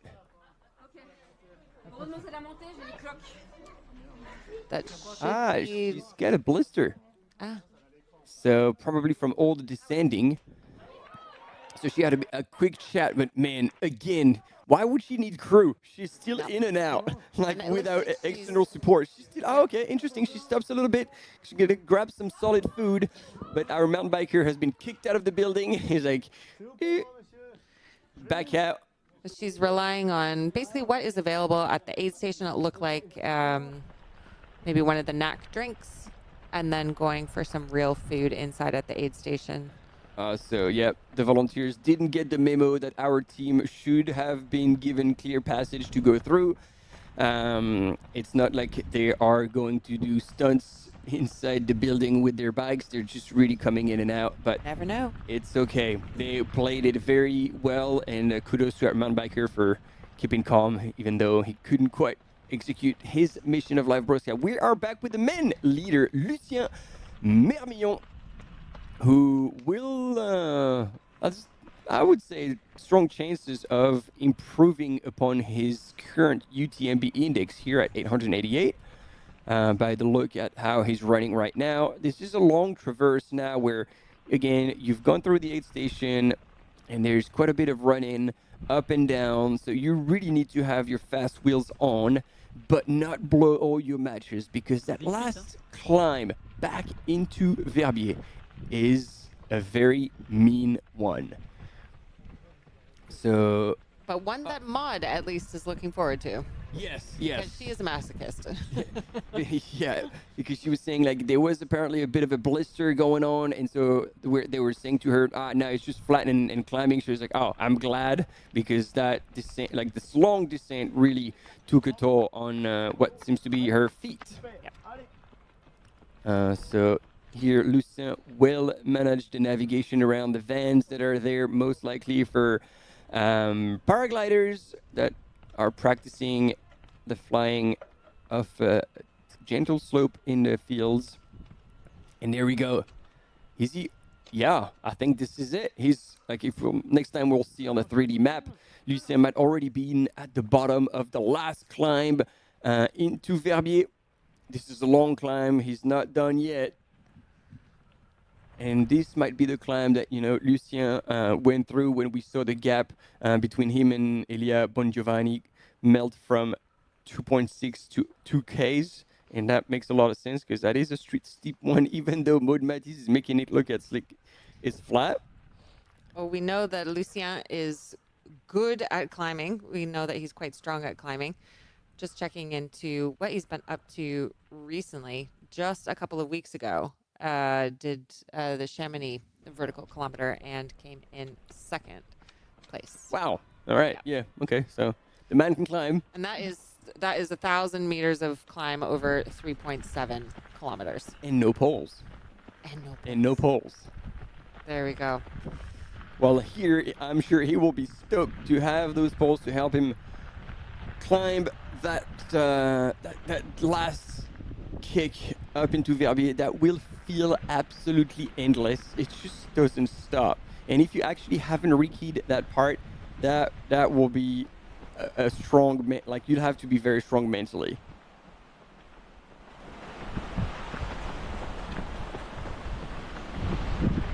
This is a great performance for him today. Now, just doing a bit of a refresh to check out the splits between the top runners. Also, looking at the expected times is interesting, because Lucien, according to the algorithm, is expected to come in to Verbier in about 40 minutes. Now, if that is the case, we are 3 hours 46 minutes in. So going another, that would be under definitely, yep. last year's time. And I feel like when we look at the images, if anything, he's going to be faster than the predicted time and it not slower. You can see him here. Yeah, that is the first climb, like starting this last big ascent. And he's still moving super well.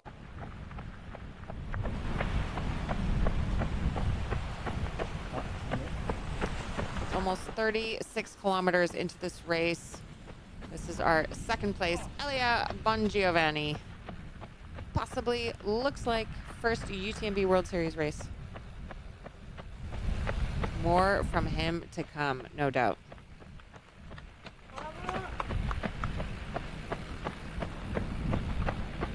He's got a good background, good history with this distance of races.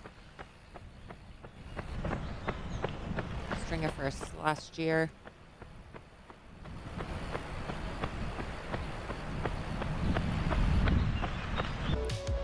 And we have a bit of a recap of what happened since the start this morning at 7:30. No, we started the live at 7:30, and they started 10 minutes back from the predicted time, waiting for the last runners to make it to the start line. There we had on the women's side, Maud Matisse leading early on, followed by Lucille Germain from France. Simon Paccard just went ahead, really hot out of the gate, including up the climb. And we thought was trying to put some distance on it. We also had a showing from Batman, How to Fight Crime, on the mountains of Valais. And so the man of the day, the man we all expected to take the win here based on his highest UTMB index of the entire field, has unfortunately had already fallen into second and then did his ankle, which is most likely now putting him off course and unfortunately soon to be DNF from what we've heard. Still to be confirmed. We'll be looking at this. But then Lucien Mermillon is having the race of his life in the lead and with a lot of runway between him and second place. Italian runner Elia Bongiovanni. And in third place, who was going to give Elia a bit of a run for his money for second place, Swiss runner Maxime Pelouchou. We know he's a very strong downhill runner and he can close. So we'll see how these two gentlemen can duke it out in the last sections, knowing that it is a brutal climb all the way up to Verbier.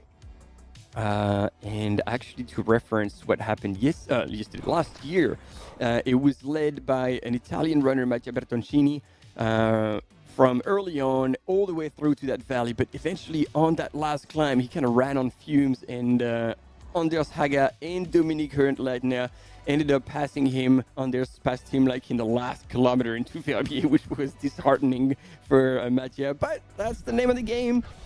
It's not over till it's over. Oh, and we had a bit of a fall here, actually. It might have been... it looked like Lucille. Yeah. Yep, it was Lucille Germain. And this is what we saw with Simon Paccard walking down the hill and telling our cam runner that he was done, trying to reach out his crew to call it a day.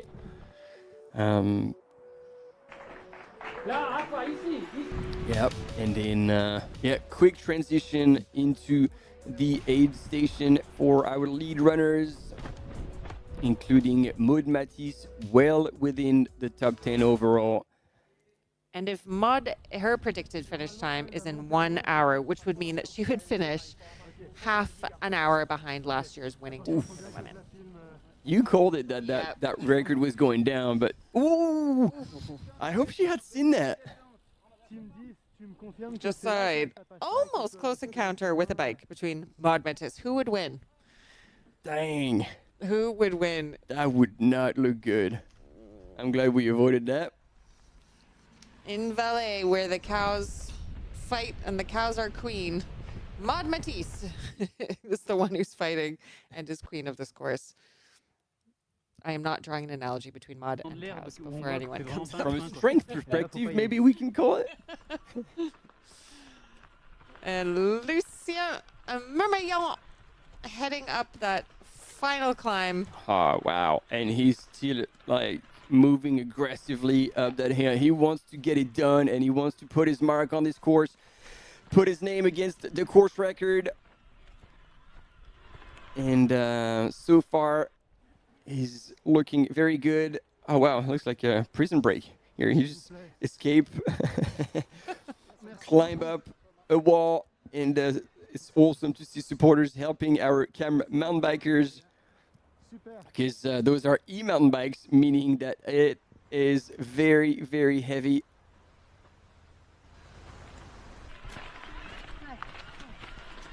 It is a just mastery in logistics to be able to bring all of these images from the camera runners, the camera bikers, the drone shots, so that you really feel like you are able to follow along with the runners.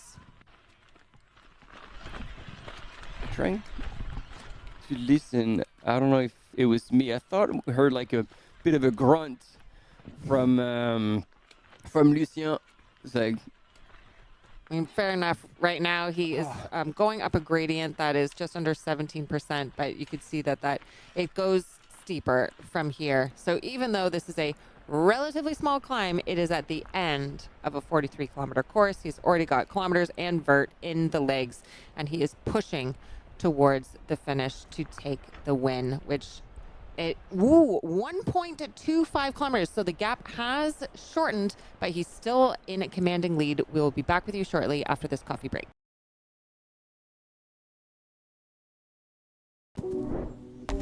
When every step counts, precision matters. Vibram grips the wild, so you can run free. No matter the trail, confidence makes you extraordinary. I train after work in the margins of my daily life. Because when I'm standing at that start line, I'll know this is where it all pays off.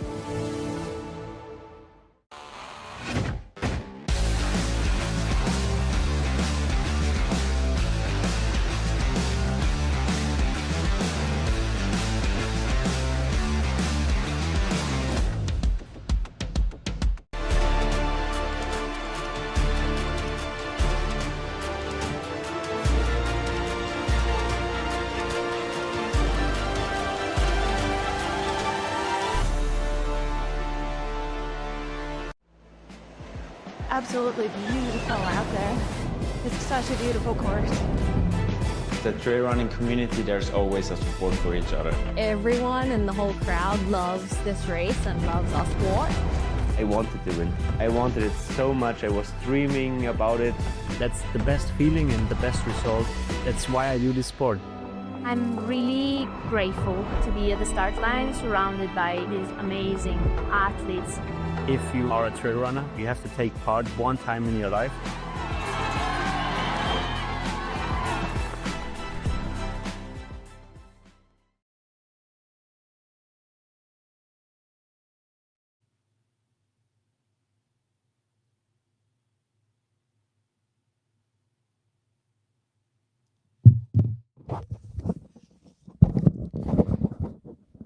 And we are back with you live at Trail Verbier Saint Bernard by UTMB following the marathon course. We have Lucien Mermeillon, who is in just a commanding lead on the men's side. He had up to a 2.6 kilometer gap on second place, Elia Bongiovanni, which has reduced down to, I believe it was 1.6, 1.5 kilometers, but that is because he is on the climb, while Elia is on more of the flatter, faster part. So it makes sense that that gap had shortened a bit. Now we can see Elia starting the climb, not on as steep of a climb that that our race leader was on, but still too much of a gap to try to make up in these final kilometers. and am I right in the fact that he has no poles? Woo! Son, feel like that's a bit of a mistake here. Because, yeah, we've seen it more and more. And, you know, if you are a faithful follower of the live broadcast, we've proven now that even on the 50K distance, having poles definitely makes a difference. Unless you are Maud Matisse. Correct. She seems to be a freak of nature because everyone else... The exception that confirms the rule. Exactly. Everyone else we've seen today and during the live coverage of Val d'Oranje by UTMB last weekend, the poles seem to help. Although, I'm correcting myself because Sarah Alonso, who won the 50K, didn't have poles either. It seems that the top women are able to do very well without poles. Or does that mean that they're not running to their full potential? It's possible. It's possible. There's a question. Always leave room for improvement. If you get away with that, without poles, just keep going. And if you get challenged, then pull out the poles. But we've seen that difference across these two races now, where the top women have been able to absolutely start ahead in the 50K distance without poles, but it really has affected the men. And we've seen those with poles kind of take off and put distance between them and those without poles. Although, again, with all the due respect to my good friend Sarah Alonso, seeing that she can trip herself down without poles, maybe she would be an even bigger hazard to herself using the sticks on technical terrain. That's a good point.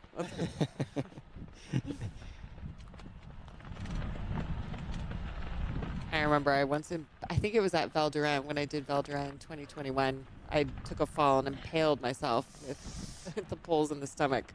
Oh! And that can be painful. Okay, we see the gradient here at 10%. Oh, and I think it looks only getting higher worse. than that. Yeah. Just 10% he would be running. But it is a slog to the finish, and he is not letting up. There we go. Back to a jog. Yeah, this course really keeps you on your toes all the way to the finish. Literally. And forces you, like race pace and, management of your effort is quite essential in there, because if you finish on fumes on that climb, which, once again, we had seen with Mattia Bertoncini last year, wow, that you moved back from first to third. So even though here the gaps are more substantial, and the fact that Elia Bongiovanni did not have poles, like, he was still running up that climb. So I don't think, to be honest, that Lucien Mermignon is going to be worried. Maud Matisse, just to jump in. Maud Matisse, who we see on the screen, leading lady, she's moved up to 6th scratch. And look at her go. 6th. Wow. And you can see there's a kid on his bike who's kind of biking at the same speed that she's running at. Wow. That would be awesome support. Yep. She's checking her watch. She knows she is flying. Does she know just how far in front of Lucille she is? I don't know. That is super impressive.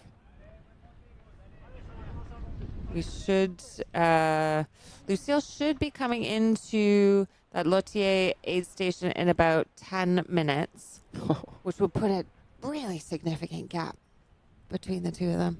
Dang. Yeah. Even though in the same category, we have two very different races on our hand in the women's race. Maud Matisse in the lead. 5 kilometers to go. And only 4 hours into this race. Again, winning time last year for the women was 5 hours, 23 minutes. So she is definitely going to beat last year's time by, I would say, half an hour, by a fairly substantial amount. Boom. At least half an hour. Come on, Maud, let's go. And wow, you can see just how far in front she is by looking at the visual on the left-hand side of your screen. And can you hear? She's working.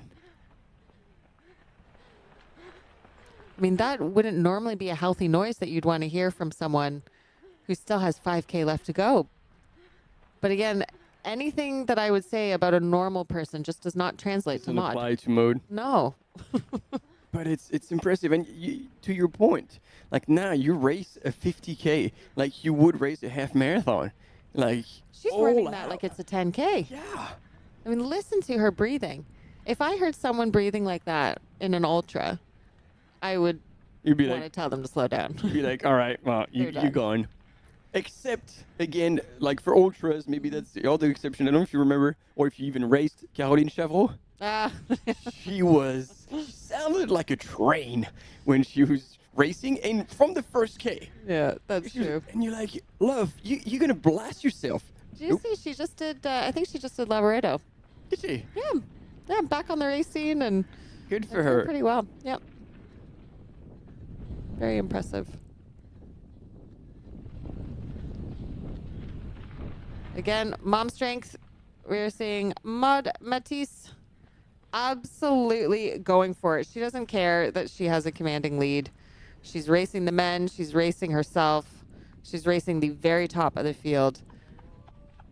And she is not sitting back to relax one bit. This is someone who raced just last weekend, and I think the weekend before. And quite a few more. Before that. But yeah, like you were saying, the course record is 5:20. It means like she has an hour 18 to make. At least that's last year's time. I don't know if it's the course record. Right. And there she is now at the bottom of the climb. She's going to be able to relax a little more, break into that power hike that she masters. Hopefully for her, bring down a little bit the cardio and the breathing, fall into like just a strong, consistent climbing motion.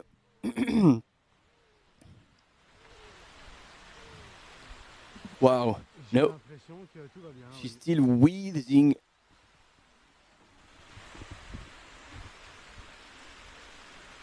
But despite that noise, like breathing noise, our cam mountain biker was talking back to us and said like, well, I got the feeling she's all right. Yep, everything's okay. And why wouldn't it be at the speed that she's moving at? Oh, how tempting would it be to carry on straight and just go under that little water?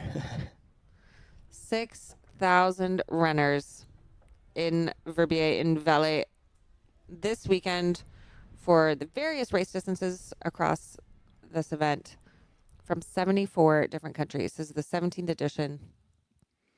And the 100-miler in these Verbier races was the first 100-miler in Switzerland. So long history.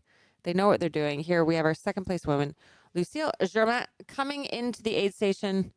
At the Lourdes aid station, so she'll be coming in and out. We'll have both splits. Yep.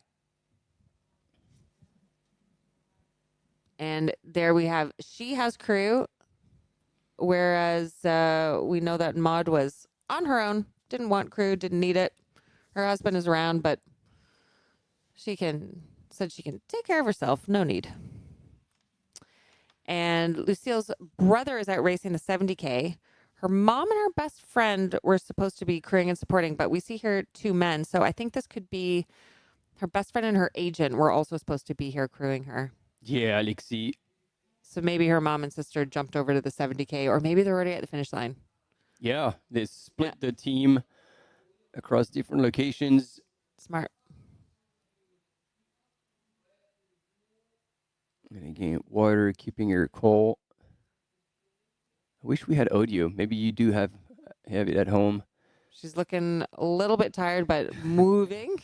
That's not helping. And spending about a minute in the aid station. I think she was on her way out. There we go. Yep. So about a minute in the aid station, got some water on her neck. Her crew sorted her bottles out, and she is off. And that is 27 minutes. Wow. No, did I say that right? Looks like she might have forgotten something. She's kind of checking her pack, wondering if she left something behind. Yeah, she's shouting back to her crew. Antoine. And she's just going to continue on. Whatever it was, she's leaving it behind. Hopefully it was not part of the military equipment. Yeah, it can be hard if you've got crew who are taking flasks out, putting things in. You know, you really just have to have that plan down packed and trust them to know what you're doing, because your brain isn't fully there and you might not see exactly what's going in, what's coming out. Yeah. And so that was probably just a bit of a second guessing herself moment, checking with her crew, you know, did they do X, Y, Z? Whereas Maud was just on her own. She knows exactly what she was doing, exactly what's in her pack. But you know what I love to see is that, like, first and second here in this race on the women's side is completely solidified. You know, Maud is not changing her position. Lucille is not changing her position. But both of them are going flat out. They're going flat out. Yeah. I mean, Lucille could be, well, I don't know if she's been told, like, how far back the third woman is, and if she could indeed relax a little bit. But, yeah, with Maud, even though she could literally finish in a, like, freewheeling into Verbier, she's not. She's pushing so hard. Yeah. And create, yeah. Get that UTMB index score. Same with Lucille. And, you know, they're like almost 25 minutes apart now. And yet Lucille is pushing. It looks like she's really racing. There's no chance that she will have to catch up unless something terrible happens. But she is pushing. And she is comfortably in front of Marie Charlotte Iratsuki in third. Here we go. That's what we're talking about, ladies and gentlemen. As much as, you know, Elia Bongiovanni is super strong and moving well, without poles, it just makes that climb so much harder, because you solely rely on your legs that have covered already 40 Ks in the heat of the day. And so, again, if you're not comfortable with poles, or if you haven't trained with them, it makes no sense to try and take them. But even for those 50K distances now, especially, I mean, you were saying it, like, this has a higher ratio of amount of vertical per K than UTMB. And so when you know you have that amount of climbing, 3,000 meters over 43K, you're like, maybe you want to rethink the approach with poles and no poles. Yeah, I mean, I take out poles with me even on sometimes even on a 10K or a 15K training run. I mean, why not? Just to practice. Depending on where you're going to be. And yeah, it's as you say, practice is like getting them out, putting them back, getting them out, putting them back, using them on the flat. It's, it's just getting comfortable. And it's also to train my arms. I mean, I think this is particularly for women in general versus men. You know, we don't tend to have as much upper body strength. And so if I don't use my poles in training, then you go out in a 100K or a 100-mile race. Your triceps are cramping. You feel your shoulders. It is rough.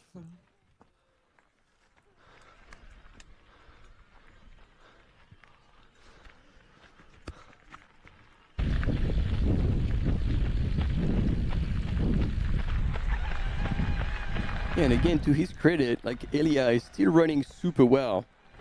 But I feel like the gap that was between first and second, Elia and Lucien, at the last aid station will grow even more significant by the time they make it to the finish line, just for that reason. And Simon Paccard, who was our race favorite and was in the lead earlier on before he was passed by Lucien Marmillon and then twisted his ankle. It's still not showing officially that he's dropped out, but that is the expectation.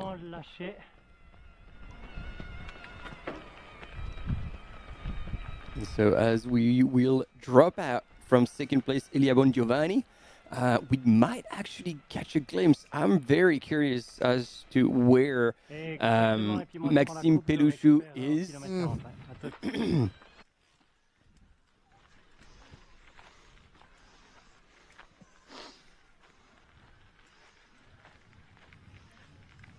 Yeah, it's still a tight race on the men's side tighter race, let's say, between first and second.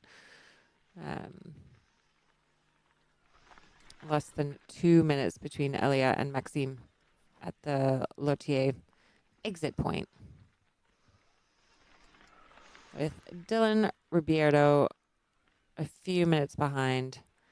And then we haven't talked about 5th place, Mark Vizcaino Munoz. From Spain. Running, pretty closely to Dylan Ribeiro. So there could be potentially a switch up between 4th and 5th still.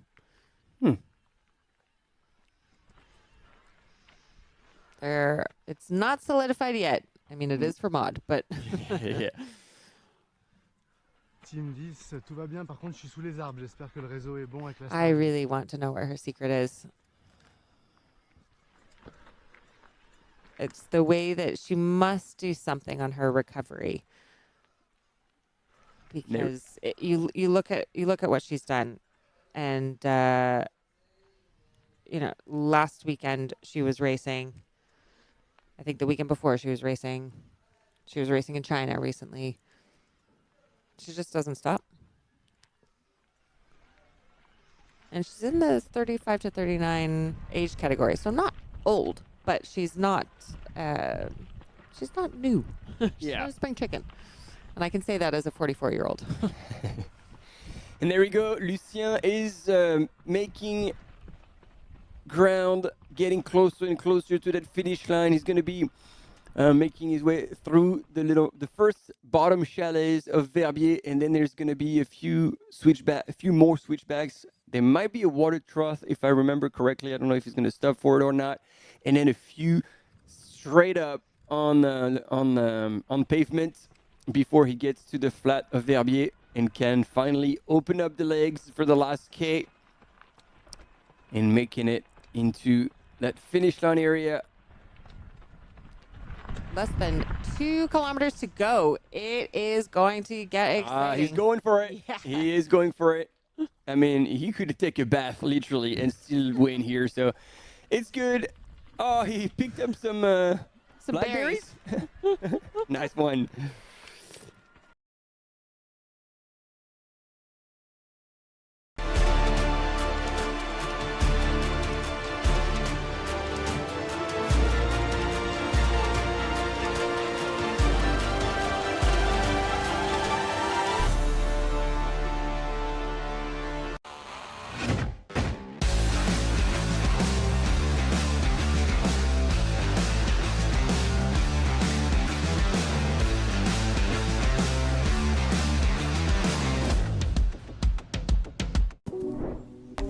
When every step counts, precision matters. Vabrum grips the wild, so you can run free. No matter the trail, confidence makes you extraordinary. Absolutely beautiful out there. It's such a beautiful course. The trail running community, there's always a support for each other. Everyone in the whole crowd loves this race and loves our sport. I wanted to win. I wanted it so much. I was dreaming about it. That's the best feeling and the best result. That's why I do this sport. I'm really grateful to be at the start line surrounded by these amazing athletes. If you are a trail runner, you have to take part one time in your life.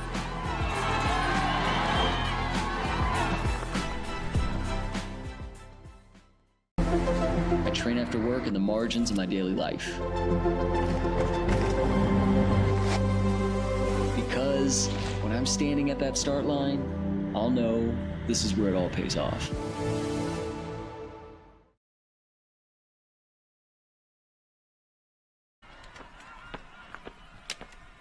C'est interdit de venir sur la route comme ça. Attends, j'ai pas entendu, on me parle en même temps. Tu disais? We are back at Trail Verbier, seminar by UTMB, following our leader, our men's leader of the race, into the finish. And of course, our women's leader has been Maud Matisse from the start through to the finish, running in 6th scratch. Really impressive. Lucien Mermillon, our men's leader. That is mind-blowing. Yeah. And he's on the final stretch, estimated to come in maybe about 9 minutes. This is our 2nd place woman, Lucille Germain, who is still pushing, even though she was almost 25 minutes behind Maud at the last aid station. But she's going for it. She's 7 kilometers from the finish. So she's on this little kind of flat downhillish part before she hits the final climb. Yeah, 7Ks to go. And Lucille, she said the most challenging part of this whole course for her would be the flat. Yeah. So that's where we're seeing it. she's in there. Yeah. We are seeing it.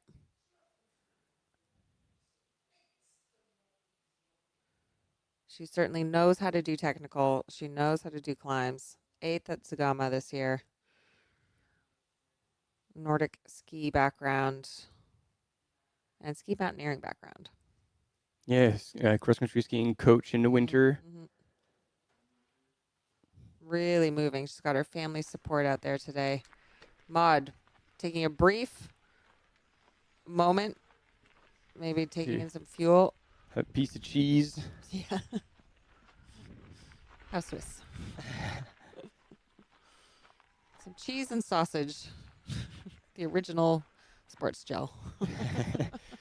the typical Swiss fuel. Yeah.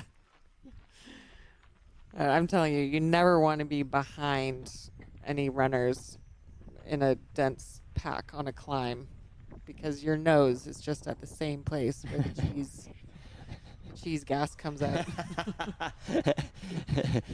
All you smell going up the climb is just... Oh, the flavors and... That's my memory of my first UTMB. It's just cheese farts. Love it. Let's see if the production team clips that for a social. Yep. That is a good cheese fart grade as well. If you know your competition is behind you, that's when you let go. Well, it's one way to get in ahead of the competition. I have to say. It's a fair move. You have to use anything at your disposal. Yeah. And wow, we are less than 1 kilometer to go to the finish of this marathon course. And it looks so peaceful, but will he be able to start to hear the finish lines? Yeah, I'm surprised it's only okay because that feels much longer. You'll see, like he'll get into the trees. There's going to be this steep section across, and then my memory was like, yeah, you see it on the 3D map. It looks much further than that. Although we are being told the official distance is 43 kilometers, and here it says 42. So it might be a couple of Ks. That would make a little bit more sense. Let's see. Well, yeah, we'll keep an eye on that. I'm sure he's hoping it's a kilometer. It's funny, he's looking behind him. I mean, he must know that he's got a pretty good lead here. Yeah, because he was definitely told at the last aid station the lead that he had, and he knows deep down that he never faded. Yeah. He had a 10-minute lead at the last aid station.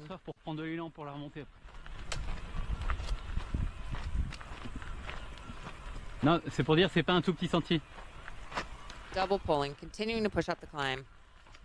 Yeah. Followed by Elia Bongiovanni and Maxime Pelochou. Yeah, I wonder where they are.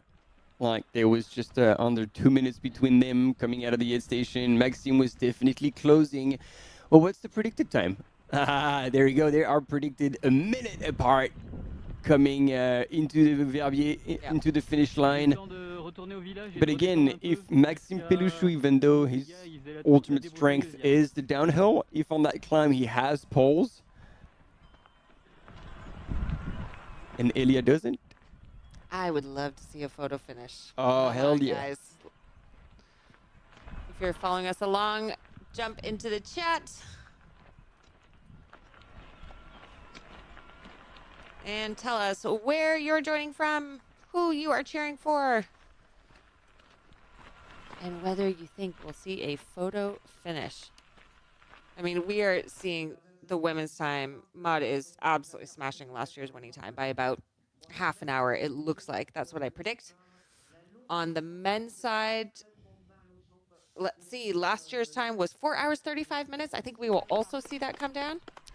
35, even if it's now less than a couple of Ks. Yes. Yeah. Yes, he has 14. Yes. Yeah. Yeah.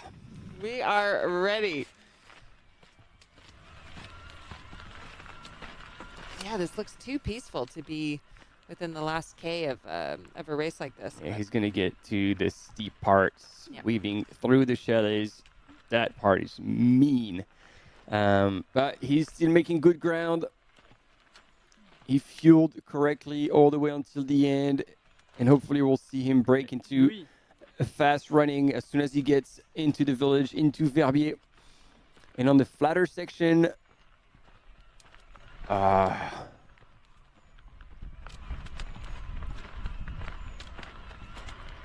we were guessing that the top man would finish around noon. We did start 10 minutes late. So there you go. Yep, that is right on time. Tu peux prendre toutes les coupes jusqu'à la dernière où tu vas retrouver la route. Tu auras un panneau vélo rouge quand tu rentres dans le village. He's working. It's everything but easy, that last part of the Trail Verbier Saint-Bernard by UTMB. But this is not enough to stop our leader, Lucien Mermillon, from moving relentlessly forward towards the finish line. 43 kilometers, 3,000 meters of climbing. More vert per kilometer than UTMB. And now that gap has lessened even further to 1.1 kilometers. It doesn't mean that any ground is actually being lost here. It's just a difference in the type of terrain. You know, there was the split went down from over 2 kilometers down to 1.5, now 1.1, because we had in second place, you know, running Elia running a much flatter section, while our leader here, Lucien, was on the climb, so that allowed the gap to narrow. But it should hold pretty steady now until the end. Oh, yeah. It would take, like, taking a wrong turn, breaking a leg, breaking a pole. Getting into a fight with a cow. Getting into a fight with a cow. Stopping for raclette. Doing a raclette degustation. Popping a flask. And then maybe there would be a shot at losing first place. But Lucien Mermillon is... he's getting there. The noise, the cowbells. And we have a cowbell here in the studio, which we will get ready. Oh, yeah, we do. It's still there. I was worried somebody nipped it from us. No, nonsense. We have a Swiss race. We need a Swiss cowbell. There we go. Back to the women's race with our second place, Lucille Germain. Moving up in the overall ranking here. And we have in the chat, we have Hans, who's been here with us. Oh, yeah. Shout out to Hans. Weekend. Yep, from Barcelona, cheering for Maxime. We have Lo cheering for Yannick. And Lena from Sweden cheering for Pierre. Encore une trentaine, quarantaine de mètres, c'est le plat. Et l'arrivée est savoure. Allez. There you go. Less than half a kilometer to go for our race leader, Lucia Mermillon. Profite, c'est l'Italien. Ah ouais? Oui, il a abandonné. Simon? Oui. Ok. And so, he's getting the information that Simon has dropped. So he actually did not know that. And he's being told that the Italian runner, Elia Bongiovanni, is miles back. So he's like, okay, you're done with the climbs. He's putting the poles away. And he told him, like, enjoy. Take it all in. The win is yours. Obviously, he's going to be wanting to establish a new time of reference on this course. And so he'll be like, okay, I think he's still going to run hard on that road section. There we go. He's on the flat. He's in Verbier. Oh, what a great way to finish a race, getting a little bit of that intel so you know it's in the bag. Exactly. You can just enjoy it, soak it all up. You don't have to worry about being passed at the last second. That's exactly the kind of intel that you want to get, that you wish the camera runners would be able to tell you, but they can't. They can't indeed. And we hear Ludo already now from the finish line. Verbier is on fire. This shaking his head. international ski resort, everyone coming out in full force to cheer our race leader into the finish. Simon Paccard was the favorite to win. Unfortunately, twisted his ankle, but already had lost first position before that incident happened. And so he could catch a glimpse of the finishing area, but he has to go all the way around the block to finally make his entrance into the finishing chute. Only a few hundred meters for French runner representing Team Rossignol, Lucien Mermillon. There we go. The finish line is just there. In full disbelief. And breaks out into a smile. This is a fantastic finish for him. I think he can't believe it. Certainly, oh my goodness, what a win for the marathon at Trail Verbier Saint Bernard. Lucien Mermillon, our winner, and he has given it all out on the course and is laying down, soaking it all in. This is our race champion. Yeah, he certainly kept pushing all the way until the end. But now the strength come back, the second wave, the relief of having crossing the line is done. It's like, yes, let's celebrate. Let's give back to all the spectators who have come and celebrate him today as a champion. He still can't believe it. Shaking his head. And smashing last year's time as well. Yes.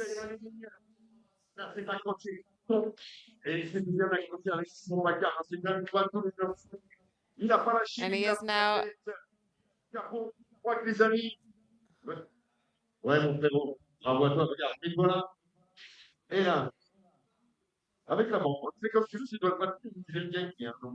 There we go. We're getting the photo finish with the tape. Oh, is there a bit of a cramp? What was going on here? Oh, no, he's just catching it properly. There we go. And he has now secured a direct entry to the UTMB Series World Finals next year in Chamonix. So having gotten a win on the 50K, he will have an entry to OCC in 2027.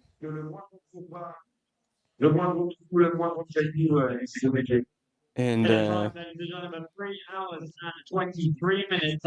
So not excuse me, right? 3 hours and 23 minutes.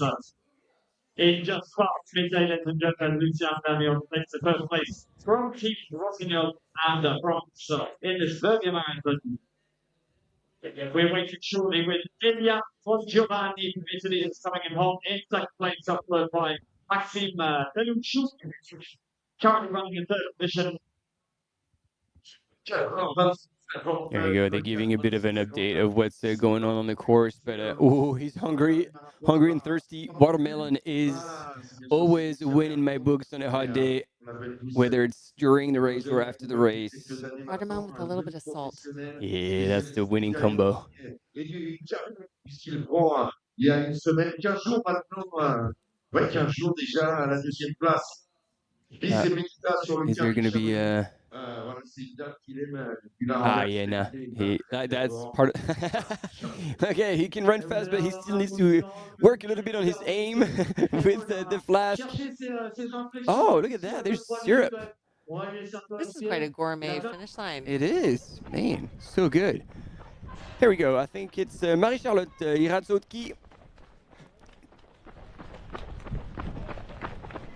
And leaving the aid station. Yeah, she's gone through.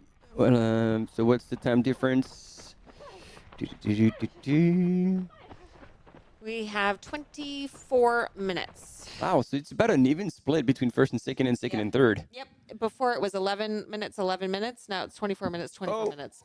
Look at that. Whoa. This is what we wanted to see, ladies and gentlemen. I mean, not for everyone, because obviously it's a sad day for an Italian runner. But ladies and gentlemen, the man, the lumberjack, from Switzerland, who is known and feared for his finishing strength.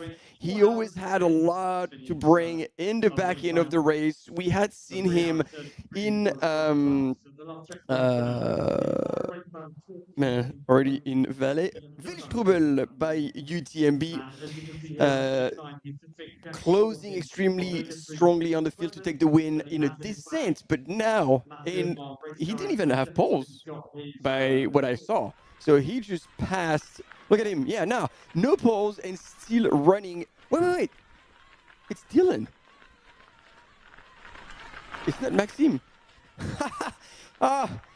My apologies, team.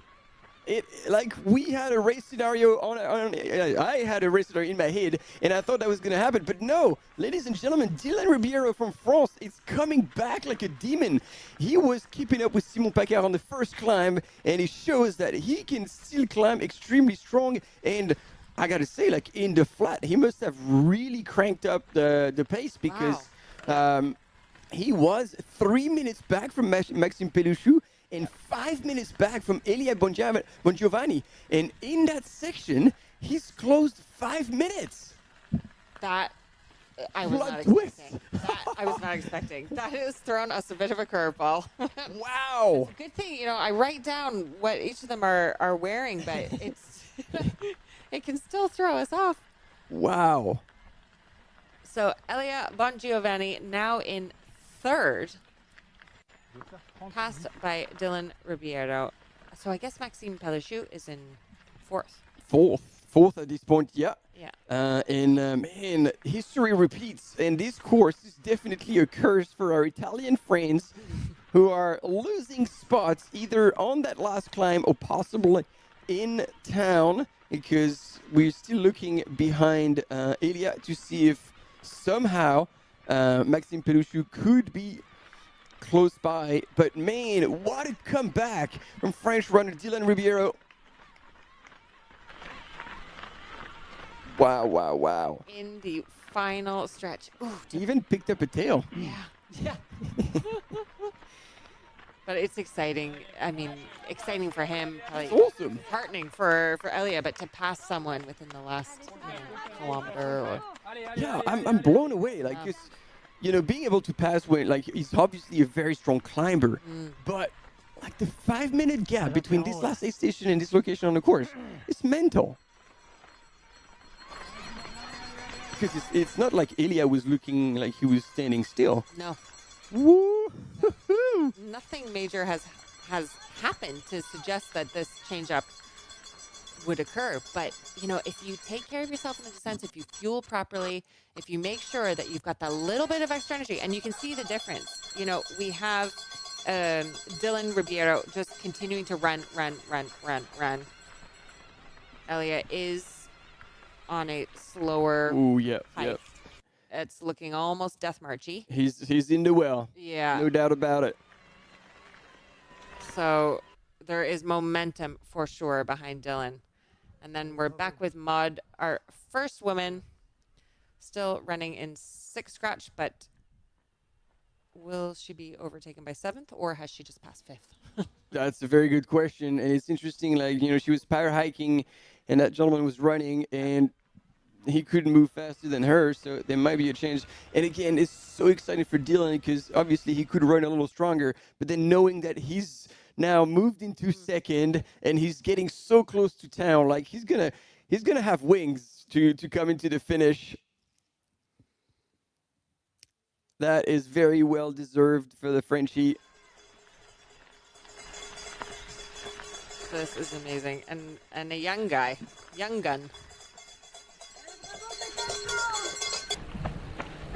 He's had a first place in an 11-kilometer race earlier this year in May, and a sixth in 50-kilometer, the Adidas Terex Maxi race. Yep. And for the Wildstrubel, third, where Lucien was fifth, our race leader today, finished behind Dylan in Wildstrubel last year. Now we've just crossed 4 hours 35 minutes. That was the winning time for last year. And Dylan, like, I mean, he's obviously worked pretty hard to get where he is, but man, he will be stoked. About 300 meters to go for the French runner from team. Hang on, I want to check that, double check that. Yes, Salomon France. Yeah, well, see, And the question is, you have your gravel shoes, and they work when you're on gravel.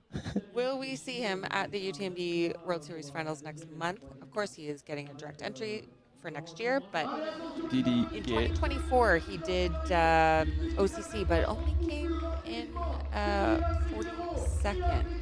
So after the performance today, my God, look at him come towards the finish. This is Dylan Riviero from France. Took a last-minute switch into second place. He's got to be well happy with that. Yeah, super strong finish, well managed, and as you say, he will be absolutely stoked about this performance today.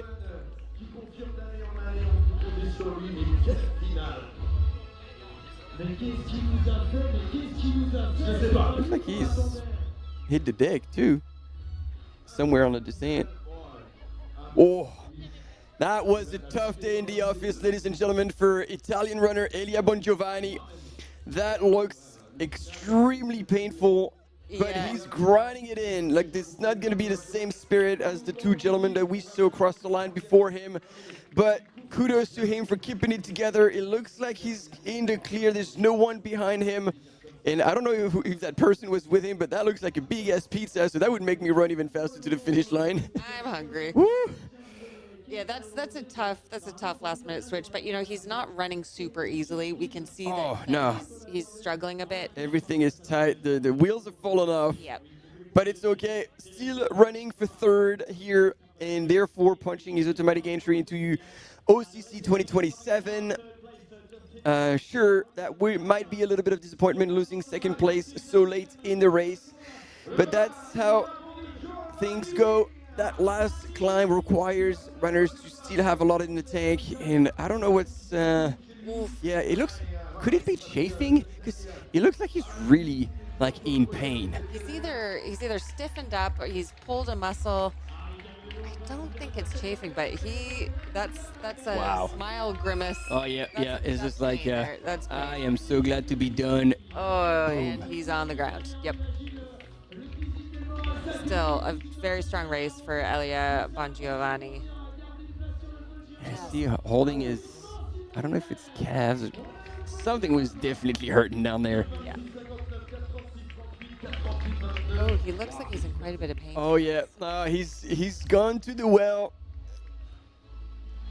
and that was a bit of a challenge, but looks like a chalk outline from above. We've got a victim of the course. Yeah. A podium winner, but a victim of the course for sure. Not an easy course by any stretch of the imagination. And there he's smiling. I was worried there for a second that he was breaking down into tears, but maybe. No, it's good. We're not going to finish him off just yet. We'll keep him for the podium. Podium that will be seeing these gentlemen, these stars in soon, these top three ladies, but a few extra top runners because the UTMB World Series is welcoming Tudor as a watch sponsor. And for this very much edition of this, two of the Tudor sponsored athletes, Rémi Bonnet and Baptiste Chassang, will be in Verbier to hand over the prizes for those top athletes. Oh, excellent. As a celebration for this new partnership between this UTMB World Series and the high-end watch brand Tudor. Yeah, they just kind of exploded onto the scene in the trail running space. They made a lot of noise when they did all these signings. So we named two, Rémi Bonnet and Baptiste Chassang. We also have Yao Miao, Coordinator Walter. Is that it? There were quite a few of the top runners that were all announced all at the same time.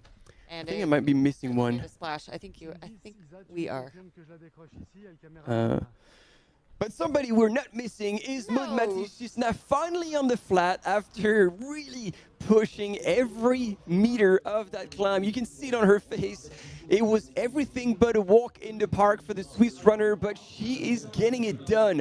As a reminder for you back home to appreciate the performance she's pulling off today, last year's reference time for the women, the last year's winning time was 5 hours and 20 minutes. Right now, it is 4 hours, 41 minutes elapsed. We're talking almost 40 minutes faster than last year's time. Wow. It is borderline disrespectful. It's borderline disrespectful. Maud, come on, what are you doing to us?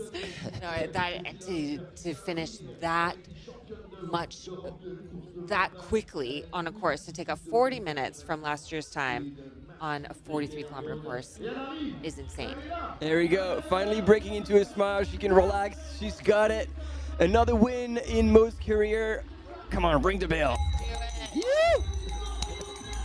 cows are queens, and Maud is that queen here today. Our winner of Trail Verbier, separate art by UTMB, Maud Matisse. Oh, she is happy with that one. How could she not be? She battled. And what is her overall placing? Oh my gosh, she's fourth. She is fourth scratch. Maud Matisse has climbed her way up. Fourth scratch. It's outstanding. It's outstanding. Yeah, man. All right, kids, you know what to do. Grab your parents' hiking backpack, put a whole lot of rocks in them, and start hiking on the treadmill at 20%, because that is probably one of the many things that Maud Matisse is doing to run these incredible races. And here is a fourth place finisher in the men's, but fifth overall. Yep, it's not often we get those kind of rankings. That is awesome. Mark Vizcano Munoz from Spain. Fourth men, fifth overall. And it means that Maxime Peluchou was not able to hold on to fourth place overall. We'll see him probably come in any second now. Oh, good sportsmanship here from our fourth man finisher, just shaking the hand, not the head, of Maud Matisse as she sprints back into the finish line for Slow down now, Maud. a victory lap. You can slow down. You can take a break. Even her victory lap is on full speed. Hot damn. There you go. All right, I give it to you. You called her. I was cheering for our Lucille Germain. Lucille Germain. I thought, no way can Maud keep up the streak, but she can.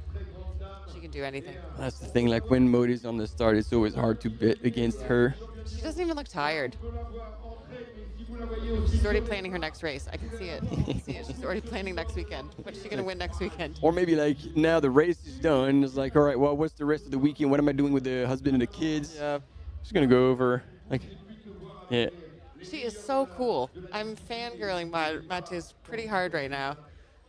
No crew, no polls, no music. What's your excuse? No prisoners. Huh? I don't know. Back home. I don't know.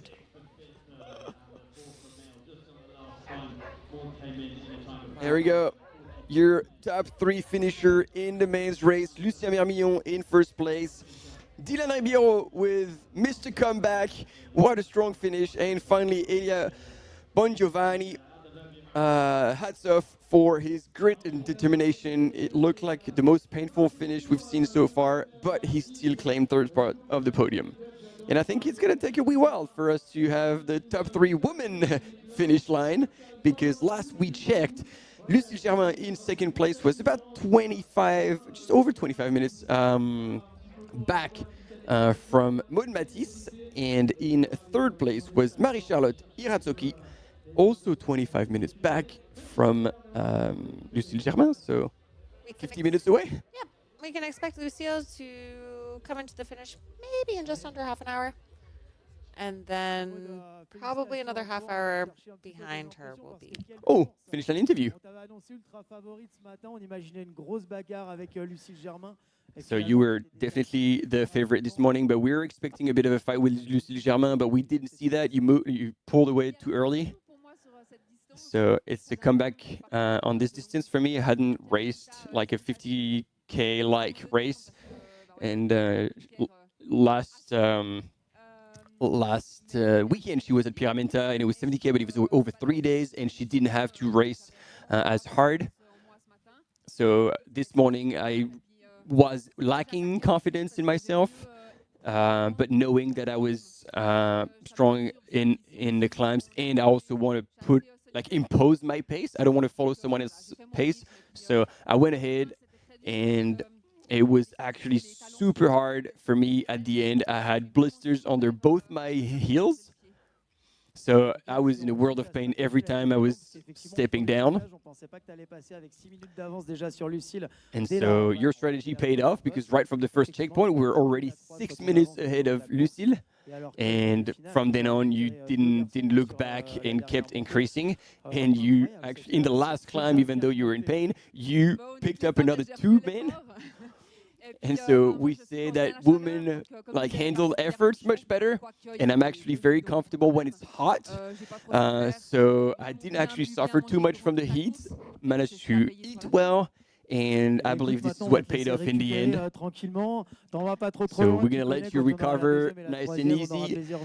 You know the areas, and maybe you stick around whenever the second and third woman will come in. We can have you back on the lane to have a top 3 photo. And he's asking the crowd to give a massive round of applause for the one who blistered through that marathon course and took 4th overall. Blistered through the course and through her own feet. Damn. Whoa. I'm at a bit of a loss for words. Never mind. Oh. I'm gonna be trolling social media, see if we get a photo of her, the blisters, because man, we've seen that. And if these are the blisters you and I can picture, those are big and way deep under that thick layer of super painful. Derm, and so these ones are extremely painful. Sometimes you're like, should I pop it or not?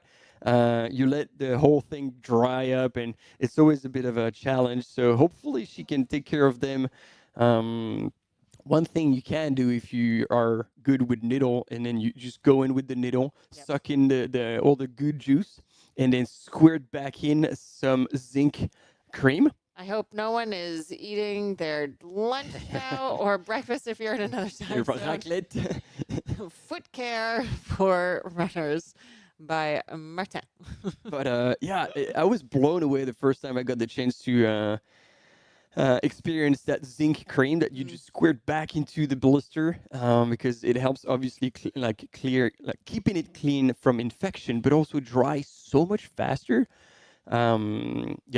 I had that in multi-day, it was Trans Rockies in the US.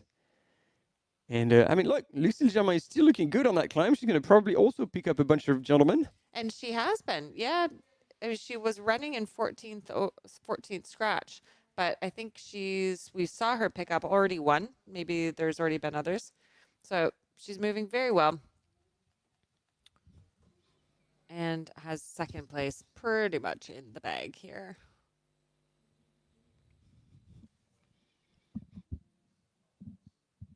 She can be comfortable knowing that she is on the podium and has secured her place for OCC next year.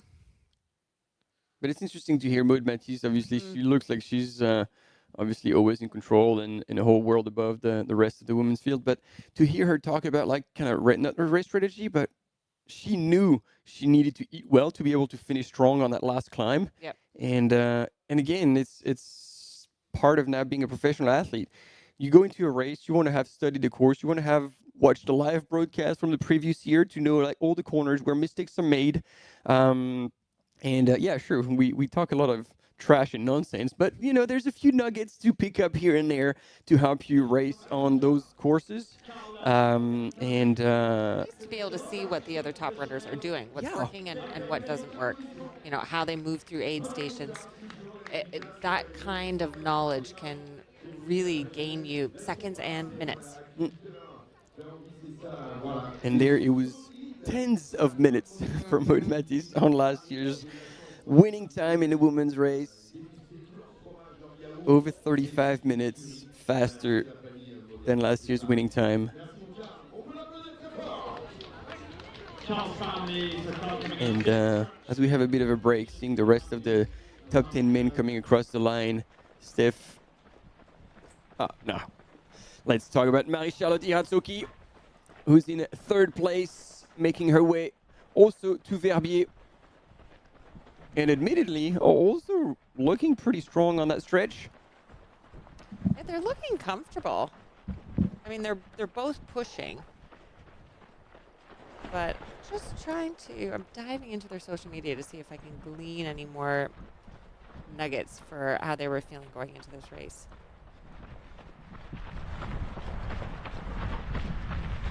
And you know, you look at Marie's UTMB index, and it really just isn't nearly as high as the others. Oh wow, yeah. The UTMB index around where mine is, frankly. And I can tell you, I would not be running in third if I were in this race right now. So I think she's running above. You sandbagger. Yeah, she's running above what her UTMB index would indicate, which is something we always love to see. It means she's having a great race day out there. And as we are seeing these images of our second and third place women running towards the finish in Verbier, we are going to a short break, and we will be back with you in just a couple of minutes.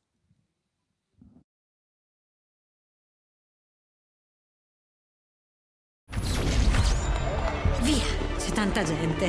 Non ci facciamo prendere dall'entusiasmo. Allez, bien en gestion, le cardio est bon, c'est parfait.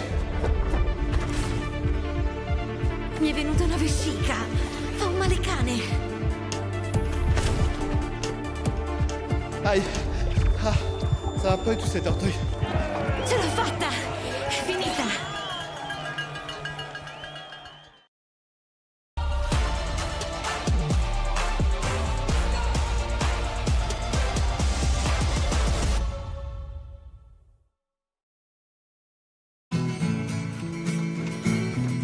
Try imagining a place where it's always safe.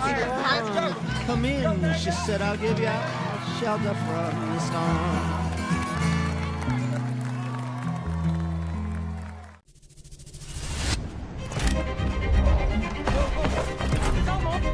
Ça, c'est Louis. The group is so nice.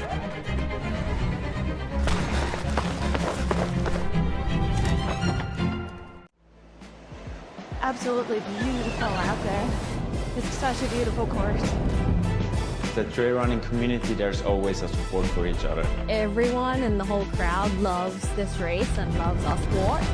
I wanted to win. I wanted it so much. I was dreaming about it. That's the best feeling and the best result. That's why I do this sport. I'm really grateful to be at the start line surrounded by these amazing athletes. If you are a trail runner, you have to take part one time in your life.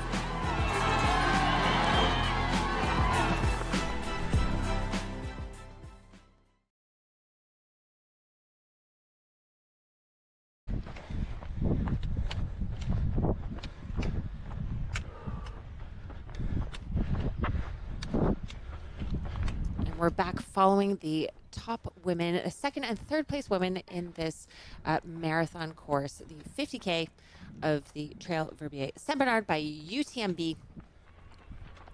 We are following Marie-Charlotte Iratsoki in third. And then in second place, Lucille Germain from France.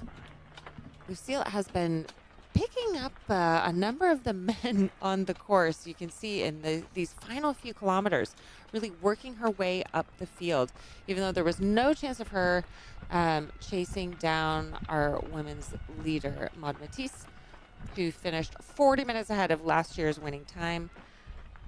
She is still racing and still moving her way through the field to improve her overall position. At the last checkpoint, she was running in on a 14th scratch, but it looks like she's at least 12th, maybe 11th scratch at this point. So really moving incredibly well. Just a few kilometers from the finish. Estimated to come in about 19 minutes, but I feel like it's going to be quicker than that.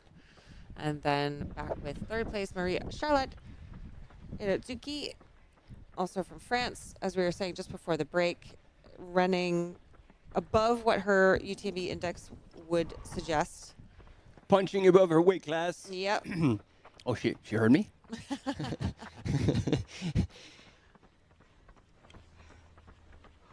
Oh, yeah. I was Really running on fumes. Picked up half pain au chocolat from the kitchen. And we're back just to finish following the women's race. Bring in our top three.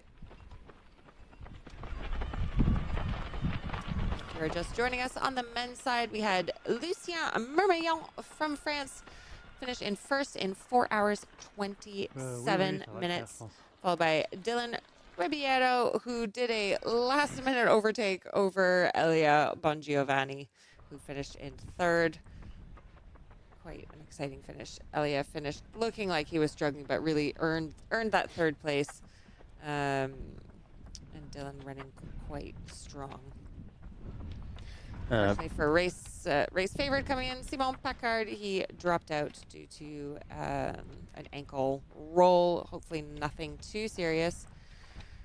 And as we know that, he's gearing up for CCC next month. So. And as we have Marie-Charlotte, she wasn't actually looking at me in the switchback. She's actually looking behind. So she might be running scared. The young runner from Pau in France. And she has a common point with, and I'm going to help you with this, Martina Młynarczyk in her past activities. 10 years of ballet dancing. Oh, yes. I did not know that. Amazing. Before she went full swing into ski mountaineering. Well, you know, I swear being a ballet dancer helps you on technical terrain because you're just light on your feet. Just a little pitter-patter. And you also probably know something about foot pain. Yeah. So having nice and comfy trail running shoes would be a blessing. Yeah, for sure. And she was also in the French ski team from the age of 18, so super early on, racking up around 20 French vice-champion titles. Wow. Vice-champion. So, but she's in her own words, like, never the same girl ahead of me. And she is apparently also a very strong climate change advocate. She avoids flying whenever she can. Yeah, something that is often hard to avoid when you're, traveling to these races, but making sure that, these races are run in as a sustainable way as possible, reducing traffic, the race is providing shuttles. There are ways to reduce the impact on the environment, but it definitely still makes an impact with runners flying in from all over the world. And I love to see that image just seconds ago. They were neck to neck, Lucille Germain and that gentleman. And she got the best out of this side-by-side battle. And poor guy was just broken in half trying to keep up. And then picked up at least 2 or 3 men on this climb, I suspect. And then, she's broken the elastic, moving into a running stride, but still making good use of the poles. Once again, when the race finishes with such a climb, I feel like it's a tactical mistake not to have poles. There's a chance here. There's a chance. You're break into saying the there top is a 10? chance. There's a chance. I think that she could potentially break into the top 10. I think she could get 10th scratch. Oh, wow. Yeah. Yeah. Because she was running in 14th. I've seen her pass at least 2, maybe 3 men. And if you look overall at the men's side, we've had, well, men and mod. We've had 7 people finish. We should have Maxime Pelichou, who has not finished yet, coming in hopefully imminently. And then 9th place, I think, is certain, but there's Theo Verbier coming in 10th, who she looks like she's running, according to the algorithm, around the same, expected to come in around the same time as. Wow. Yeah. So we could have 2 women here in the marathon course come in the top 10, which would be awesome.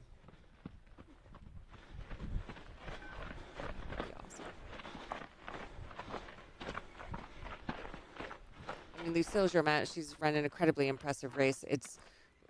We want to make sure not to lose sight of that, just because Maud Matisse has absolutely blown everyone murdered. away. Yeah.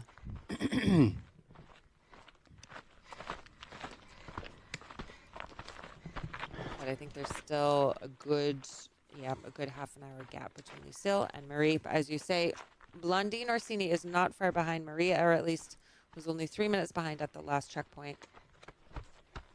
So the race is still on between 3rd and 4th.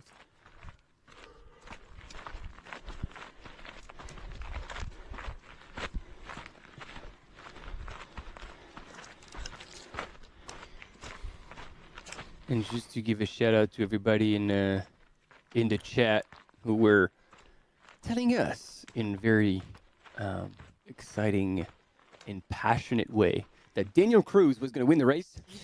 I'm sorry to say, I just checked again. Is in 40th place so far. So, yep. But what a cheering squad. I mean... Oh, yeah, like, fans' favorite by a mile. Yeah. What a cheering squad. And we see a little bit of Canadian love in the chat. That's what I like to see. Ooh. And okay, now we've got a distance split, so 2.73 kilometers in between Lucille. Wow. And nice shot it. Yeah. And that's particularly on a climb. That's a good chunk of time. Yeah. What did we say? Like 25 minutes? Yeah, I think. Yeah. At least, I was guessing half an hour, but. Come on, Lucille. Let's see if we can pick up some more men. Break a few more spirits. Not pick them up, but pick them off. Well, whatever you float your boat. Oh, Tinder Verbier. I mean, isn't the finish line of an ultra the best place? Like, everybody's just tired, willing to lay down, sweaty. Okay, now we're getting into X-rated commentary. Oh, it's been X-rated since day one. Got to pay extra for this, folks. We are not currently behind a paywall. We'll follow up on OnlyFans. Yep, this is it, ladies and gentlemen. Always the last half an hour of the live broadcast is going sideways, no matter what. Well, it was Kelly Roberts. I don't know if you follow her, but it was years ago. She went quite viral for taking a selfie photo with a hot guy at every kilometer of, I think it was the Boston Marathon. No way. Yeah, it was hilarious. Was it a different one? Different one. Yeah, different one every time. Scouting for them as she moved Different to the one field. every time, and it was absolutely hysterical. I remember seeing this in the news. It wasn't even on, I mean, it was social media, but in the news. And she ended up going so viral and starting a bit of a kind of movement on the Badass Lady Gang, where she just really encourages women to get out and run. And hey, if it takes hot guys and scouting on the course, I mean, why not? There's got to be a benefit to having still a lower participation rate of women in these races. Yeah. Plenty to pick from. You know, if you want some encouragement, ladies, you know, we can tell you all the normal stuff about sport and achievement, but hey, you're also surrounded by a lot of men in spandex, so. Note for yourself. Just make sure you pick them up before the cheese station. Before the cheese farts, exactly.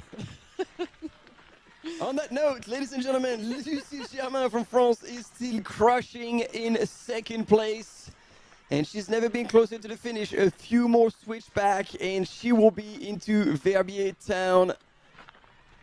And also, she will be finishing under last year's winning time of 5 hours, 23 minutes as well. We're only 5 hours and 5 minutes into this course. Plenty of time. Yep. She does not have far left to go.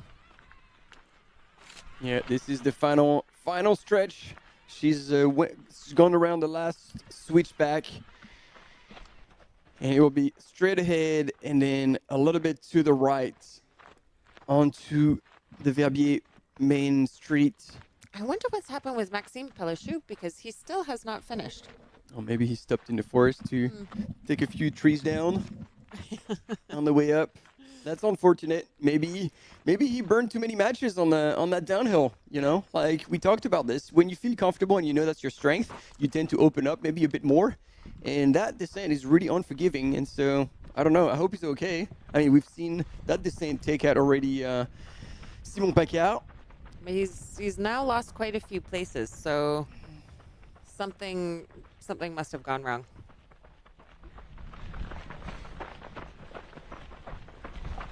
But now, we've got 3 men who are predicted to come into Verbier imminently. But I'm still pulling. I'm still pulling for Lucille to get top 10.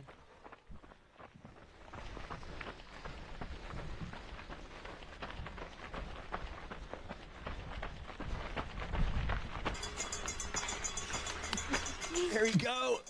Both ladies giving everything they've got to make it up that final climb. The weather is getting hot. Maud was talking about it. She said it was definitely to a temperature that was going to affect the racing. Luckily for her, she is comfortable in this hot weather, but she could feel it already. So these two ladies, as the sun is keeping up and warming up the valley, and Ludo is setting that finish line in Verbier on fire. Probably, 10 minutes away? All right, let's call it. It's 5:18. I think it's less than 10 minutes. Less than 10 minutes? Yep. I think you're right. I'm going to go 6. All right. 6, so that's going to be 14. Let's see it. I love a good bet. See, she's continuing to pass the men. Come on, let's go. This is what I like to see. Oh, head down. You know, you're looking at your feet. You're looking at the ground. You can do it. We can hear her breathing. She is working. Yeah, I wonder if she knows that she's close to top 10. Yeah, it's a good question. I don't know, but we know that Lucille is famous for her strong finish and absolutely murdering herself. Like she leaves nothing on the course. Like she will just absolutely give everything and going to hurt like her. So she's now, she knows that she's done with the climb. She's breaking into a run, putting the poles away, and she's gonna open up in the main street of Verbier. Somebody's gonna try and make a move. But if you want to be a gentleman, you have to make a move now. You can't make a move in the finishing shoot. Oh, and look at that transition. Both poles, boom, in the quiver. Too easy. And there we go. Final turn. She's onto the flat. Let's get those fast wheels on. And the flat is the part that she hates, but flat going into the finish is certainly the best kind of flat you can have. Okay. She's checking her watch. She's got just a couple hundred meters to go. Lucille Germain, our second place women, running to the finish. Oh, was it a competitor? Yeah. Well, he has a freaking backpack on, so I'm get. Absolutely. Maybe this got no bib number. She's gonna finish top 10. Here we go. Atta girl.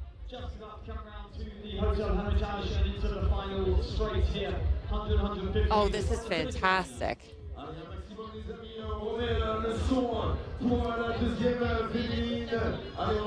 There we go. This is fantastic. Well, the men have been dropping off. She has just picked them off one by one. At the last checkpoint, she was in 14th place. And now we have Lucille Germain coming in top 10 scratch. Looking at the time, she knows she's under the previous winning time by 10 minutes. We were both wrong, but you were closer. And there you go, finally breaks into a smile. Celebration time, ladies and gentlemen, for the French woman, Lucille Germain. Woo!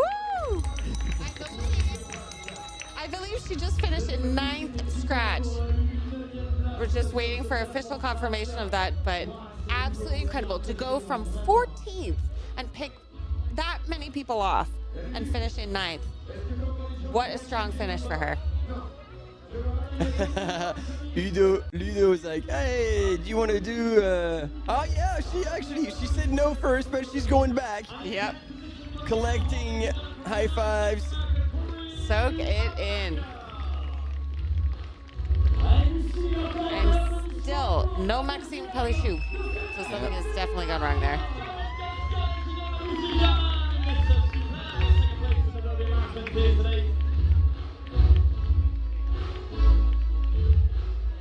And that's her crew. The team behind the scenes who helped her out at 8 stations.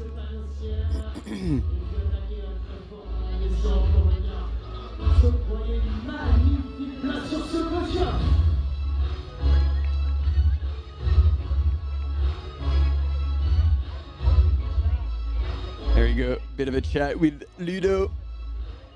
Ludo always the right words and the kind heart of the finish line. Oh, and here Maud Mattis coming to congratulate. Oh. And Lucy Germain just shakes her head. She's like, nah, yeah. It wasn't that much. Can we hear something? Nah.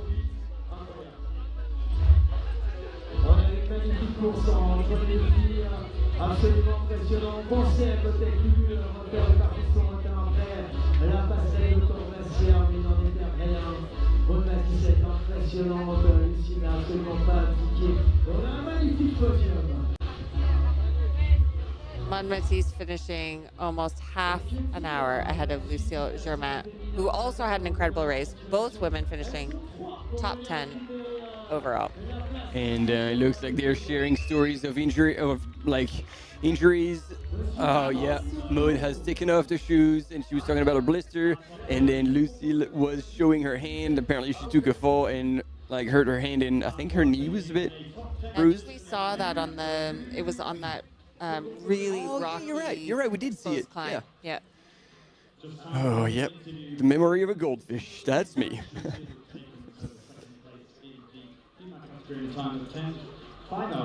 And now all we need to finish out that podium is Marie-Charlotte Iratsuki.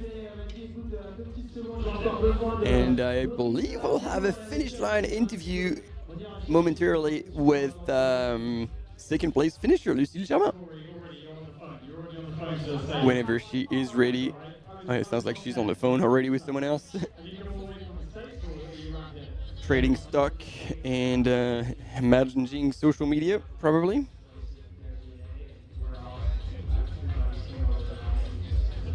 I just did a little look up. Germain, there are a few Germains who are registered for the 70K, but I think if I found the right one. Yep, I think he's still moving, still on the course of the 70K. That's good news. 77K. Here we go, team, back on the course to finish this broadcast on a high with our third place finisher, soon to be crowned third place finisher in Verbier Saint-Bernard. Hopefully, but there's always a but. There could still be a race with Blondine Orsini, because they were only, I think, 3 minutes apart. Less than 3 minutes apart at the last aid station. And that is why when we were talking about Marie-Charlotte, she was looking over her shoulder in the switchbacks. She could possibly see her competition creeping up. Yeah. Oof, that would be a tough one in that last climb if you had to really go pedal to the metal. We saw that on the men's side. We saw that on the men's side. Oh, so yeah. Are we going to similarly see a bit I mean, of a last selfishly, for us, I hope so. We want drama. We want late passing. But you know, it's interesting just looking at Marie-Charlotte's technique here. She's got the Lecky poles, but she's not clipping into them. Oh, she's not? No, she's not clipping into them because she's frequently kind of removing the poles and not just holding them in her hand. But if you don't clip in, you don't have the benefit of that leverage. Oh, yeah, you're clamping onto them. Yeah. Or maybe she's just super quick at unclipping him. She could be. Maybe she's clipping it now, but there's twice now that I've seen her that she was just holding on and then immediately kind of moved her hands down. Allez les copains, je vous coupe un petit coup la parole, on va Here aller we voir go. Wow, we told you she gave everything and a little more out on the course. Beautiful second place on this stunning course. Yeah, I really enjoyed the course. There was a little bit of everything. I absolutely love the technical part at the top. Stratosphérique, franchement. And today, like, I saw Maud just leave from the start, and it's like, well, I'll only see her again at the finish. Après, je suis quand même contente de mon temps. Franchement, je me suis I'm donné still super happy with my time. I felt strong from start to finish. It wasn't always easy, but I was trying to hold à on. l'écran pile poil à ce moment-là, on t'a vu chuter à la montée en montant du We côté saw de you ta crash on the vestiaire. climb. You were on camera. Ça va, ça t'a pas posé problème sur le reste de la course. But it didn't look like he affected you too much. I was like, yeah, I got a bit confused because usually I fall when I'm running downhill and not uphill. But I did actually like cut my hand and knee, but with adrenaline, I just turned off my brain and just kept pushing. Acceptable dans la journée au niveau de la chaleur. On se demandait sur l'écran est-ce qu'il So commence you've déjà à faire très chaud crossed dans the la line vallée now, encore la montée but finale. now it's getting hotter and hotter. How do you feel about the heat on the course? Just like in Fionnay, I was starting to get really, really hot. But we're lucky that along the course there's a lot of water trough. So at each time I actually was stopping and pouring water over myself to try and cool myself down.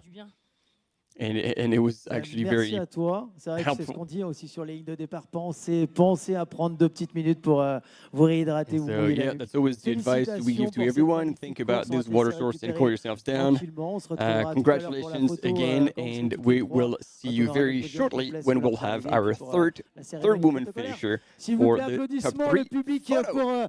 Big round of applause for our second place finisher in the women's race, Lucie Germain. She's very happy to be sitting down, waiting for Marie-Charlotte to come in. And we are just coming up on 5 hours and 20 minutes into this course. So still under when the first place woman finished last year. Yeah. And with these images of Marie-Charlotte Iratsuki, we are going to a short break, but stay with us as we follow the final podium spot in the women's race of Trail Verbier Saint Bernard by UTMB.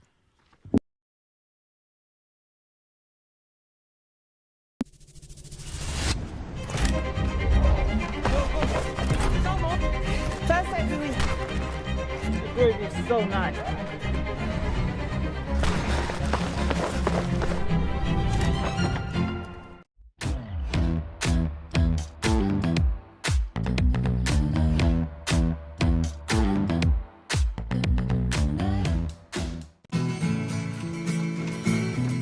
Try imagining a place where it's always safe. Come in, she said, I'll give you shelter from the storm.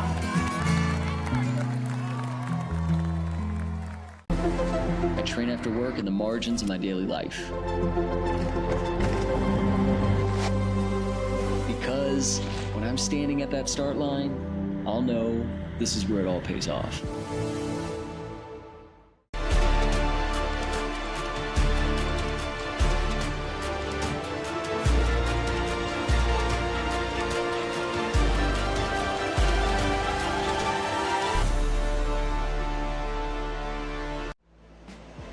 Absolutely beautiful out there.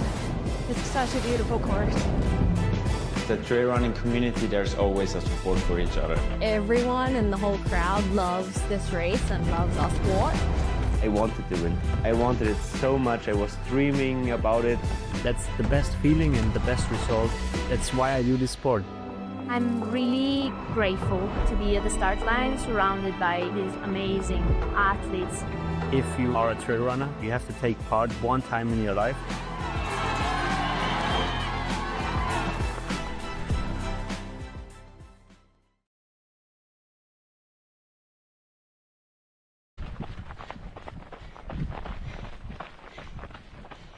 Here we go, here we go, here we go. Marie-Charlotte Tirazocki from France, looking up to the almost top of that last climb.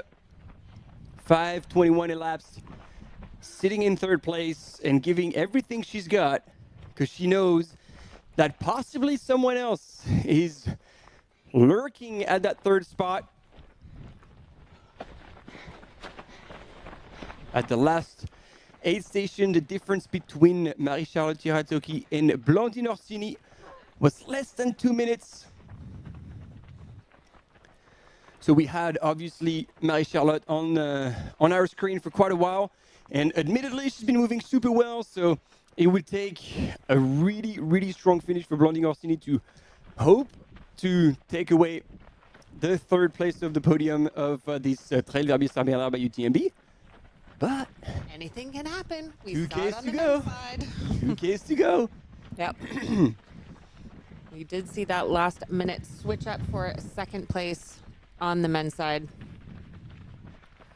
So it is possible, but we have less than 2 kilometers to go.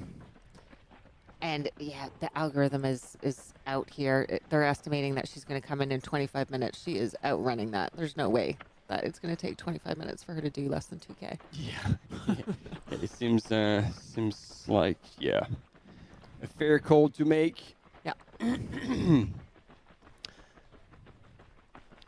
But she's still keeping the poles out.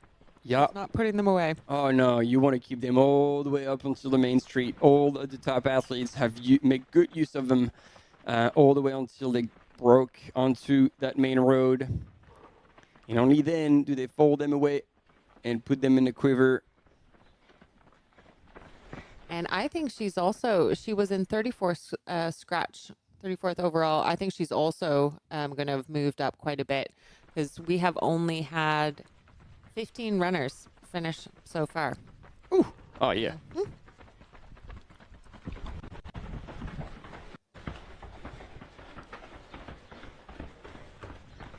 So this will be a great finish for her.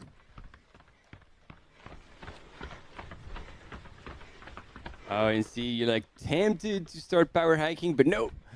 She's forced herself to keep running and then clipping back her poles as soon as she gets onto the steep. And talking about the others who are just behind her, so Blandine Orsini, who has a couple of wins last year under her belt, and then Marine Quintard, who was near the top of our list coming into this race, kind of the third favorite. She won MCC last year. An architect by trade, but calls herself an archithlete. And she was the one. She was a bit different from Lucille and Maud. Her strength was technical descents, and she said she could still, she'd surprise herself about how much she could pick up the pace on the flats. But that she thought it would be quite challenging to finish on a climb. So probably not be seeing something.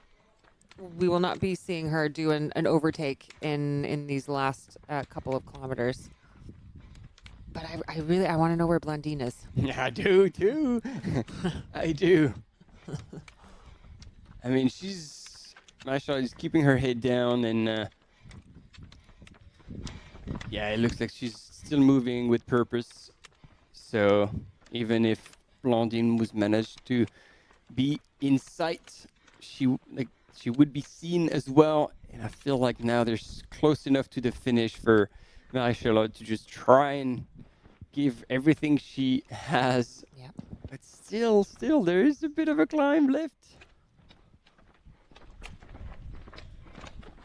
And you know, if I were her and there was only a couple of minutes at the last aid station, unless I had confirmation from someone that gap had widened, I wouldn't feel super comfortable.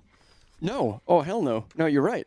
Because, again, we joked like, oh, did she hear us when we were talking about that? She was actually looking very sharply over her shoulder. See, she's still doing it. She's still looking in the distance. So, obviously, she's seen no one. So, there is a bit of, a good view, at least, on whoever is within 300 meters. The tongue's sticking out. She's grinding it.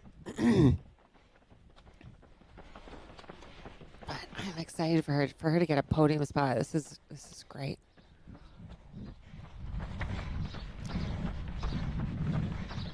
And does that mean we will see her next year at OCC?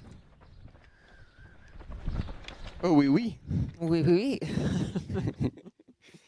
Indeed.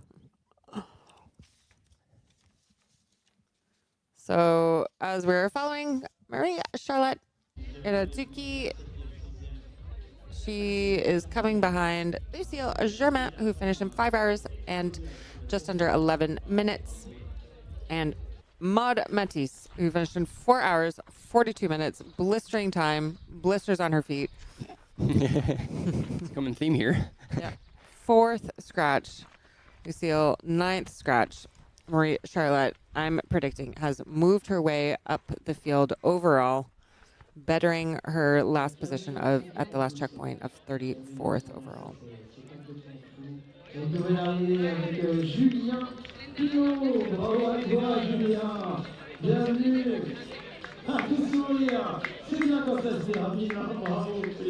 Just getting that overhead visual so we can get some kind of a sense of if how anybody's far. creeping up.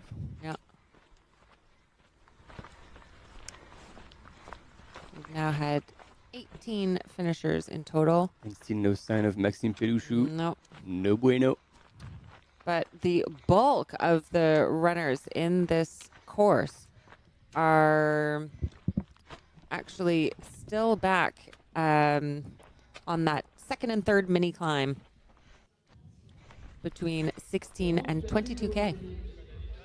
We've got over 1,000 runners that are still in that section there. And Here, here, the 22 the kilometer. drone shot on the 3 people, 2 runners and our cam runner. And again, it looks like there's not much motion behind Marie-Charlotte. Yeah, less than 1 kilometer to go. She's checking her watch. She'll be stoked to, look behind her and see no one. It's always nice when you can start counting in hundreds of meters rather than kilometers or tens of kilometers. You start counting in laps of track around the track. 2.5 laps, 1K. Let's go.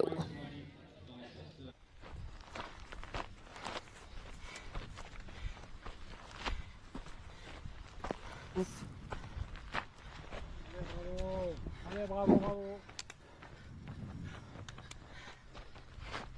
Oh, she is spent. Now she's not breaking into a run anymore across the flat sections. But she is focused. She's put some distance between her and that other male runner that was sticking behind her. So, 19% grade. You really can't tell from this angle. So thank you to Sunto for the stats on that.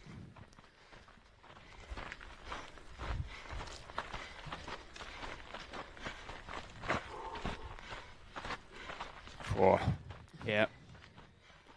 And she will be joining not only on the women's side, Maud and Lucille, but on the men's side, for the podium, Lucien Mermillon, and followed by Dylan Ribeiro, who surged into second place, passing Elia Bongiovanni. Just a kilometer or 2 from the finish. And then shout out to Cindy Kallenbach, who's watching from Illinois, USA. Her son is racing And Lena cheering for her husband, Joseph. Yeah, we've had a question from Hans. We don't know what happened to Maxime. He's dropped back quite significantly. Either, who knows, because we have him coming out of the last aid station, but no intel since then. So he's either something has gone wrong, sitting by the side of the trail, death march. We're not sure. Chopping wood. Chopping wood. There we go. 2 cameras on our third place woman so far in this trail Verbier Saint-Bernard by UTMB. Marie-Charlotte Irazzoki. 700 meters to go. Hiking up with a purpose. Head down.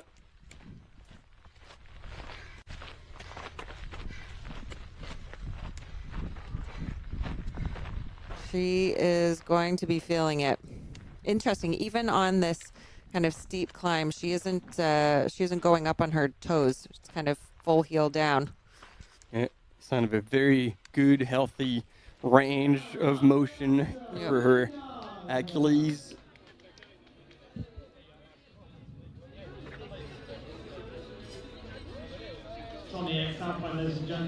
Here we go. That is the last switchback.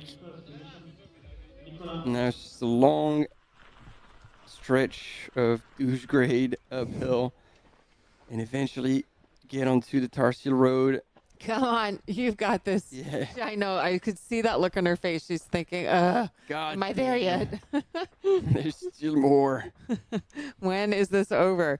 We've had 21 finishers in this race, so she's definitely going to be top 30.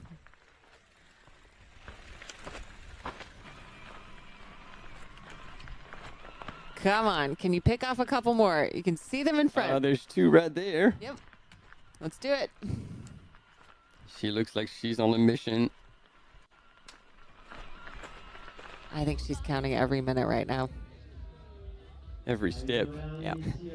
Come on.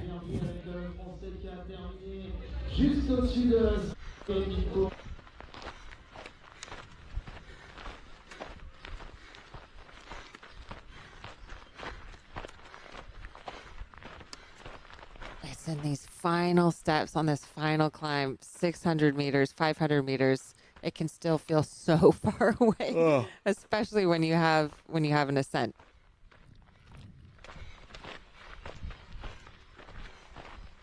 But again, strong with the poles, like moving from double pulling, the normal 1 step, 2 step, 1 pole, 2 pole, and then she even broke earlier into like 1-1, just tick, tick, tick, tick, proper cross-country skiing when you're sprinting. And she's like, okay, how many more Ks?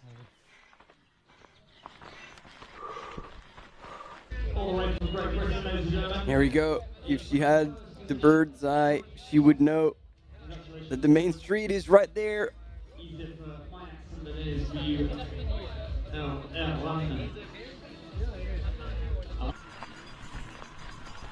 Oh, she's getting closer to another gentleman. Yeah, she can pick them off. Or at least, there's at least 2 of them, it looks like. Might be friends around that guy in the orange t-shirt. One is filming. Potentially. But then maybe she's like, I just want to make it to the finish line. She's already like, I mean, yeah, look at that. She's staring at the track in front of her, determined. She can hear the cowbells. We've got one for you. Let's go. We are ready to welcome our 3rd place woman in this 50K race.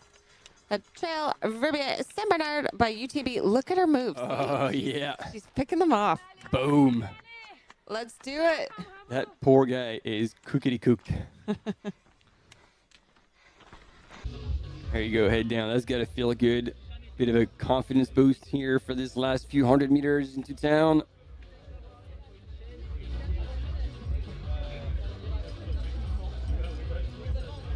And she will have her friends and fellow competitors, Maude Matisse and Lucille Germain, waiting for her at the finish line to round out our women's podium in this race.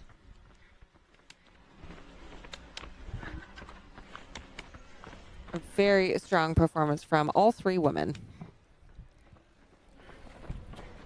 And there you go. As you were pointing out, she's not even bothering to try and put the poles away. Yep. This is how she carries them comfortably.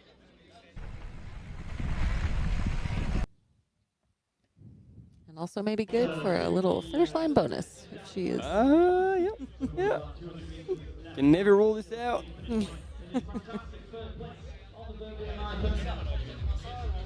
And she'll be able to hear the finish line announcer and the crowds as she motors her way towards the finish line.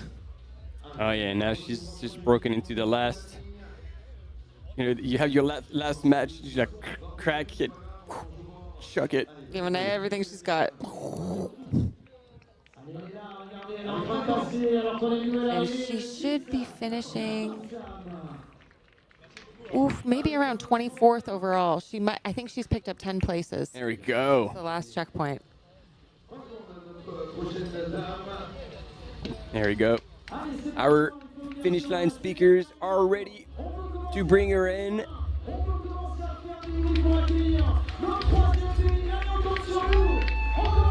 Oh, look at that. We've got tears. Yes. Oh, this is an emotional one. She is in full tears. Addressing this one to someone who's not there today, but watching, I'm sure. What an effort. What an emotional finish. Wow, that one. Oh, look at that. That one's going to mean a lot. Lucille Germain giving her hugs, and you can see the goosebumps on Lucille's arm.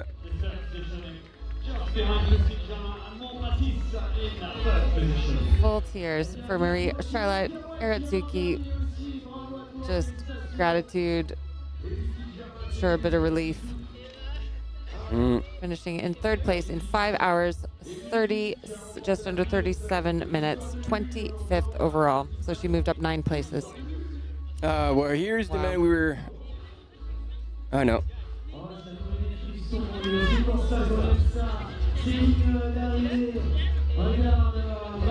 There's definitely a story here.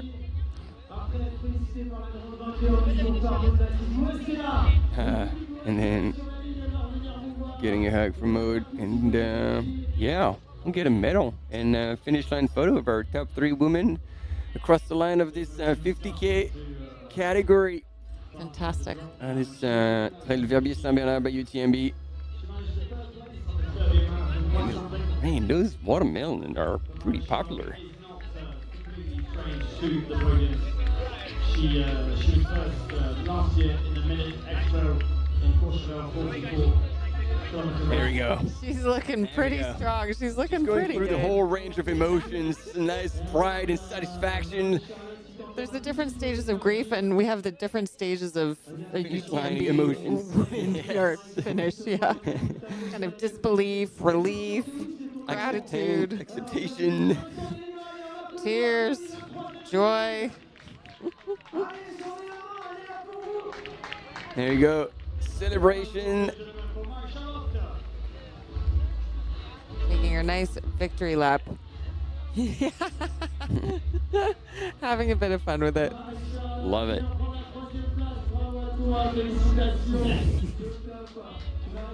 Collected a bit of salt for her watermelon.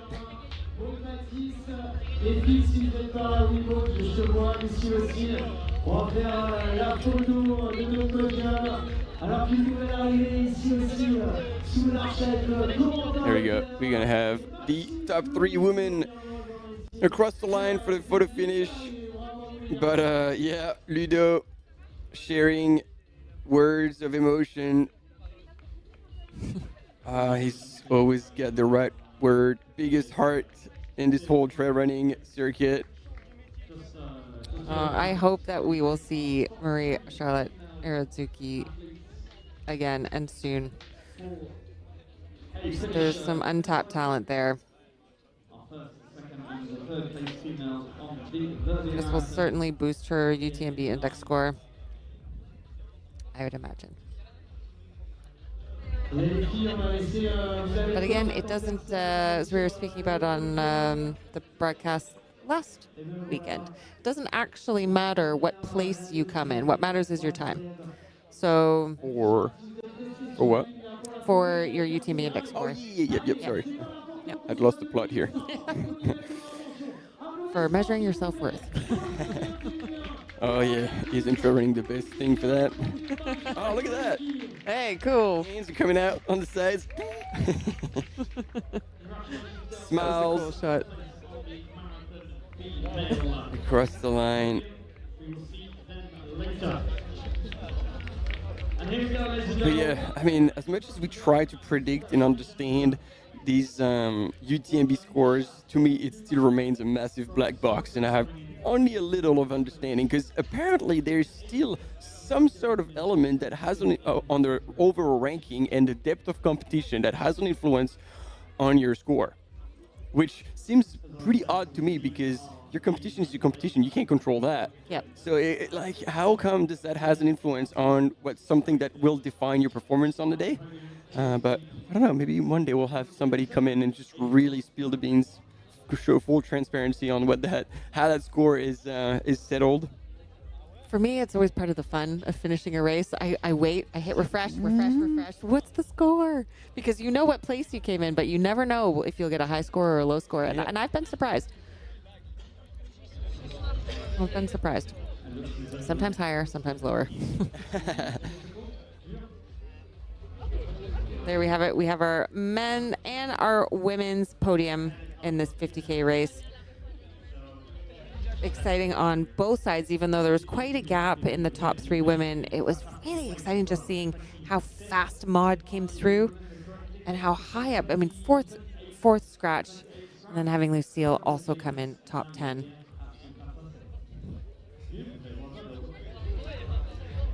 And so as we're circling above the finishing area, and wow, we're looking at runners, like he's still hanging out.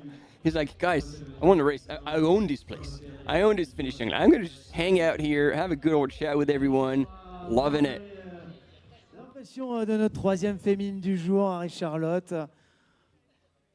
Quelle course, que d'émotions sur cette ligne d'arrivée. On t'a vu submergé par l'émotion. On va commencer par ça, parce qu'on pourrait pleurer avec toi. Ouais, aujourd'hui c'était spécial parce que j'ai perdu. Today was very special. I've lost my grandma last week. So today she was with me the whole way.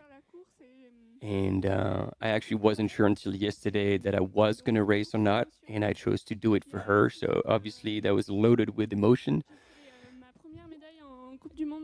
And 6 years ago, I did my first medal in ski mountaineering World Cup.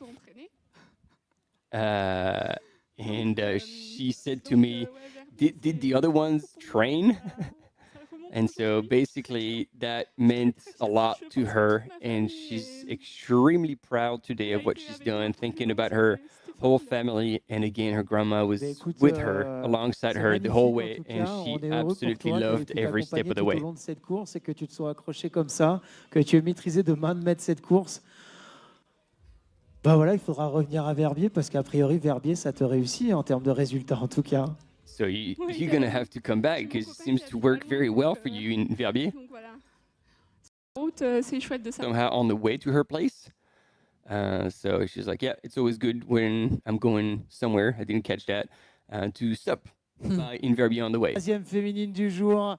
Bravo, félicitations, on va aller te laisser récupérer. Vas-y, dis-moi. Juste, je voulais remercier mon amie Salomé qui est venue en urgence. And she also wanted to give a shout out to her friend Salomé to help her out. Along the course and do the crewing for her. Pas mal, on peut t'embaucher. Allez, félicitations à toi, merci et bravo. Et félicitations à Yanis Miolan qui en termine. Bravo. Et Marie-Charlotte, sache que tu as rendu hommage de la plus belle des manières à ta grand-mère. Félicitations pour ta course. Et elle sera toujours avec toi. Oh, emotional finish. That's really tough if you've dealt with a personal loss. Just coming into a race, to kind of get your head in the game and to perform physically when you're dealing with that. I'm glad it worked out today the way that it did. I'm certain her grandmother was there with her in spirit. Yeah, it's always special, and when you race for those reasons, like, Yeah. there's no stopping you. Like, you never consider stopping or giving less than your best. It's just, yeah, it's a very special moment. And there we have our top 5 men finishing the Verbier Marathon. Lucien Mermillon in first, followed by Dylan Ribierdo, who surpassed Elia Bongiovanni in third, followed by Mark Vizcaino Munoz from Spain in fourth, and then Carl Muga in fifth. It's actually quite a time gap, 25 minutes between first and fifth, which is a lot on the men's side. Certainly on the women's side, we did see quite a large gap between first, second, and third. But we should be welcoming in fourth and fifth relatively soon. Yeah, so we're still missing second and third, as you said. Blandine Orsini and Marine Quintard still haven't made it to the finish line, but Maud Matisse blissed through that course. She just finished. Oh, boom, there you go. Blandine Orsini, 5:45, just behind Marie-Charlotte Irazuki that we saw just finish. And as you said, her UTMB index is going to go through the roof on that race. Lucille Germain claiming second place. And finally, Maud Matisse, once again, absolute winner in this women's race and in fourth overall. Yeah, incredibly impressive.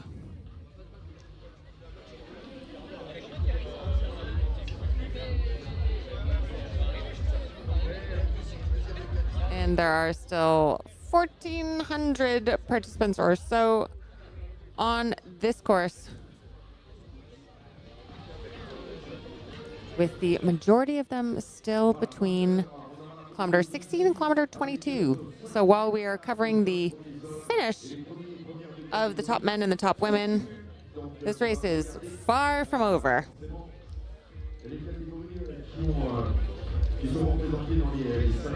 Blandine Orsini, who finished in fourth just as we were going over the stats.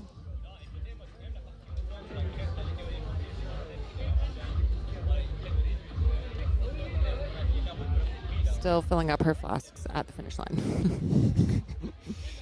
Refill as much as you want, and then again we're pointing down with our drone, but no, this is the recap, but clouds started to build up in the sky, so we might actually have, as anticipated in the weather forecast, some late day thunderstorms. So hopefully all the runners out there will stay safe. But this is a bit of a recap of what went down today in this Trail Verbier Saint-Bernard by UTMB in the 50K distance. 43 kilometers, 3,000 meters of elevation gain, and a hot start.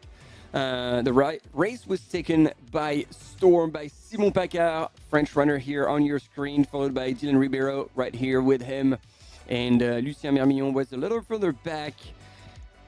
And in the women's race, right from the get-go, Maud Matisse from Switzerland took the race by storm to get in her own end. And after the first checkpoint, already had 6 minutes on second place, Lucille Germain.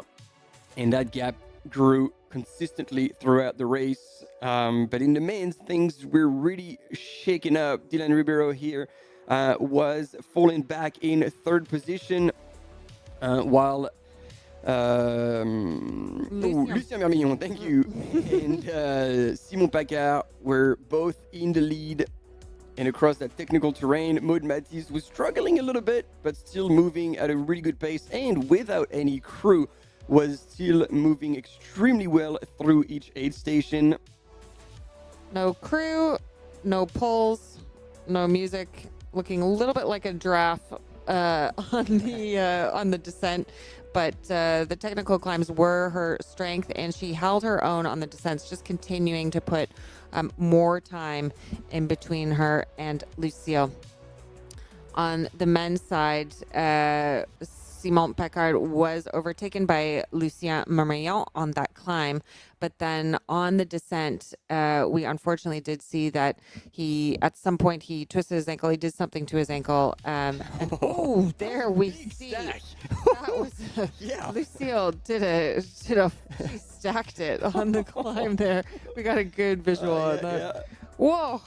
Still obviously finishing very strong. But that was the image there of the moment when Simon Parcard indicated to the camera runners that he was probably going to drop. So we are hoping it is nothing serious because we know he is gearing up for CCC next month. Yeah. So Simon, the race favorite, dropping out, did open up that space. Lucien had already passed him, but open up that space. It was Elia Bongiovanni who was running in second. But then a few kilometers or a kilometer from the finish, we had an overtake by Dylan Ribeiro. And so here, coming into the line, masterclass on the French runner, Lucien Mermillon, representing Team Rossignol, almost in disbelief from this performance. Taking home a win on the UTMB World Series is no small feat, and he was pretty stoked to take it. Then, as you said, the race was not over behind, and the fight for second place was on, and raging. Elia Bongiovanni, that had hold on to second place all that time, was passed by a Dylan Ribeiro. Look at him go. He was on fire on the back end of that race. Took second place. Absolutely stoked, as he should. And then it was a really tough finish for Elia Bongiovanni, who really, grinded through the finish, but we could see that he was hurting. Oh, yeah. Slow-mo finish line. Look at that. Faces are brilliant.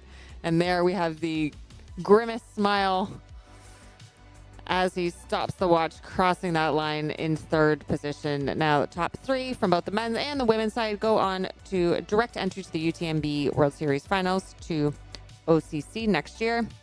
Here we have Maud Mattis. Absolutely stunning pace, finishing fourth scratch. She was close to the men's podium. Yeah. Smashing last year's finishing time by 50 minutes, 40 minutes. And then Lucille Germain, she really moved her way up the field, kind of picking off the men, moving from 14th to 9th overall. Yeah, and similarly, Marie Charlotte Irazuki was 34th at the last aid station and then picked her way up to 25th scratch. So the women finishing incredibly strong here. All three women gaining on the men in that final section. And then a bit of a shout out from Marie Charlotte Irazuki to her grandma, who passed last week. And she said she had her with her the entire course, coming back to Verbier, where she got her first medal in the Ski Mountaineering World Cup, a place that works very well for Marie-Charlotte. And we need to mention again, Mon Matisse, who won today, also won 17 years ago in 2000. Try to process that a little bit. Is what we love to see. And we are coming to the last minute of our live coverage. It's been an absolute pleasure being with you for this Trail Verbier St. Bernard race by UTMB. But we will be back next weekend with live coverage of the Monte Rosa race, where we have a stunning lineup. We have Emily Forsberg, Martina Valmasoy, who just did 1 month ago Trail 100 Endura by UTMB, so she will be back. Peter Engdahl, a local star, Nadir Meguet. It is an incredible lineup. I can't wait. And let's leave out Manuel Merias, Yes. as we know that this course is brutal and technical, and so we can expect great things from the Spanish runner. Once again, it's been a pleasure to share it with you all. And until next weekend, look after yourselves, be well, happy trails. See you soon.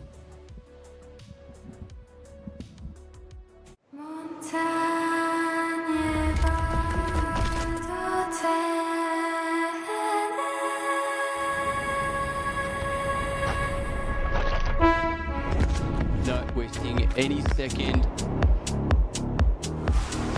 Pedro is on another planet. Nadir El Mago Maguet.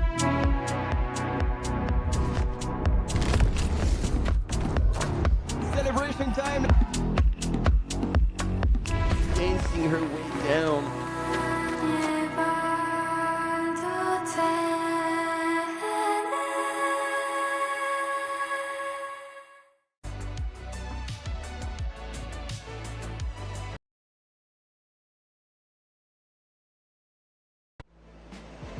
absolutely beautiful out there.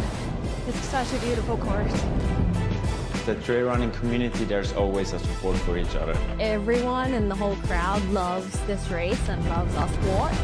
I wanted to win. I wanted it so much. I was dreaming about it. That's the best feeling and the best result. That's why I do this sport. I'm really grateful to be at the start line surrounded by these amazing athletes. If you are a trail runner, you have to take part one time in your life.